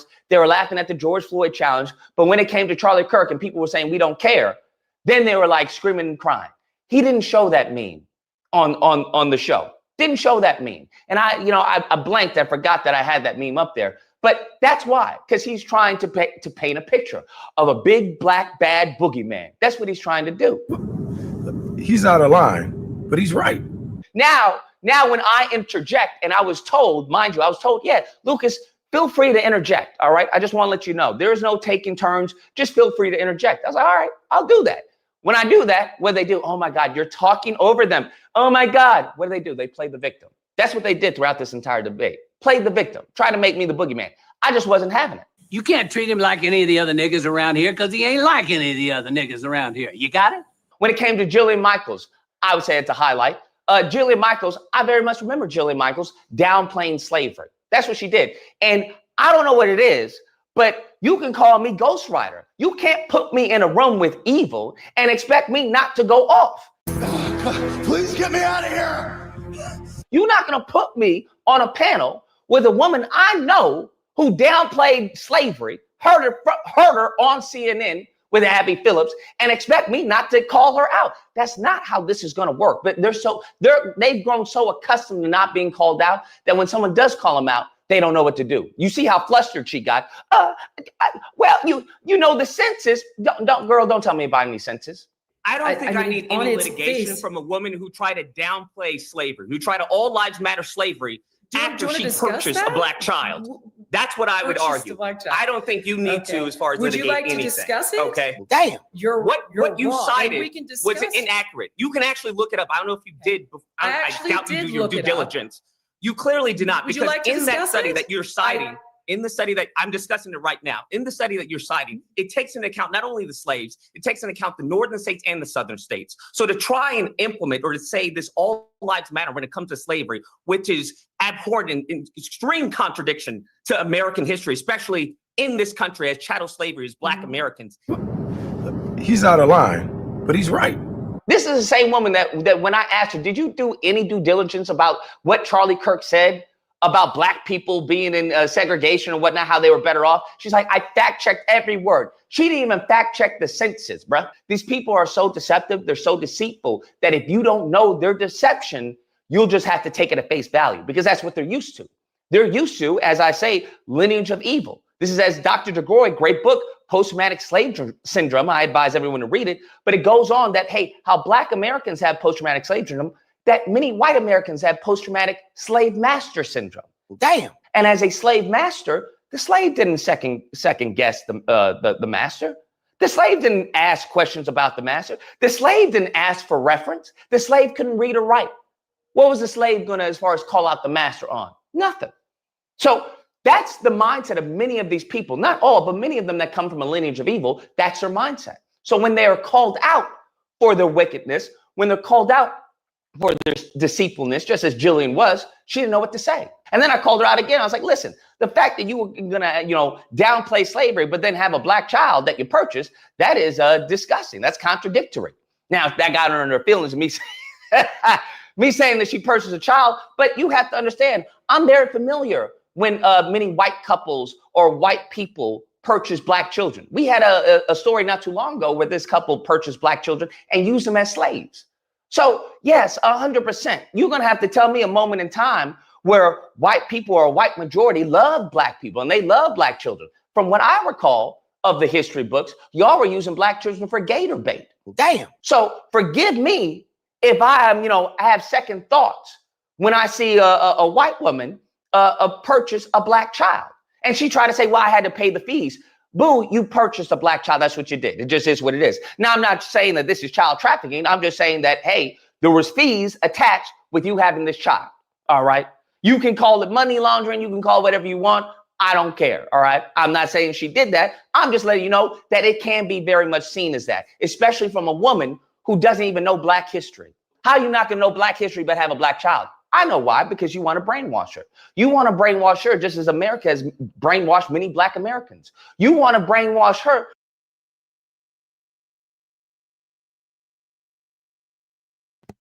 Sorry to stop this. Let me just talk to Palomino right quick. Dude, how about you take your fucking dumbass into John Galt's chat and tell him to be noble? I care who's right, bitch. An amoral motherfucker like you might not care about right, but I do. And let me put it to you this way. I will fucking ban your dumbass if you keep calling me sweetie. I've had enough of your dime store psychology. Take this bullshit psychology stuff, go talk to a John Galt, and dude, I'm smarter than you, and I've been tolerating your childish behavior for quite some time now, and now my patience is wearing thin. Your daddy is telling you to behave better, son. Just as Charlie Kirk gets a whole bunch of Sambo soldiers, okay? So they can go out and brainwash other people. I understand why you want to do that. I get that. So you can say, how can I be racist? I have a Black daughter. How can I be racist? My Black daughter agrees with me. Your Black daughter agrees with you because you probably brainwashed her. I understand the tactics that you do. I understand the evil that you guys have grown accustomed to, that you expect everyone to just accept as normal. And some of us don't accept that as normal. Some of us are going to call you out. Someone cooked here. And also, I just want to bring this up. I find it absolutely hysterical that Jillian wanted to say that Charlie Kirk didn't believe in race when literally his verbatim, almost his last words was, is that counting or not counting gang violence, bruh? He very much believed in race. That's why he brought up Black women for his DEI. That's why he brought up as far as the great white replacement. How you going to talk about the white replacement if you don't believe in race? Damn. Then we get into Jeffree Star. And I really lost my ish then because I wasn't told that Jeffree Star was going to be on the panel. Jeffree Star just showed up, okay? Never told about Jeffree Star being on the panel. And I was like, I know this can't be the same Jeffree Star that called the N-word and said black women had nappy hair. I know this can't be the same person that you invited on the panel. Now, Piers Morgan, shocker, surprise, didn't know anything about that. This is what I'm talking about. They'll get me on memes, but then bring up Steven Crowder, who made a mockery of George Floyd. Did Piers Morgan ask Steven Crowder about his mockery of George Floyd? No. Bring up anyone throughout the 10 years that the right and many of these right-leaning accounts, whether it's Live with TikTok, In Wokeness, I'm Yes, You Are No, many of these racist accounts constantly berated George Floyd, constantly brought up jokes and memes about George Floyd, constantly lied and said it was a fentanyl overdose, despite us having a courtroom and a verdict, okay, that dispelled all of those. Did he bring up any of those people and question them? Hey, why did you put this meme out? Why do you keep on saying fentanyl overdose when that was proven not to be true? No. So I was going to lions then. Well, maybe next time y'all need to bring bigger lions. I'm curious what makes you so curious. That being said, going back to Jeffree Star, I called that fool out as well. I'm like, listen, you like, why are you here to begin with? You have no say-so over anything. I don't think anybody even knows who this, whatever that thing is. But you best believe there are clips and there are documents of him calling black women nappy-headed and calling N-words. I don't lie. I don't need to lie. Shut up, you fucking bitch. These people are of no value to me for me to lie on their name. What are we talking about? Now, at the end of the day, do I think that Pierce will have me on again, or I think other networks will invite me on? I don't know, bro. It's a coin flip, bro. It's 50-50, to be honest with you, because they can possibly see it as, hey, it's a benefit because of the ratings, but they can also see that as a threat. Because what you have to understand, what they want to present is a big, black, bad boogeyman. That's what they want. So when you have people like me that get on these programs and know the game, bro. I know how to play the game. I know how to phrase things just as well as they do. I know how to, rope-a-dope and all the little, stupid little rhetorical antics. They see that as a threat, okay? So upon having someone be a threat, well, you're not going to have them on other shows because then they're going to be a threat there. They're going to be a threat there. They're going to be a threat there. And then eventually you get enough white people, some of the white ignorants start waking up. And then you get some of the black people start waking up. Hey, I ain't got to be a Sambo soldier. Then it becomes a problem. That's what you have to understand. So all honesty, I don't know. I don't know. I really don't know. But all I know is when called upon, best believe I'm going to show up. Jillian did offer to have me on her show. We'll see if that comes of any fruition. Let me bring in. Well, if you'd like to come on my podcast, I would be more than happy to. Okay, that's a different podcast for a different time. More than willing to have discourse. Okay, you know what? If you're willing for discourse, let Riley Gaines speak. I don't know. We'll see. I'll keep you guys informed. Anyways, that's the video. I hope you guys enjoyed it. If you have a disagreement, you know where to find me. Thursday through Saturday, disagreement day. There'll be a number on screen. You call and we duke it out. Otherwise, I hope you guys enjoyed the video. If you did, please feel free to like, share, comment, and subscribe. And all that fun stuff. Till next time, guys, be amazing. Matter of fact, I would argue that if Charlie Kirk, instead of focusing his time on black culture and black on black crime, if he had spent a modicum of his time focusing on the white youth, that perhaps he would still be with us today. Are you pleased he's dead? Yeah, well, I actually have possibly a last video. I hope this dude is on time. There is a YouTube show called the the Pipe Cottage, and this dude is a PhD historian who has a very troubled academic career. He's basically the lost cause, lost son. There's something called the Abbeville Institute. I think it's kind of like a think tank, but it's literally like dedicated to preserving Southern history a la Dunning School. And he's about to do a live, and we must watch it. There is no way I ever miss any of his shows. Other than being a fucking racist, he's actually, I who knows? I might hang out with him if he weren't. He's like the white John Galt. So that's how it goes. Ooh, I see Hood is live. Oh boy, let's see what is he doing? Probably something disgusting as well.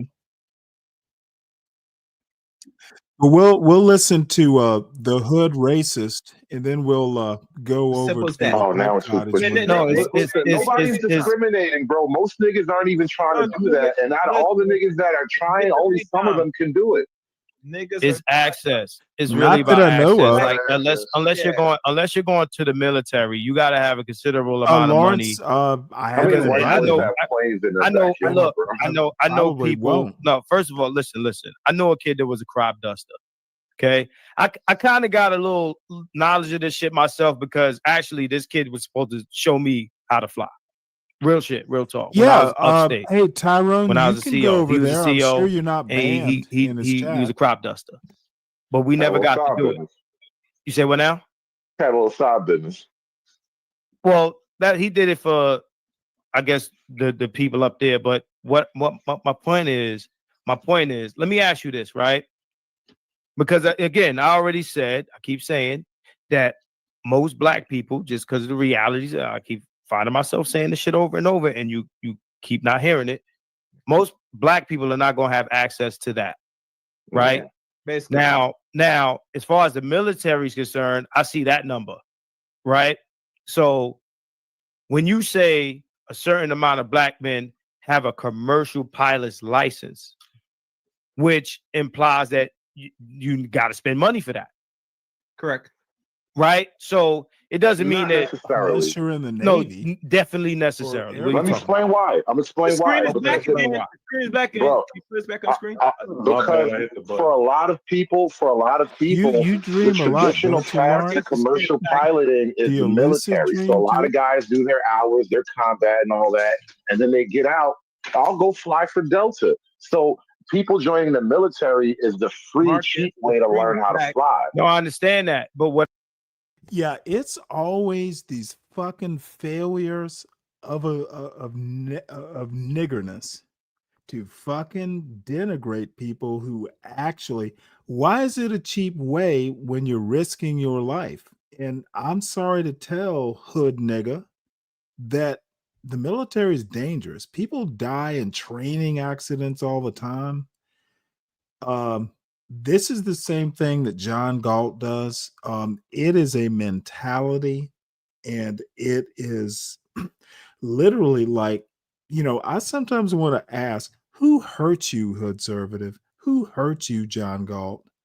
Are you mad that I came through my childhood and most of my adulthood unscathed? I mean, everybody has, issues they have to overcome, but motherfucker, I'm basically a happy person. I don't have to self-medicate daily on camera. I don't have to be a bitter motherfucker who hates women like Hood Conservative. What is up with these people? What the fuck happened to these people, these young men? Because they're still young men, mentally at least. It is literally like I feel sorry for them, but I'm not about to fucking care. Dude, literally, who hurt Hood Conservative? Who hurt John Galt? Why the fuck are they just so messy and abusive? Who the fuck hurt these kids? But I'm saying we're talking about being licensed. And then people like a Palomino or a Be Brave, dude, they just stoke up these fires. Tyrone, who hurt you? So When you understand come out of that. that already, like halfway there, though, that's what I'm saying. It's But a following having system. bro, having the ability to fly a plane and being licensed to do it is not the same thing. You do understand that, right? Yeah, but when you come out of the military, though, you're already golden. That's my point. I get it. I'm not arguing against that. But you framed it about being licensed. That's what you said when you talking about commercial aircraft. Fair enough. You still have to get commercially licensed. Because I might be able to drive a truck, but I might not have a class B. Okay, well, Palomino, it sounds like you are a fucking white liberal with that feeling sorry for John. Okay, it happened when he was a kid. Who gives a fuck? I don't. I literally don't care. That's a John Galt problem. And apparently your white liberal hindquarters care more than you probably should. He's 50. He's not 21. He should have dealt with whatever issue he had as a child. Not my problem. I don't give a fuck. Right. No, but my argument is this, though, that when you come out of the military, you already been put through the training, and you're more or less going to be a desired Palomino, candidate. mostly because I'm usually Again, right. you got to pay for your fucking license, bro. Right. I understand the ability to fly a plane either comes from the military, or maybe you flew a plane to dust some crops, or you went to school. But that fucking license, again, you framed it about license. I'm only responding to the way you framed it, that this percentage is licensed to fly a commercial aircraft. That shit costs money. It do. Right, but notice the same percent within the military where it's free, though. No. Again, that's the education, not the license. Free. You're trying to make this argument that somehow there is a financial barrier. See, people like hood conservative are so fucking just stupid, dude. You are risking your life. That is a price if you lose it.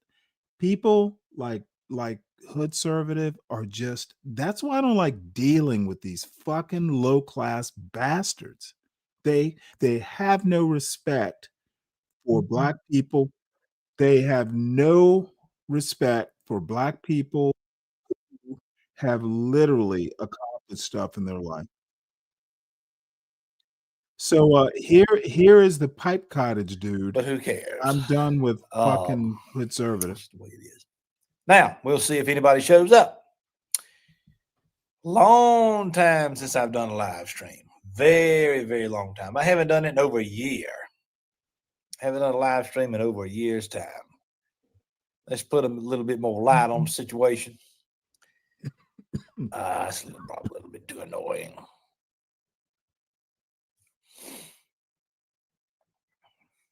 I'll let the numbers build up.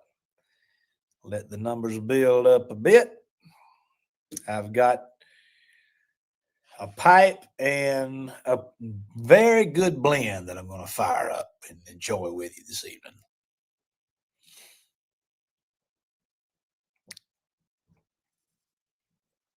I'm letting the numbers build a little bit more.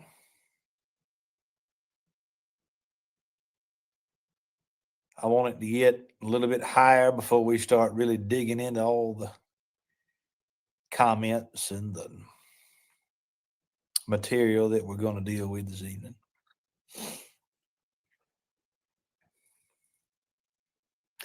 But while we're waiting, we'll just go ahead and get started with our pipe and get it filled up. The pipe I'm going to be smoking this evening is actually a pipe that I bought at the Richmond Pipe Show. Did you know they had pipe shows, folks? From Italy. And it's Castello 55 shape. Castello 55 with a beautiful sandblast finish. I've not smoked it yet, but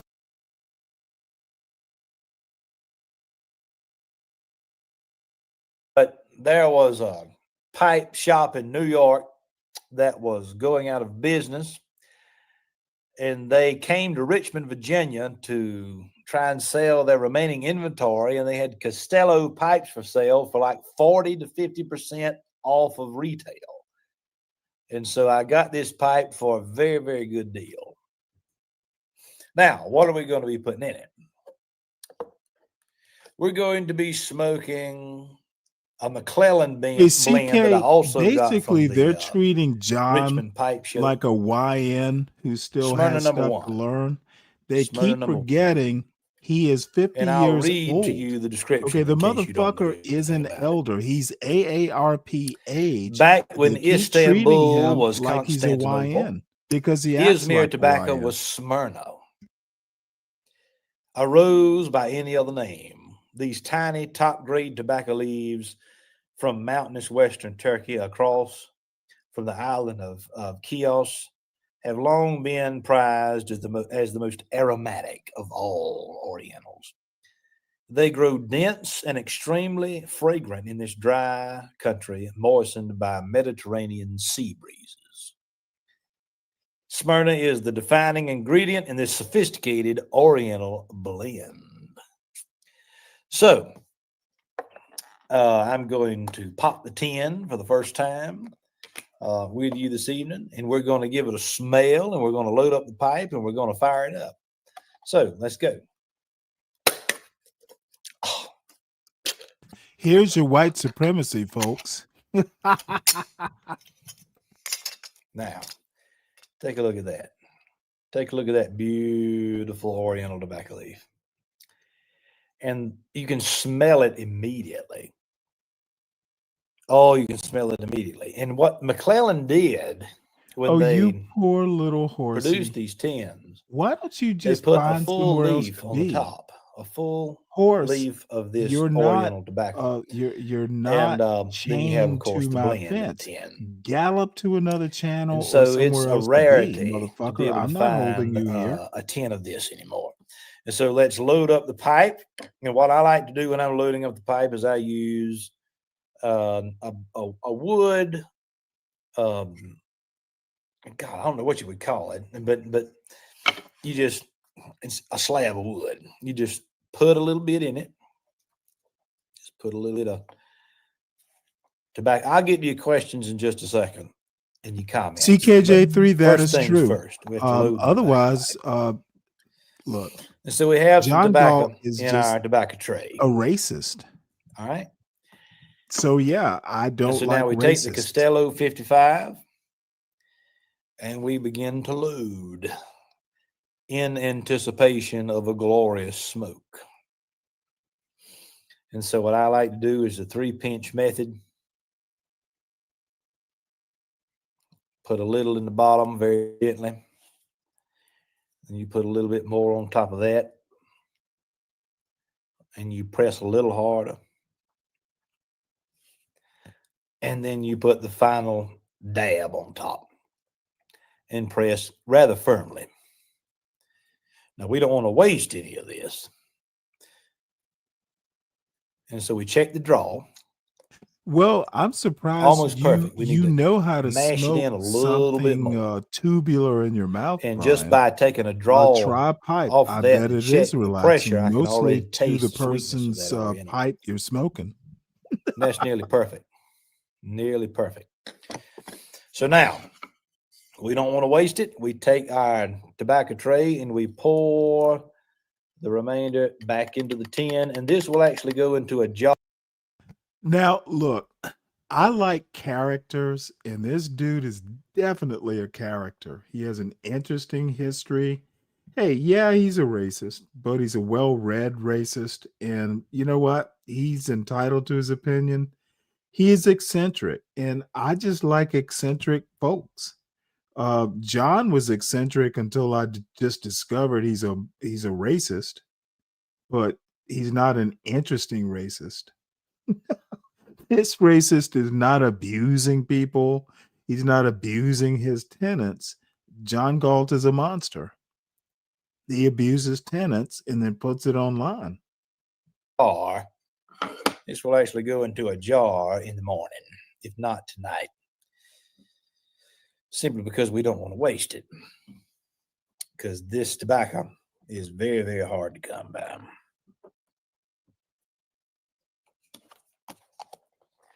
We'll get to your questions in just a little bit. We got to get our pipe going first. Now, take that Castello 55. Then we fire it up.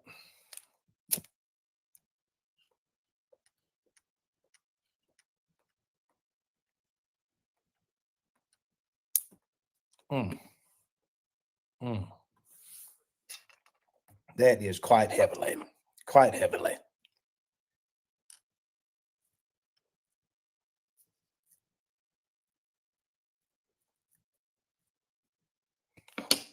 When we do our second light, it may take 3 times. We'll see.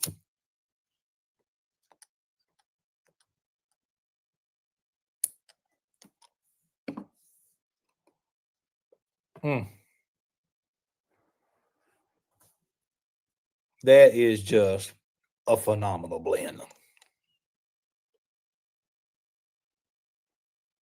If you don't have any McClellan blends in your cellar, now is the time to do so.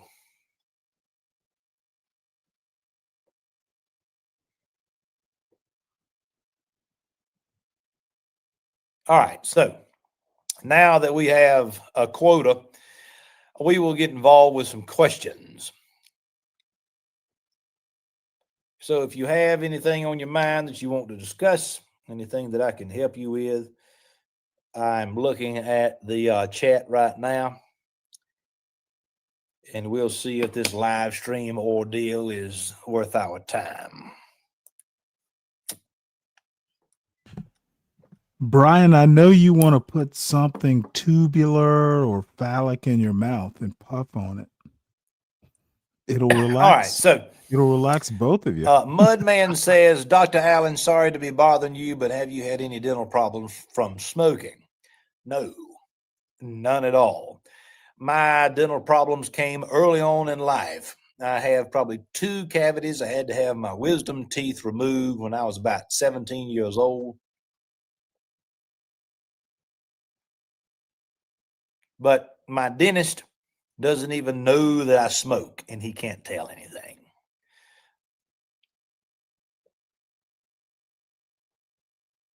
Angler Allen says, good evening. I've been reading Our Father's Fields. I'm thoroughly enjoying it. Yeah, Our Father's Fields was written by Dr. Jim Kibler from Newberry County, South Carolina. I mentioned that book probably over 3 years ago for the first time on this channel. And so I'm glad many people are still reading it.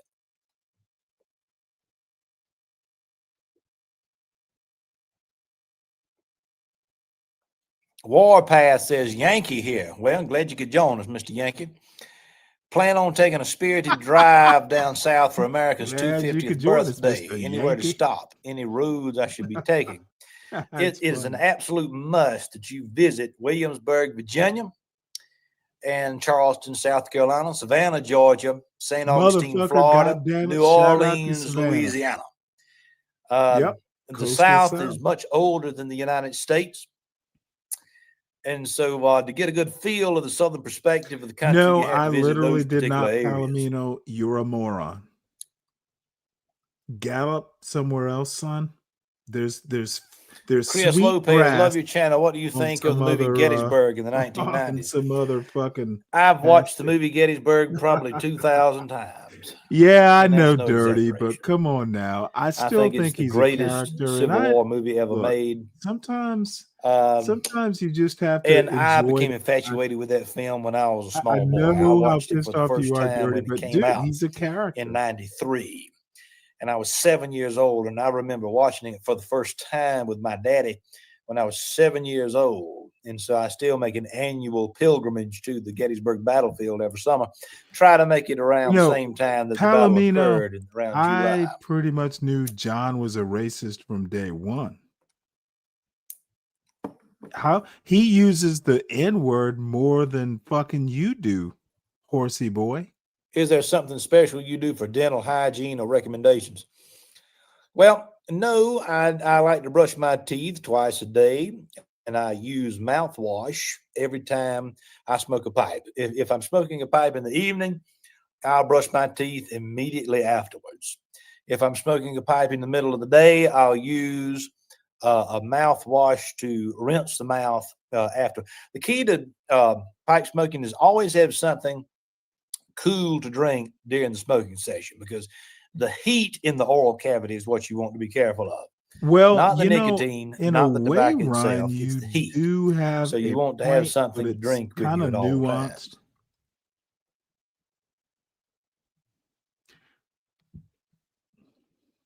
And I hope you understand my point. You can't legislate morality or tell people how to think as long as they don't like display Have you tried racism Caribbean-lighters? or If so, how racist do they compare behaviors to I am openly. Corona?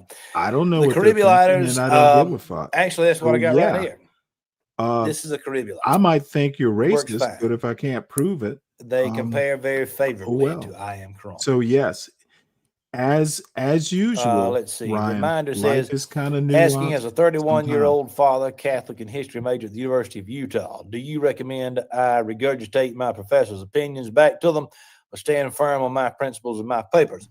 Come on, If I you know stand dirty. It's firm to not your that principles, interesting. It's interesting to your me, so professors just will bear with probably me. respect you more. In my experience as a professor myself, And hey, faculty grow let's make it tired more interesting. of Somebody come up on students the simply panel. regurgitating Let's what the mix it teacher up. says. And that's easy to see. It's easy for a professor to see that the student simply wants to please the professor and doesn't have any interest in original thought. So if you have a thought, you have an idea that you want to share in a classroom, you need to share it. Don't be afraid to do so. And you will go much further if you write about things that you're passionate about, as opposed to things that simply regurgitate what the professor has to say. Jason says, is it necessary to have designated pipes for certain tobaccos? No, it is not. That's a thing that a lot of people say, but I don't care anything about it. If I want to smoke an aromatic in this particular pipe, I will smoke an aromatic in it. The only thing that really makes a difference is if the blend has deer tongue in it. Deer tongue is a plant that is native to the American South. Has a licorice taste to it, but it's highly fragrant. If you smoke a blend that has deer tongue in it, then you need to dedicate a pipe to that blend. Otherwise, I say go for it. See, Ricky, like all racists, want as many people in his camp as possible. Dude, nope, I'm not a racist. What you probably heard me say is you have to work to not be a racist because we're born in a culture that is inherently racist. I work hard not to be a racist. If you don't work hard, and when I say work hard, I mean do the reading, um, travel the country, travel the world. You've got to open your mind because just never leaving your home, beyond that 50-mile circle, no, you'll be a racist. American culture is inherently racist, and John Galt is a racist and gloats in it. Be Brave is literally like a fucking bottom feeding racist. Ricky's Palomino, you think you're some form of psychologist, but you're actually literally, thank God you're not a psychologist, because you would be fucking having about 50 malpractice suits. Bottom line is, Ricky, you're not that bright. You need to gallop off to greener pastures. Okay, you're annoying. That is literally your best talent. Christ is a false prophet. Jesus is the second person of the Trinity. In the beginning was the Word, and the Word was with God, and the Word was God. The Word is a capital W. It is Jesus. Jesus is the center of all things that matter when it comes to religion. So once again, stupid questions. Brad Why says don't I you am new to bring pipe your? smoking, Why don't you and I am gallop a up to this long-distance panel? truck driver. You know what? Room to Like I store my said, tobacco blends in Ziploc bags. How long can I expect the I tobacco was to stay doing fresh my in these own bags? thing. Maybe I 2 didn't weeks. have to deal Maybe with 2 John, weeks. you moron. You can easily get Palomino, glass John jars literally like this said and keep them in your Stanley truck. wanted to It do doesn't take his that own much. thing. I didn't have to about as deal much, with John, and and then I your didn't truck is answer not for going to John. be So, so why disrupted don't that you it's going to bust start these glasses. using your brain And so I would and recommend connecting just dots? stocking up on a few of those, and they make them smaller ball jars that you can use for your trips. And so that's what I would store them in. Have you read Cologne's Puritans Empire? If so, what do you think? Matthew, thank you for that question. I did a whole video with Charles Cologne. He and I had a long conversation on his book, Puritans Empire, and there's a video on this channel that deals with Cologne's thesis in depth, and we published that 3 or 4 months ago, so you might look into that. New lady pipe smoker here. Let's see. I think I've gone too far. What are your thoughts on women joining the hobby? I think it's fine. Nothing wrong with it at all. I also love your videos and your Southern accent. That's good. Thank you. Scott says, what is your all-time favorite pipe tobacco? That would have to be, and it has always been my Mixture 965 from Peterson. And so my Mixture 965 continues to be my favorite blend of all time. Adam says, I live in the Arrowhead of Minnesota. I've been interested in trying to grow and dry my own tobacco. Any recommendations for a short growing season? Well, there are many. You would be surprised at how many different types of tobacco there are that you can grow. I would recommend looking into Victory Seed Company. If you go to the Victory Seed Company website, they give you a detailed description of all the tobacco blends and seeds they offer, and they give you a great deal of information about the growing season required, and that website can help you far better than I can.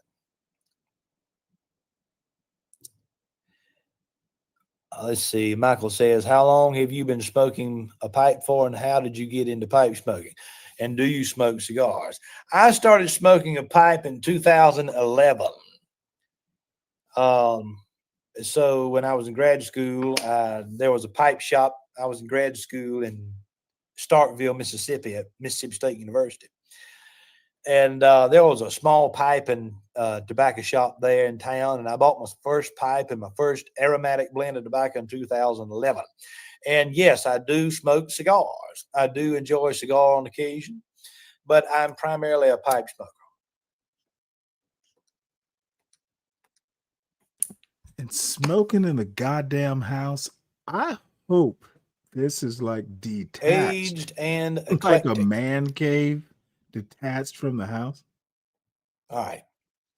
Dr. Harrelson, I wanted to say I'm new to your channel. I think you are an ejaculating liar, about Catholicism and Orthodoxy and Palomino. Hope to so see, you go ahead, and I did say I was going to ignore you, but God, email me anytime. Alan@thepipecottage.com. Or you are as drunk and high as quick John as I tends can, to be, and I prioritize that. I'm much better at responding to emails than I am replying to comments on YouTube. Yes, Ryan, I do set my own standards. I don't set anyone else's standards, but I do set my own. And you're Mudman right. says, are there certain pipes that do better in? I am. Let's see. Let's go. I am the content. Are there certain pipes that do better in the winter over the summer? I am the standard. No. Never be shy about who you are there. There's no difference at all. The briar tends to react more to humidity. If there's a large degree of humidity in the environment, that can impact the wood of the briar. But for the most part, no, that doesn't make any difference. Your pipes and your tobacco need to be kept in a fairly stable like environment year-round. You're pretty much the most valuable thing about you, horse, temperature is your year-round. That's why I keep my pipes and my tobacco in the house, and it'll give us vegetables. Climate control all year round.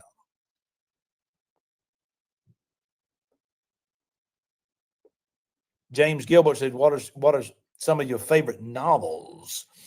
Well, I just did an interview today with a young man from Birmingham, Alabama, about Wendell Berry.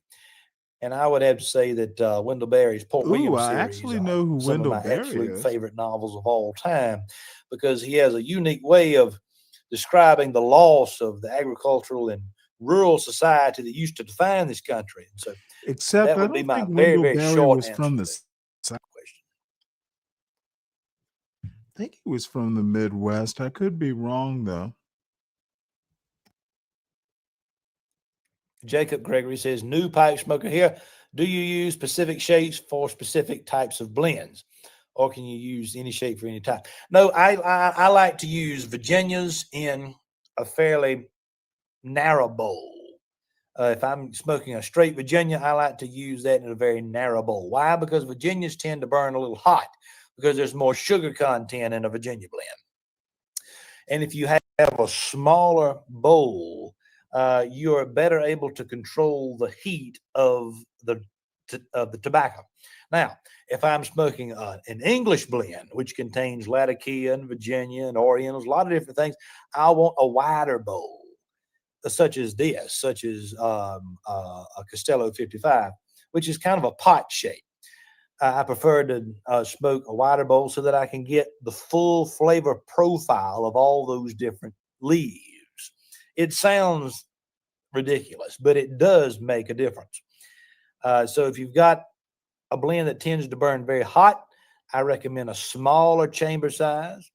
But if you have a blend that has more elements to it, such as an English blend, a wider chamber size is more appropriate.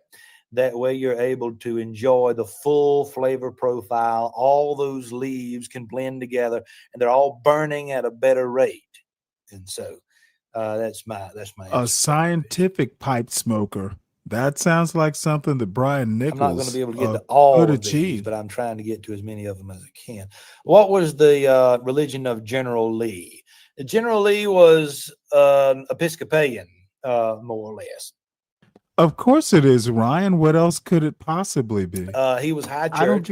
He wasn't Dude, Baptist, I literally, he wasn't Methodist. He was high church. He wasn't Catholic. Palomino He was, has this Episcopalian. weird body dysmorphia, but he wants to call me narcissistic. What's the last blend that surprised you? Yes, Ryan. A lot of it is sarcastic humor. Now, what I need you to do, Ryan, is guess why I'm so dismissive. Guess why I'm so dismissive, Ryan. Probably half and half. A codger blend.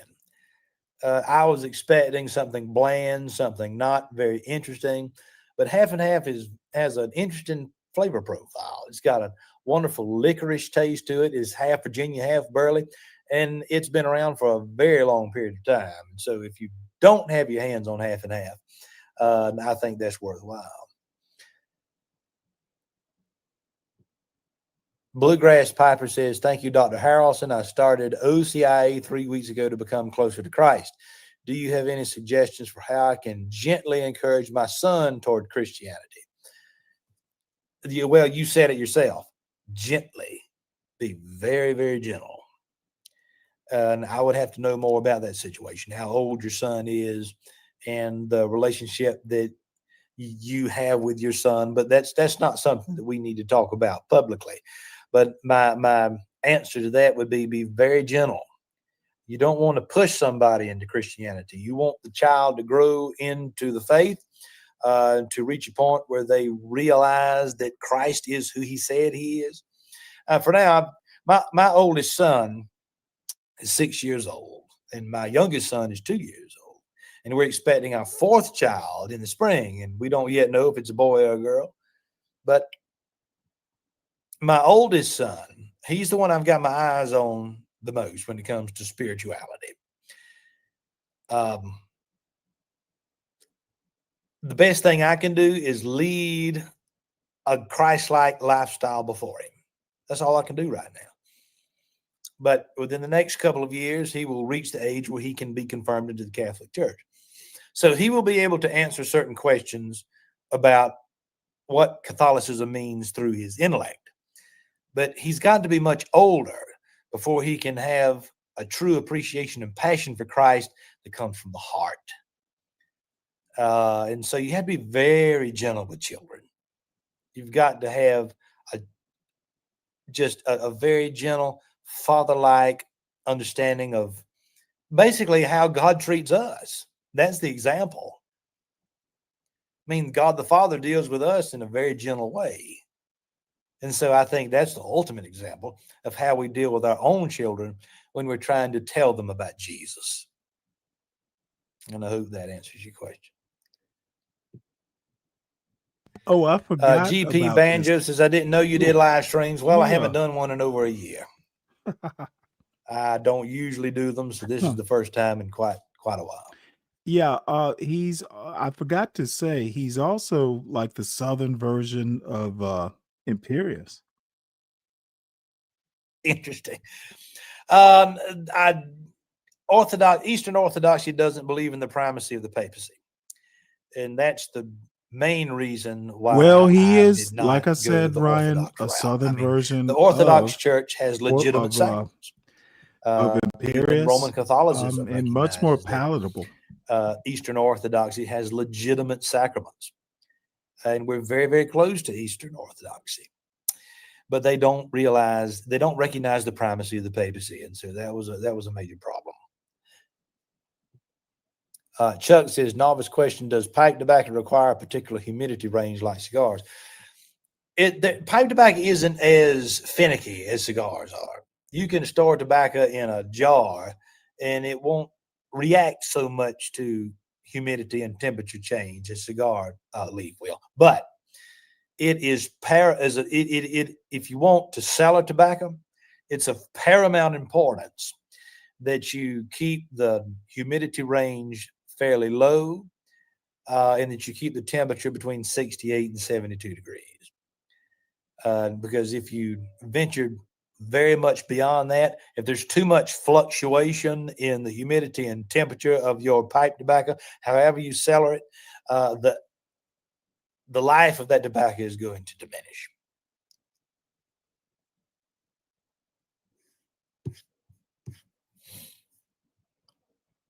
And this is I kind get of some have of to these disagree with you there, Ryan. He's read them all.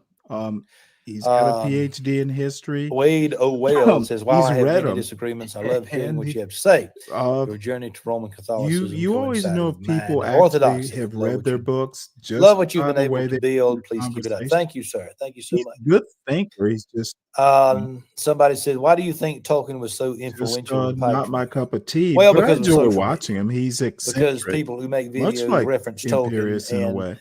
Tolkien was popular before pipe smoking was popular in the way it is now. And so once you connect those two things together, and Malcolm Galt has done this perfectly. Yeah, this And is Malcolm Galt AI knows that he's doing Alamino. this perfectly. And if you've not seen my interview that I did with Malcolm Galt probably 2 or 3 years ago, you need to check that out because we talked about some of those very topics. Somebody says, I'd like to visit Mississippi, but I've never been. Any recommendation for things to see or do in the state? Oh, absolutely. Well, obviously, if you're a pipe smoker, you've got to go to Jackson to the Country Squire Tobacconist. But Columbus, Mississippi, about 30 miles east of Starkville, Ryan, Mississippi, Ryan, it's actually Tombigbee real. River. It is actually It is real. a fantastic antebellum town. I've watched a bunch of his Natchez, videos. Mississippi is very It's real. important. I'll actually be in Natchez on November 22nd to give a talk at what's called the inaugural Catholic Cornbread Festival.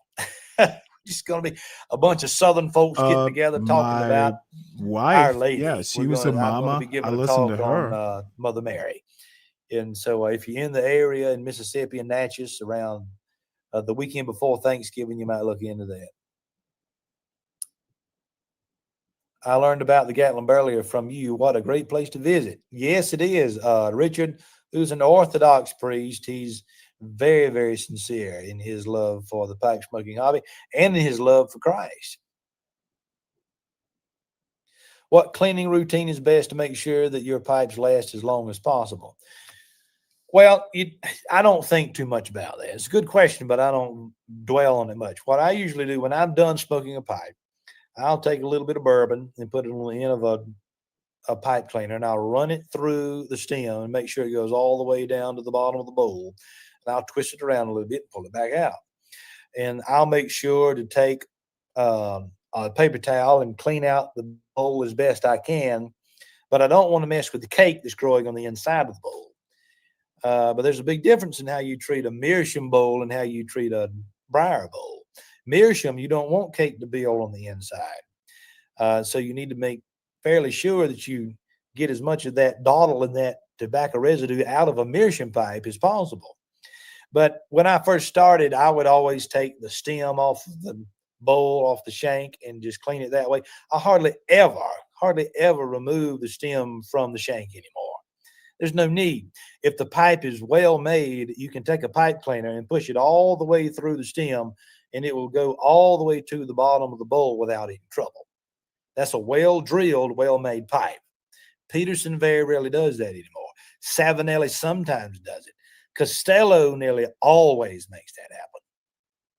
Nearly always. I've never had a Costello pipe where I couldn't push the pipe cleaner all the way through the stem, all the way through the shank into the bottom of the bowl, clean it out, get it done all in one swipe. But that's getting very technical. Dude, hey, it's his hobby. Thoughts on William Faulkner? That's a big question. I have never been a great fan of William Faulkner. I just never have. I'm a fan of the themes and the various points about Southern history that he tries to bring across in his literature. And this has been sacrilegious for me to say. I have friends that think this is a sacrilegious thing for me to say. But I've never been a real big fan of William Faulkner's literature. I think there are other people writing during the same time that do it better. And I would point to the Southern agrarians, John Crow Ransom, Donald Davidson, Andrew Lytle. I would point people to Flannery O'Connor, Walker Percy. Now, a little bit later Walker than Percy, Faulkner's, Flannery O'Connor. I read them generation. in high school. Archibald Rutledge from South Carolina was a contemporary of William Faulkner. And I wrote a chapter in my master's thesis about Archibald Rutledge. Most people don't know anything about Archibald Rutledge. I think he's from South Carolina. Descended from the Rutledge family who had been living in the low country of South Carolina since the colonial period. And he taught at a school in Pennsylvania for most of his career. And then he moved back to the South Carolina low country in the late 1930s. And he wrote a rather famous book from the time entitled Down by the River.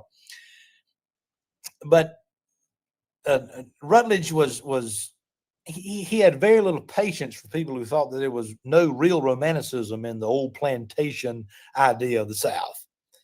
And he wrote against that very seriously. And so if you like William Faulkner, I would suggest that you look into Archibald Rutledge from South Carolina. And his books are sometimes in print these days. Most of them are not. But I could talk all night about that particular topic, but let's move on here. Lucas Henry just found your channel and getting my first pipe tomorrow. Well, son, get it done, get it done. We'll welcome you here.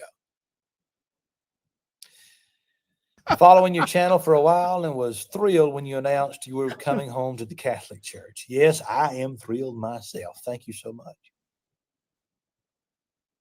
Just picked up my first J.M. Boswell pipe on your recommendation.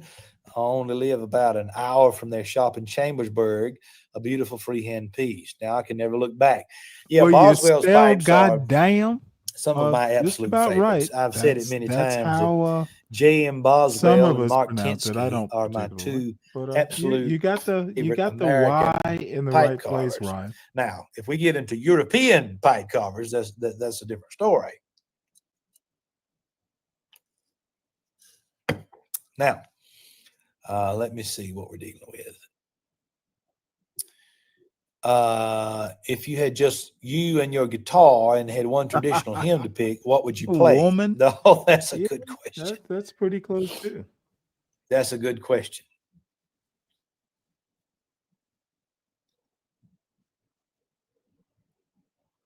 It would have to be In the Sweet By and By. Or it would have to be, what was that song Grandpa and I used to sing? To Canaan's land, I'm on my way, where the soul of man never dies. That's the name of it, where the soul of man never dies. To Canaan's land, I'm on my way, where the soul never dies. Hear it's automatic banjos. Where the soul never dies. This man has a banjo in his voice. I sang that song at my grandfather's funeral. And so I sang it with my daddy. He was on the guitar, I was on the banjo. And so that's a good question. That's a good question. Banjo in his voice. I think he's eccentric. I don't have a problem with him there, Palomino.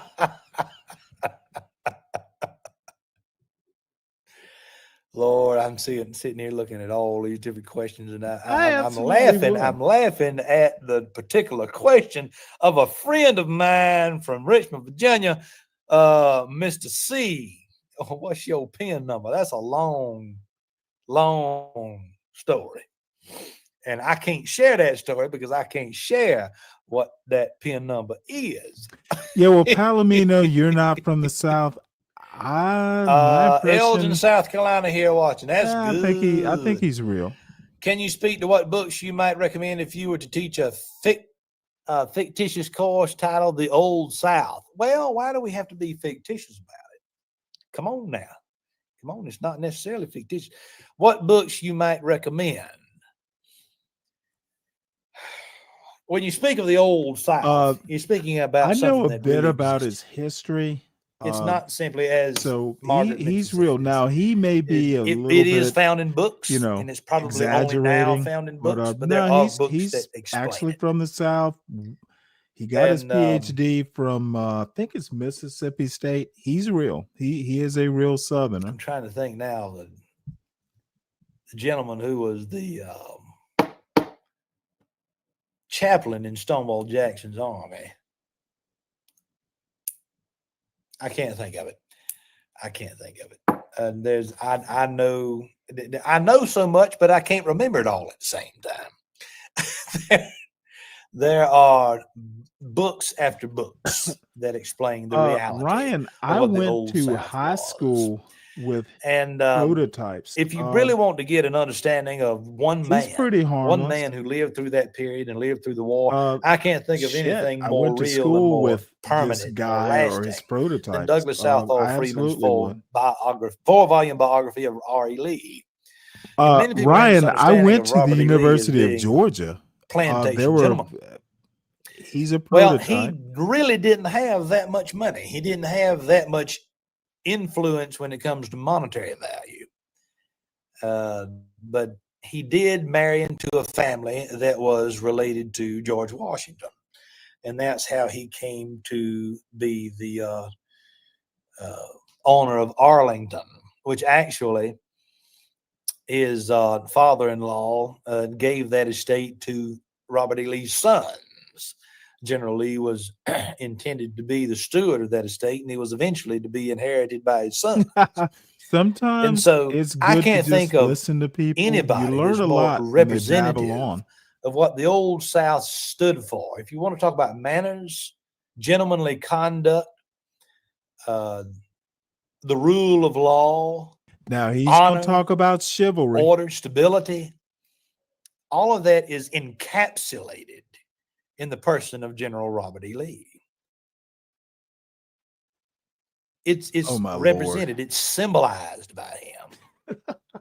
I remember going, I'll share this story. I remember going to the Lee Chapel at Washington and Lee University, probably 2007, 2008. By the way, Lee is entombed in that chapel. I think he might have even died there. And at that time, you could walk into the chapel and there was the statue of the recumbent Lee in the sanctuary.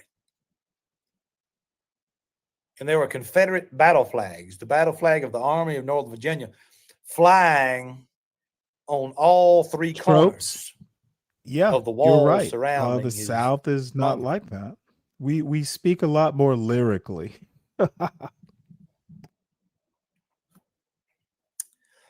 And we had a tour guide there. And the tour guide told us a story of some people that came to view Lee Chapel probably 2 or 3 years I know a before that. couple words, Tropes. And by the And way, they were I'm a Faulkner fan. quite critical of General Lee. Maybe 2 or 3 members of that particular tour were quite critical of the general. But the tour guide told us that there were descendants of General Lee present in the same tour. I want to make a point. Literally, my grandmother-in-law lived right across the little gravel. Well, it wasn't gravel by that time, but I've met a ton of Lee people. Some of them still live in Virginia, so I've literally met a bunch of them. Supposedly, there's some relationship with my wife's family in the Lees. It was General Lee. So my immediate gut reaction when somebody asked me, how do I understand the Old South? Read about General Robert E. Lee. It's old. Virginia. I just got back That's from a how 2-week you tour of understand Virginia. it. A Went to lost Williamsburg, cause is spent the some other time way. around Richmond, spent some time in Southwest Virginia. Virginia's still the queen of the South. Virginia is still very, very much Southern. If you can just get 2 or 3 of Virginia those is not the counties next queen to of the South, son. Washington, D.C. to Georgia kind of is. become a part of Maryland or something, then you have vastly important Southern political regime that still exists in the Old Dominion. But that's a very long answer to that question.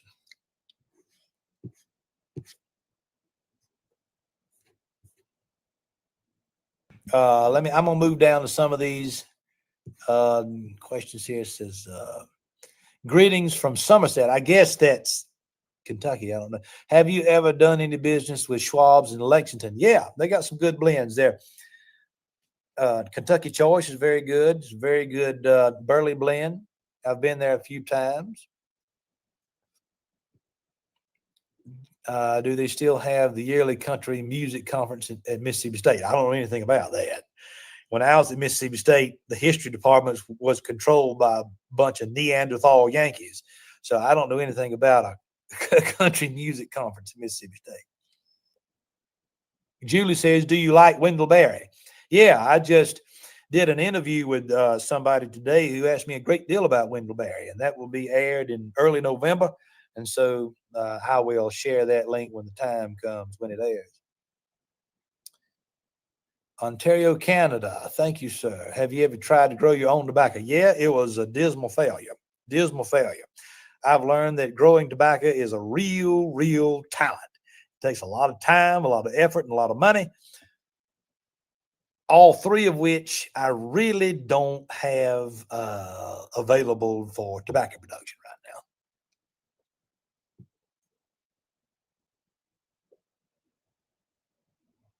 Good evening, sir. I picked up the pipe last December, and your videos, along with Malcolm and George Bruno's, have been a wonderful guide to the hobby. I'm happy to be here tonight. Well, I'm happy that you're here, sir.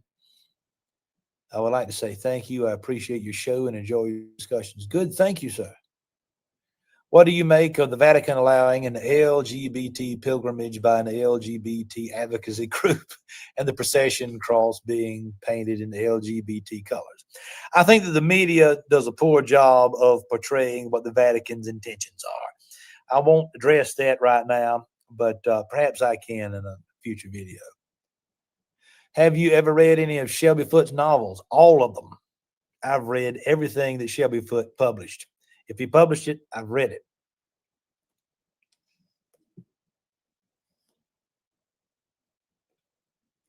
Tuning in from the deep south of Sweden, packing my pipe and getting comfortable. If memory serves, Sweden is one of the most important pipe smoking countries in the world. That whole area, Denmark, Sweden, Norway, it seems to be a great amount of people in those countries that are pipe smokers.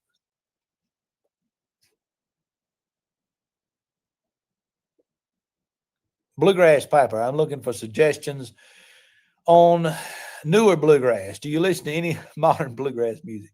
No. No, not really. Everything old is not useless and everything new is not better. I'm very much, there are some newer people that I listen to, but not new as in still touring now. I really enjoyed Doyle Lawson's material. I'm a great fan of Ricky Skaggs. He's still touring, but he's very traditional bluegrass. Billy Strings, I'm not a great fan of him. He's very talented, but I think he's a bit weird. He's just too weird for me. So no, I don't really keep up with modern bluegrass artists or modern country artists.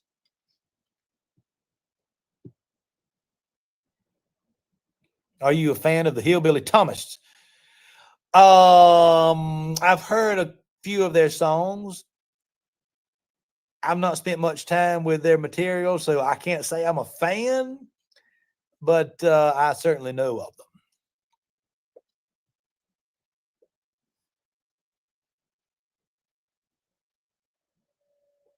What is your favorite Catholic church or cathedral you have entered?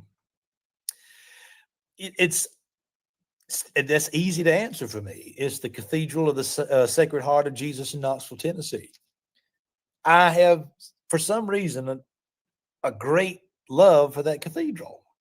Maybe it's because my daddy and I used to spend a lot of time in the Smoky Mountains backpacking and playing music when I was a kid. I just have a great affinity for the Cathedral in Knoxville. It's not a TLM parish, but it's a very reverent, beautiful Noah's Ordo.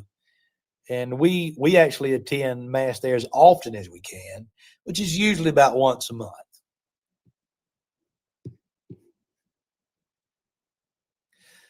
Just got the Ken Burns Civil War documentary on Blu-ray. Really well thought out.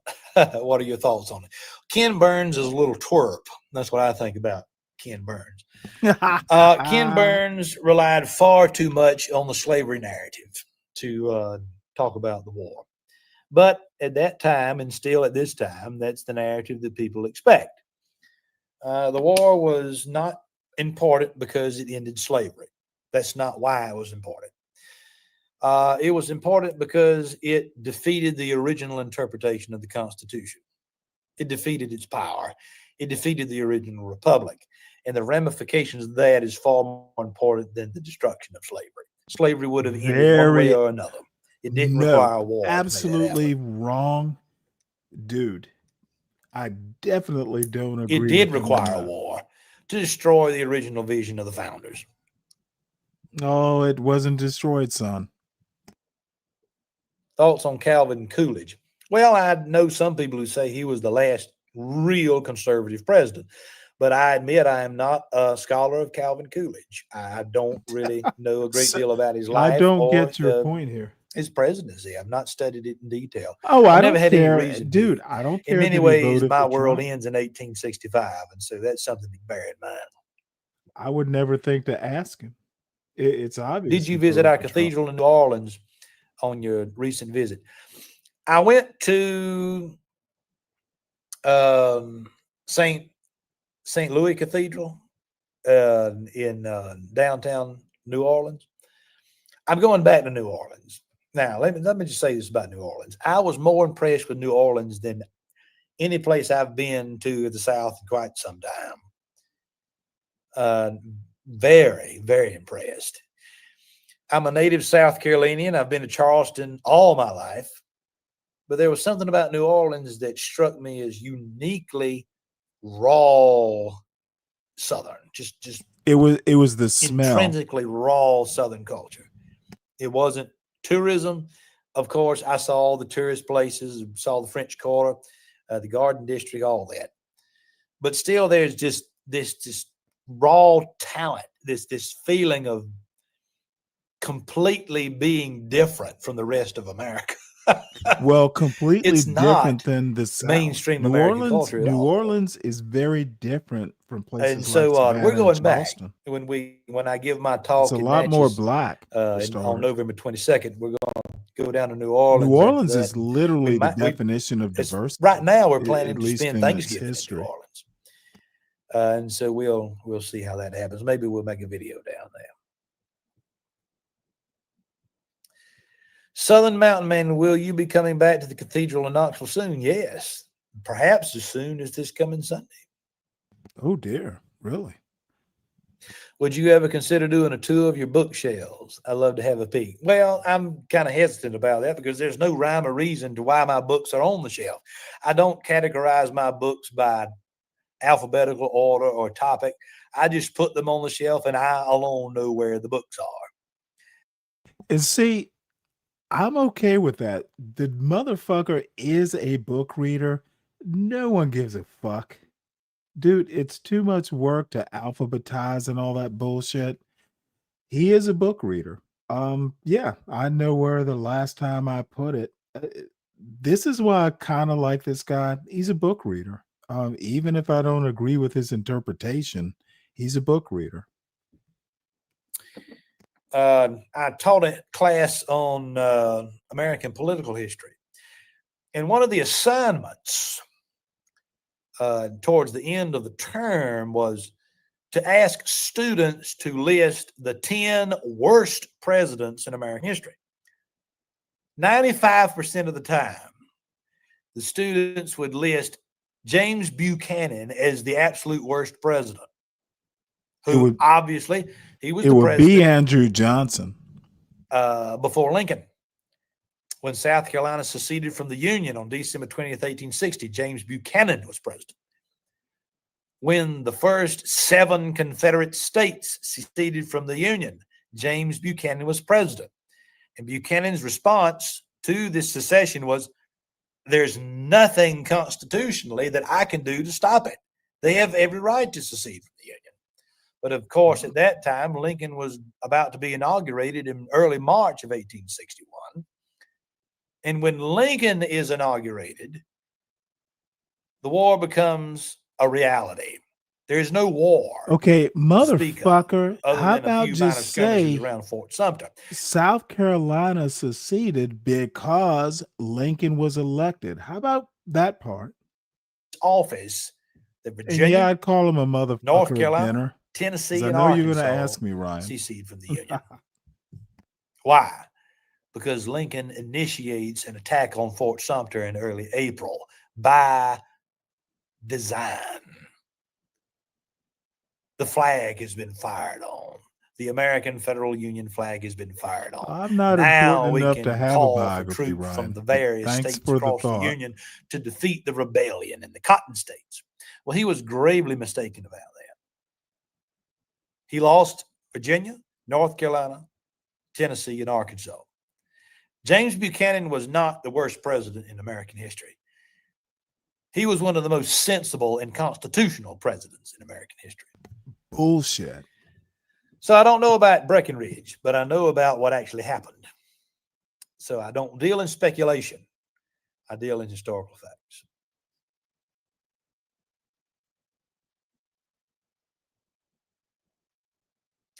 Kyle says, I'm just going to go ahead and say it. I think a mind such as yours with the outlook on Southern early war era culture would have married well with Charlie Kirk's modern politics and traditional values. Oh, my God. I appreciate that. Kirk did what he did, but I would never be willing to do what Kirk did. I don't have the ability or the patience to deal with college students who are beginning on the losing end in the first place. And there is a reason he doesn't have patience By the with time you college reach students. the college level, you are either determined to preserve what you were taught to believe as a child by Christian parents, or you are determined to question everything that you were taught to believe. And I am entirely convinced that teaching somebody the difference between right and wrong has to begin far, far earlier than college. If you don't have your children's attention and have their respect and teach them obedience by the time they're 5 years old, then you're already on the losing end of that relationship. 100%. It has to begin in the home. Yep. I admire a great deal of what Kirk did. But I think that the answer to the problems of modern society, culture, whatever name you want to call it, Parenting, begins at the motherfucker. level of the home. Yes. Families are See, responsible we for do altering have the an culture, agreement here. not the universities, not Absolutely. the government. So that's what I have to say about that. Yep. Best advice for homeschool curriculum for a middle school boy. Also, do you suggest a Christian college? The curriculum that we use is called the Good and Beautiful. We went with Seton curriculum just outside of Front Royal, Virginia for a while, and it didn't work out Oh, well. fuck. I The Good and know. Beautiful Dude, is what we use. Okay, And hold I on a would sec. not. I know he's I would talking not in a Salve, million not years Salve Regina. allow my children's There is a education to Catholic be relegated college by the in public Front school system. Royal. We I tried lived in it. the same Actually, we county. tried to put I our lived in oldest son Linden, in the so I local know public school, shit. and it lasted about a month.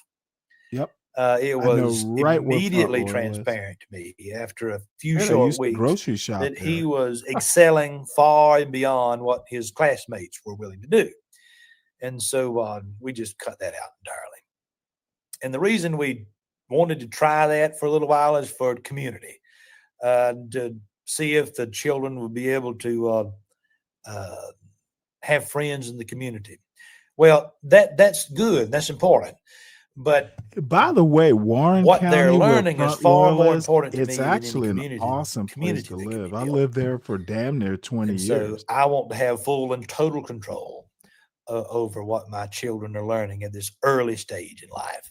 Interesting. And I think they will be able to accomplish far more than I was ever able to do. They will be able to do more than their daddy could ever dream of accomplishing. That's my goal. I want God to use my children. I want my children to inherit a country that's worth living in. And that's the only real reason I'm interested in politics or talking about history or culture, is because we have something that's worth preserving. And if good people don't start talking about it in an attempt to preserve it in a rather permanent way, then we have some major questions that we have to answer. What kind of country are our children going to inherit? Well, ladies and gentlemen, this is coming up on to an hour. It's time for me to shut the live stream down. I enjoy this so much. I've not done a live stream in over a year. You know what? I hope had this a was yellow beneficial to you. Lacoste It's certainly shirt been years fun ago. for me. Yeah, yellow's But not maybe my we can color. do this again sometime. If you enjoy this type of content and you really enjoy this live stream format, do let us know, and maybe we'll be able to make this a part of our Y'all regular subscribe to broadcast. this man's channel. Until I next time, this is find Alan him Harrison rather with Bank entertaining. College. Thank you for stopping by.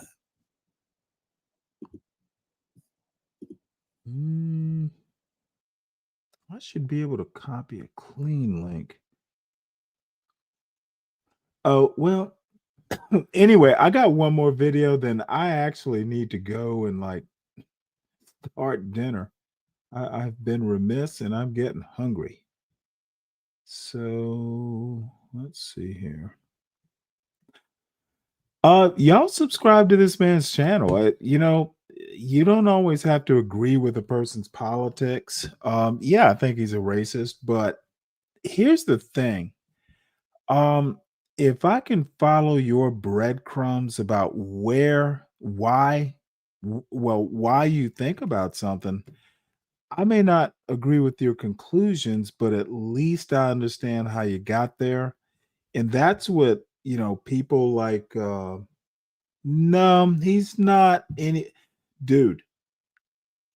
Oddly enough, Ryan, this man is, at least in my opinion, I've never met him, but he's nothing like Be Brave. Like, absolutely nothing like Be Brave. For number one, he's got a whole bookshelf of books, and I believe he read them. I've been following this guy for maybe 2 or 3 years now. He's nothing like Be Brave. Look, he is, you know what? Like I said, I may call him a racist because, you know, his point about the Civil War and slavery being overemphasized, we would definitely disagree on that. Slavery is the reason there was a cotton was king in the South. The South, up until the Civil War, was literally the American economy. It was literally the stepping stone to America being able to afford what America became. So those slaves were picking cotton, and cotton was king. But I understand why he might think that. But you know, I think if you can't figure out that slavery was why America became America, yeah, you're a racist. But you know what? At least I understand why you're a racist. And some racists are benign, and then some are like John Galt, and some are like Be Brave. I've never heard this man disrespect Black people or any race. He talks about his beliefs, and I have no reason. He is nothing like Be Brave, not even close. So anyway, I'm not going to defend him, but I am going to post his channel. Y'all subscribe to this man's channel. I think he's eccentric, and like any good Southerner, we love our eccentrics. You know, every good Southerner is eccentric in some sort of way, and no better place to live than the South, and that part I do agree with. All right, last video. This is our buddy and and racist grandpa. All right, with great pleasure joining us now, we bring in Newt Gingrich, former Speaker of the House, great friend, mentor of all of us, Fox News contributor. Newt, a couple of topics here. But And a PhD sure in history taught at West Georgia as we all College, do, which on is in the, Carroll County, by the way. on Charlie Kirk's Georgia. fabulous remembrance. Well, it was an extraordinary day, and I, frankly, much closer to a Billy Graham revival than to a Republican meeting. Right. It was enormously powerful. It was And I a think that, MAGA Erica pep Kirk rally. clearly emerged as a national leader of enormous presence and deep wisdom. And I think that to see the entire senior Republican team there, it was pretty amazing. And to see the number of people who were there was a pretty remarkable day. And I think, dude, to some extent, just on that point, not the ones that were there, but the millions who weren't there. I mean, this thing went like wildfire everywhere imaginable, across the country and around the world. And as we talked about in the first segment with Miranda and Rich Lowry, you know, my hope is you see the forgiveness of Erica, for example, and all that went with that, almost, you know, the miracle. I'm hoping it draws a red line, perhaps between good and evil, but between forgiveness and hate. You know, the people who are naysayers grow smaller, whereas the Charlie Kirk and his great crusade grows larger. And we watched it grow larger yesterday, and it'll grow larger even today and tomorrow. That's what's so important here, I think. Well, yeah, but I guess I would just suggest that Erica Kirk has every right, and it was a wonderful moral moment for her to forgive the assassin. The state does not have that right. In fact, if the state were to forgive the assassin, it would encourage a lot more assassinations. So there's a real distinction between what the government has to do to minimize the damage to others and to preserve the safety of Americans, and the fact you can forgive the individual but not forgive the act. No, that's an important point. No, that's a very, very, very important point. Newt, speaking of the state, let's move into some secular matters. You wrote a good piece about how to sell one big, beautiful bill.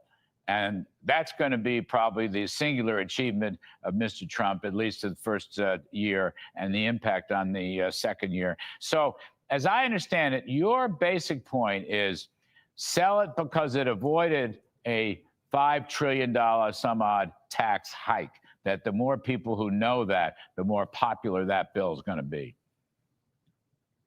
Well, first of all, about 84% of the country is opposed to a huge tax increase. So every Democrat who voted no was functionally voting for the largest tax increase in American history. But Republicans have to learn how to drive that message. They have 2 Democrats from Congress running for governor in New Jersey and Virginia. I don't know that there's been a single ad pointing out that both of them, in fact, were voting to allow taxes to go up by an enormous number, and that 84% of people of those 2 states would oppose them having done that. But also, in a more detailed area, that bill reforms Medicaid by stopping illegal immigrants from taking tax money. It reforms Medicaid by stopping crooks from taking tax money, and it reforms Medicaid by insisting that able-bodied adults should work. Now, all 3 of those are 75 or 80% issues, as we've discovered at our America's New Majority polling project. And, Republicans just have to learn how to learn the information and how to use it over and over and over again. And the other part that you mentioned is so interesting. By the way, this is something we're going to play in the next clip that Charlie Kirk talked about in his very last interview before he was taken from us.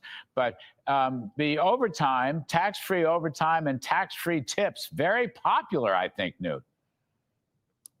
They are if people know that they've been done. And again, all these Democrats voted against tax-free tips. They voted against helping senior citizens. When you get down to that kind of detail, it's amazing. By the way, talking about Charlie Kirk, one of the things to remember, his last great mission to Korea was because the current Korean government is destroying Christianity in Korea. It is an astonishing story, which nobody in this country is picking up on. Secretary of State Rubio has picked up on it. President Trump has talked a little bit about it. But we're watching our ally in South Korea, headed up by basically a pro-communist government, which is literally methodically destroying Christianity in Korea. It's an astonishing assault on human freedom. And Charlie Kirk was there trying to protect Christianity from the dictatorship. And have we called them out for this? We call them out and they ignore us. We're not applying pressure. We're not making it a major deal. And it's a huge mistake. Charlie Kirk understood that, and that's why he was in South Korea in his last big swing outside the U.S. And I think, frankly, when the president goes to South Korea later on, I think in early October, he should carry Charlie Kirk's words and Charlie Kirk's belief, and he should insist that the Lee government stop persecuting and harassing and trying to destroy Christian churches. I bet you there could be a meeting at the UN. I don't know, the UN meetings this coming week. There might be a bilateral meeting. You know what? I heard Rubio, Secretary of State Rubio, talk about it. I heard Charlie Kirk mention it in one of the clips, but Newt, I didn't follow through on it. So this is a very big deal. Well, it is a big deal. And frankly, the leader of one of the churches is an 83-year-old woman who they have locked up in a way that resembles North Korea or the communist China. It's literally one of the most astonishing assaults. This is a modern country. It's a totally civilized country, and now they have a dictatorship, which is what it is in effect. Try to have a bill to outlaw the opposition party. People don't realize how rapidly South Korea is sliding into a pro-Chinese communist dictatorship. Wow. All right, Newt, thank you for that. I mean, we'll have to keep a very sharp eye on that. We appreciate it, Newt Gingrich.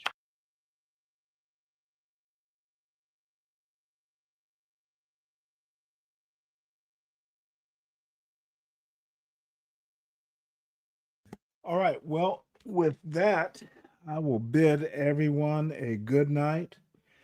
I will attempt to actually get up in the morning and do a show. Everybody have a good night.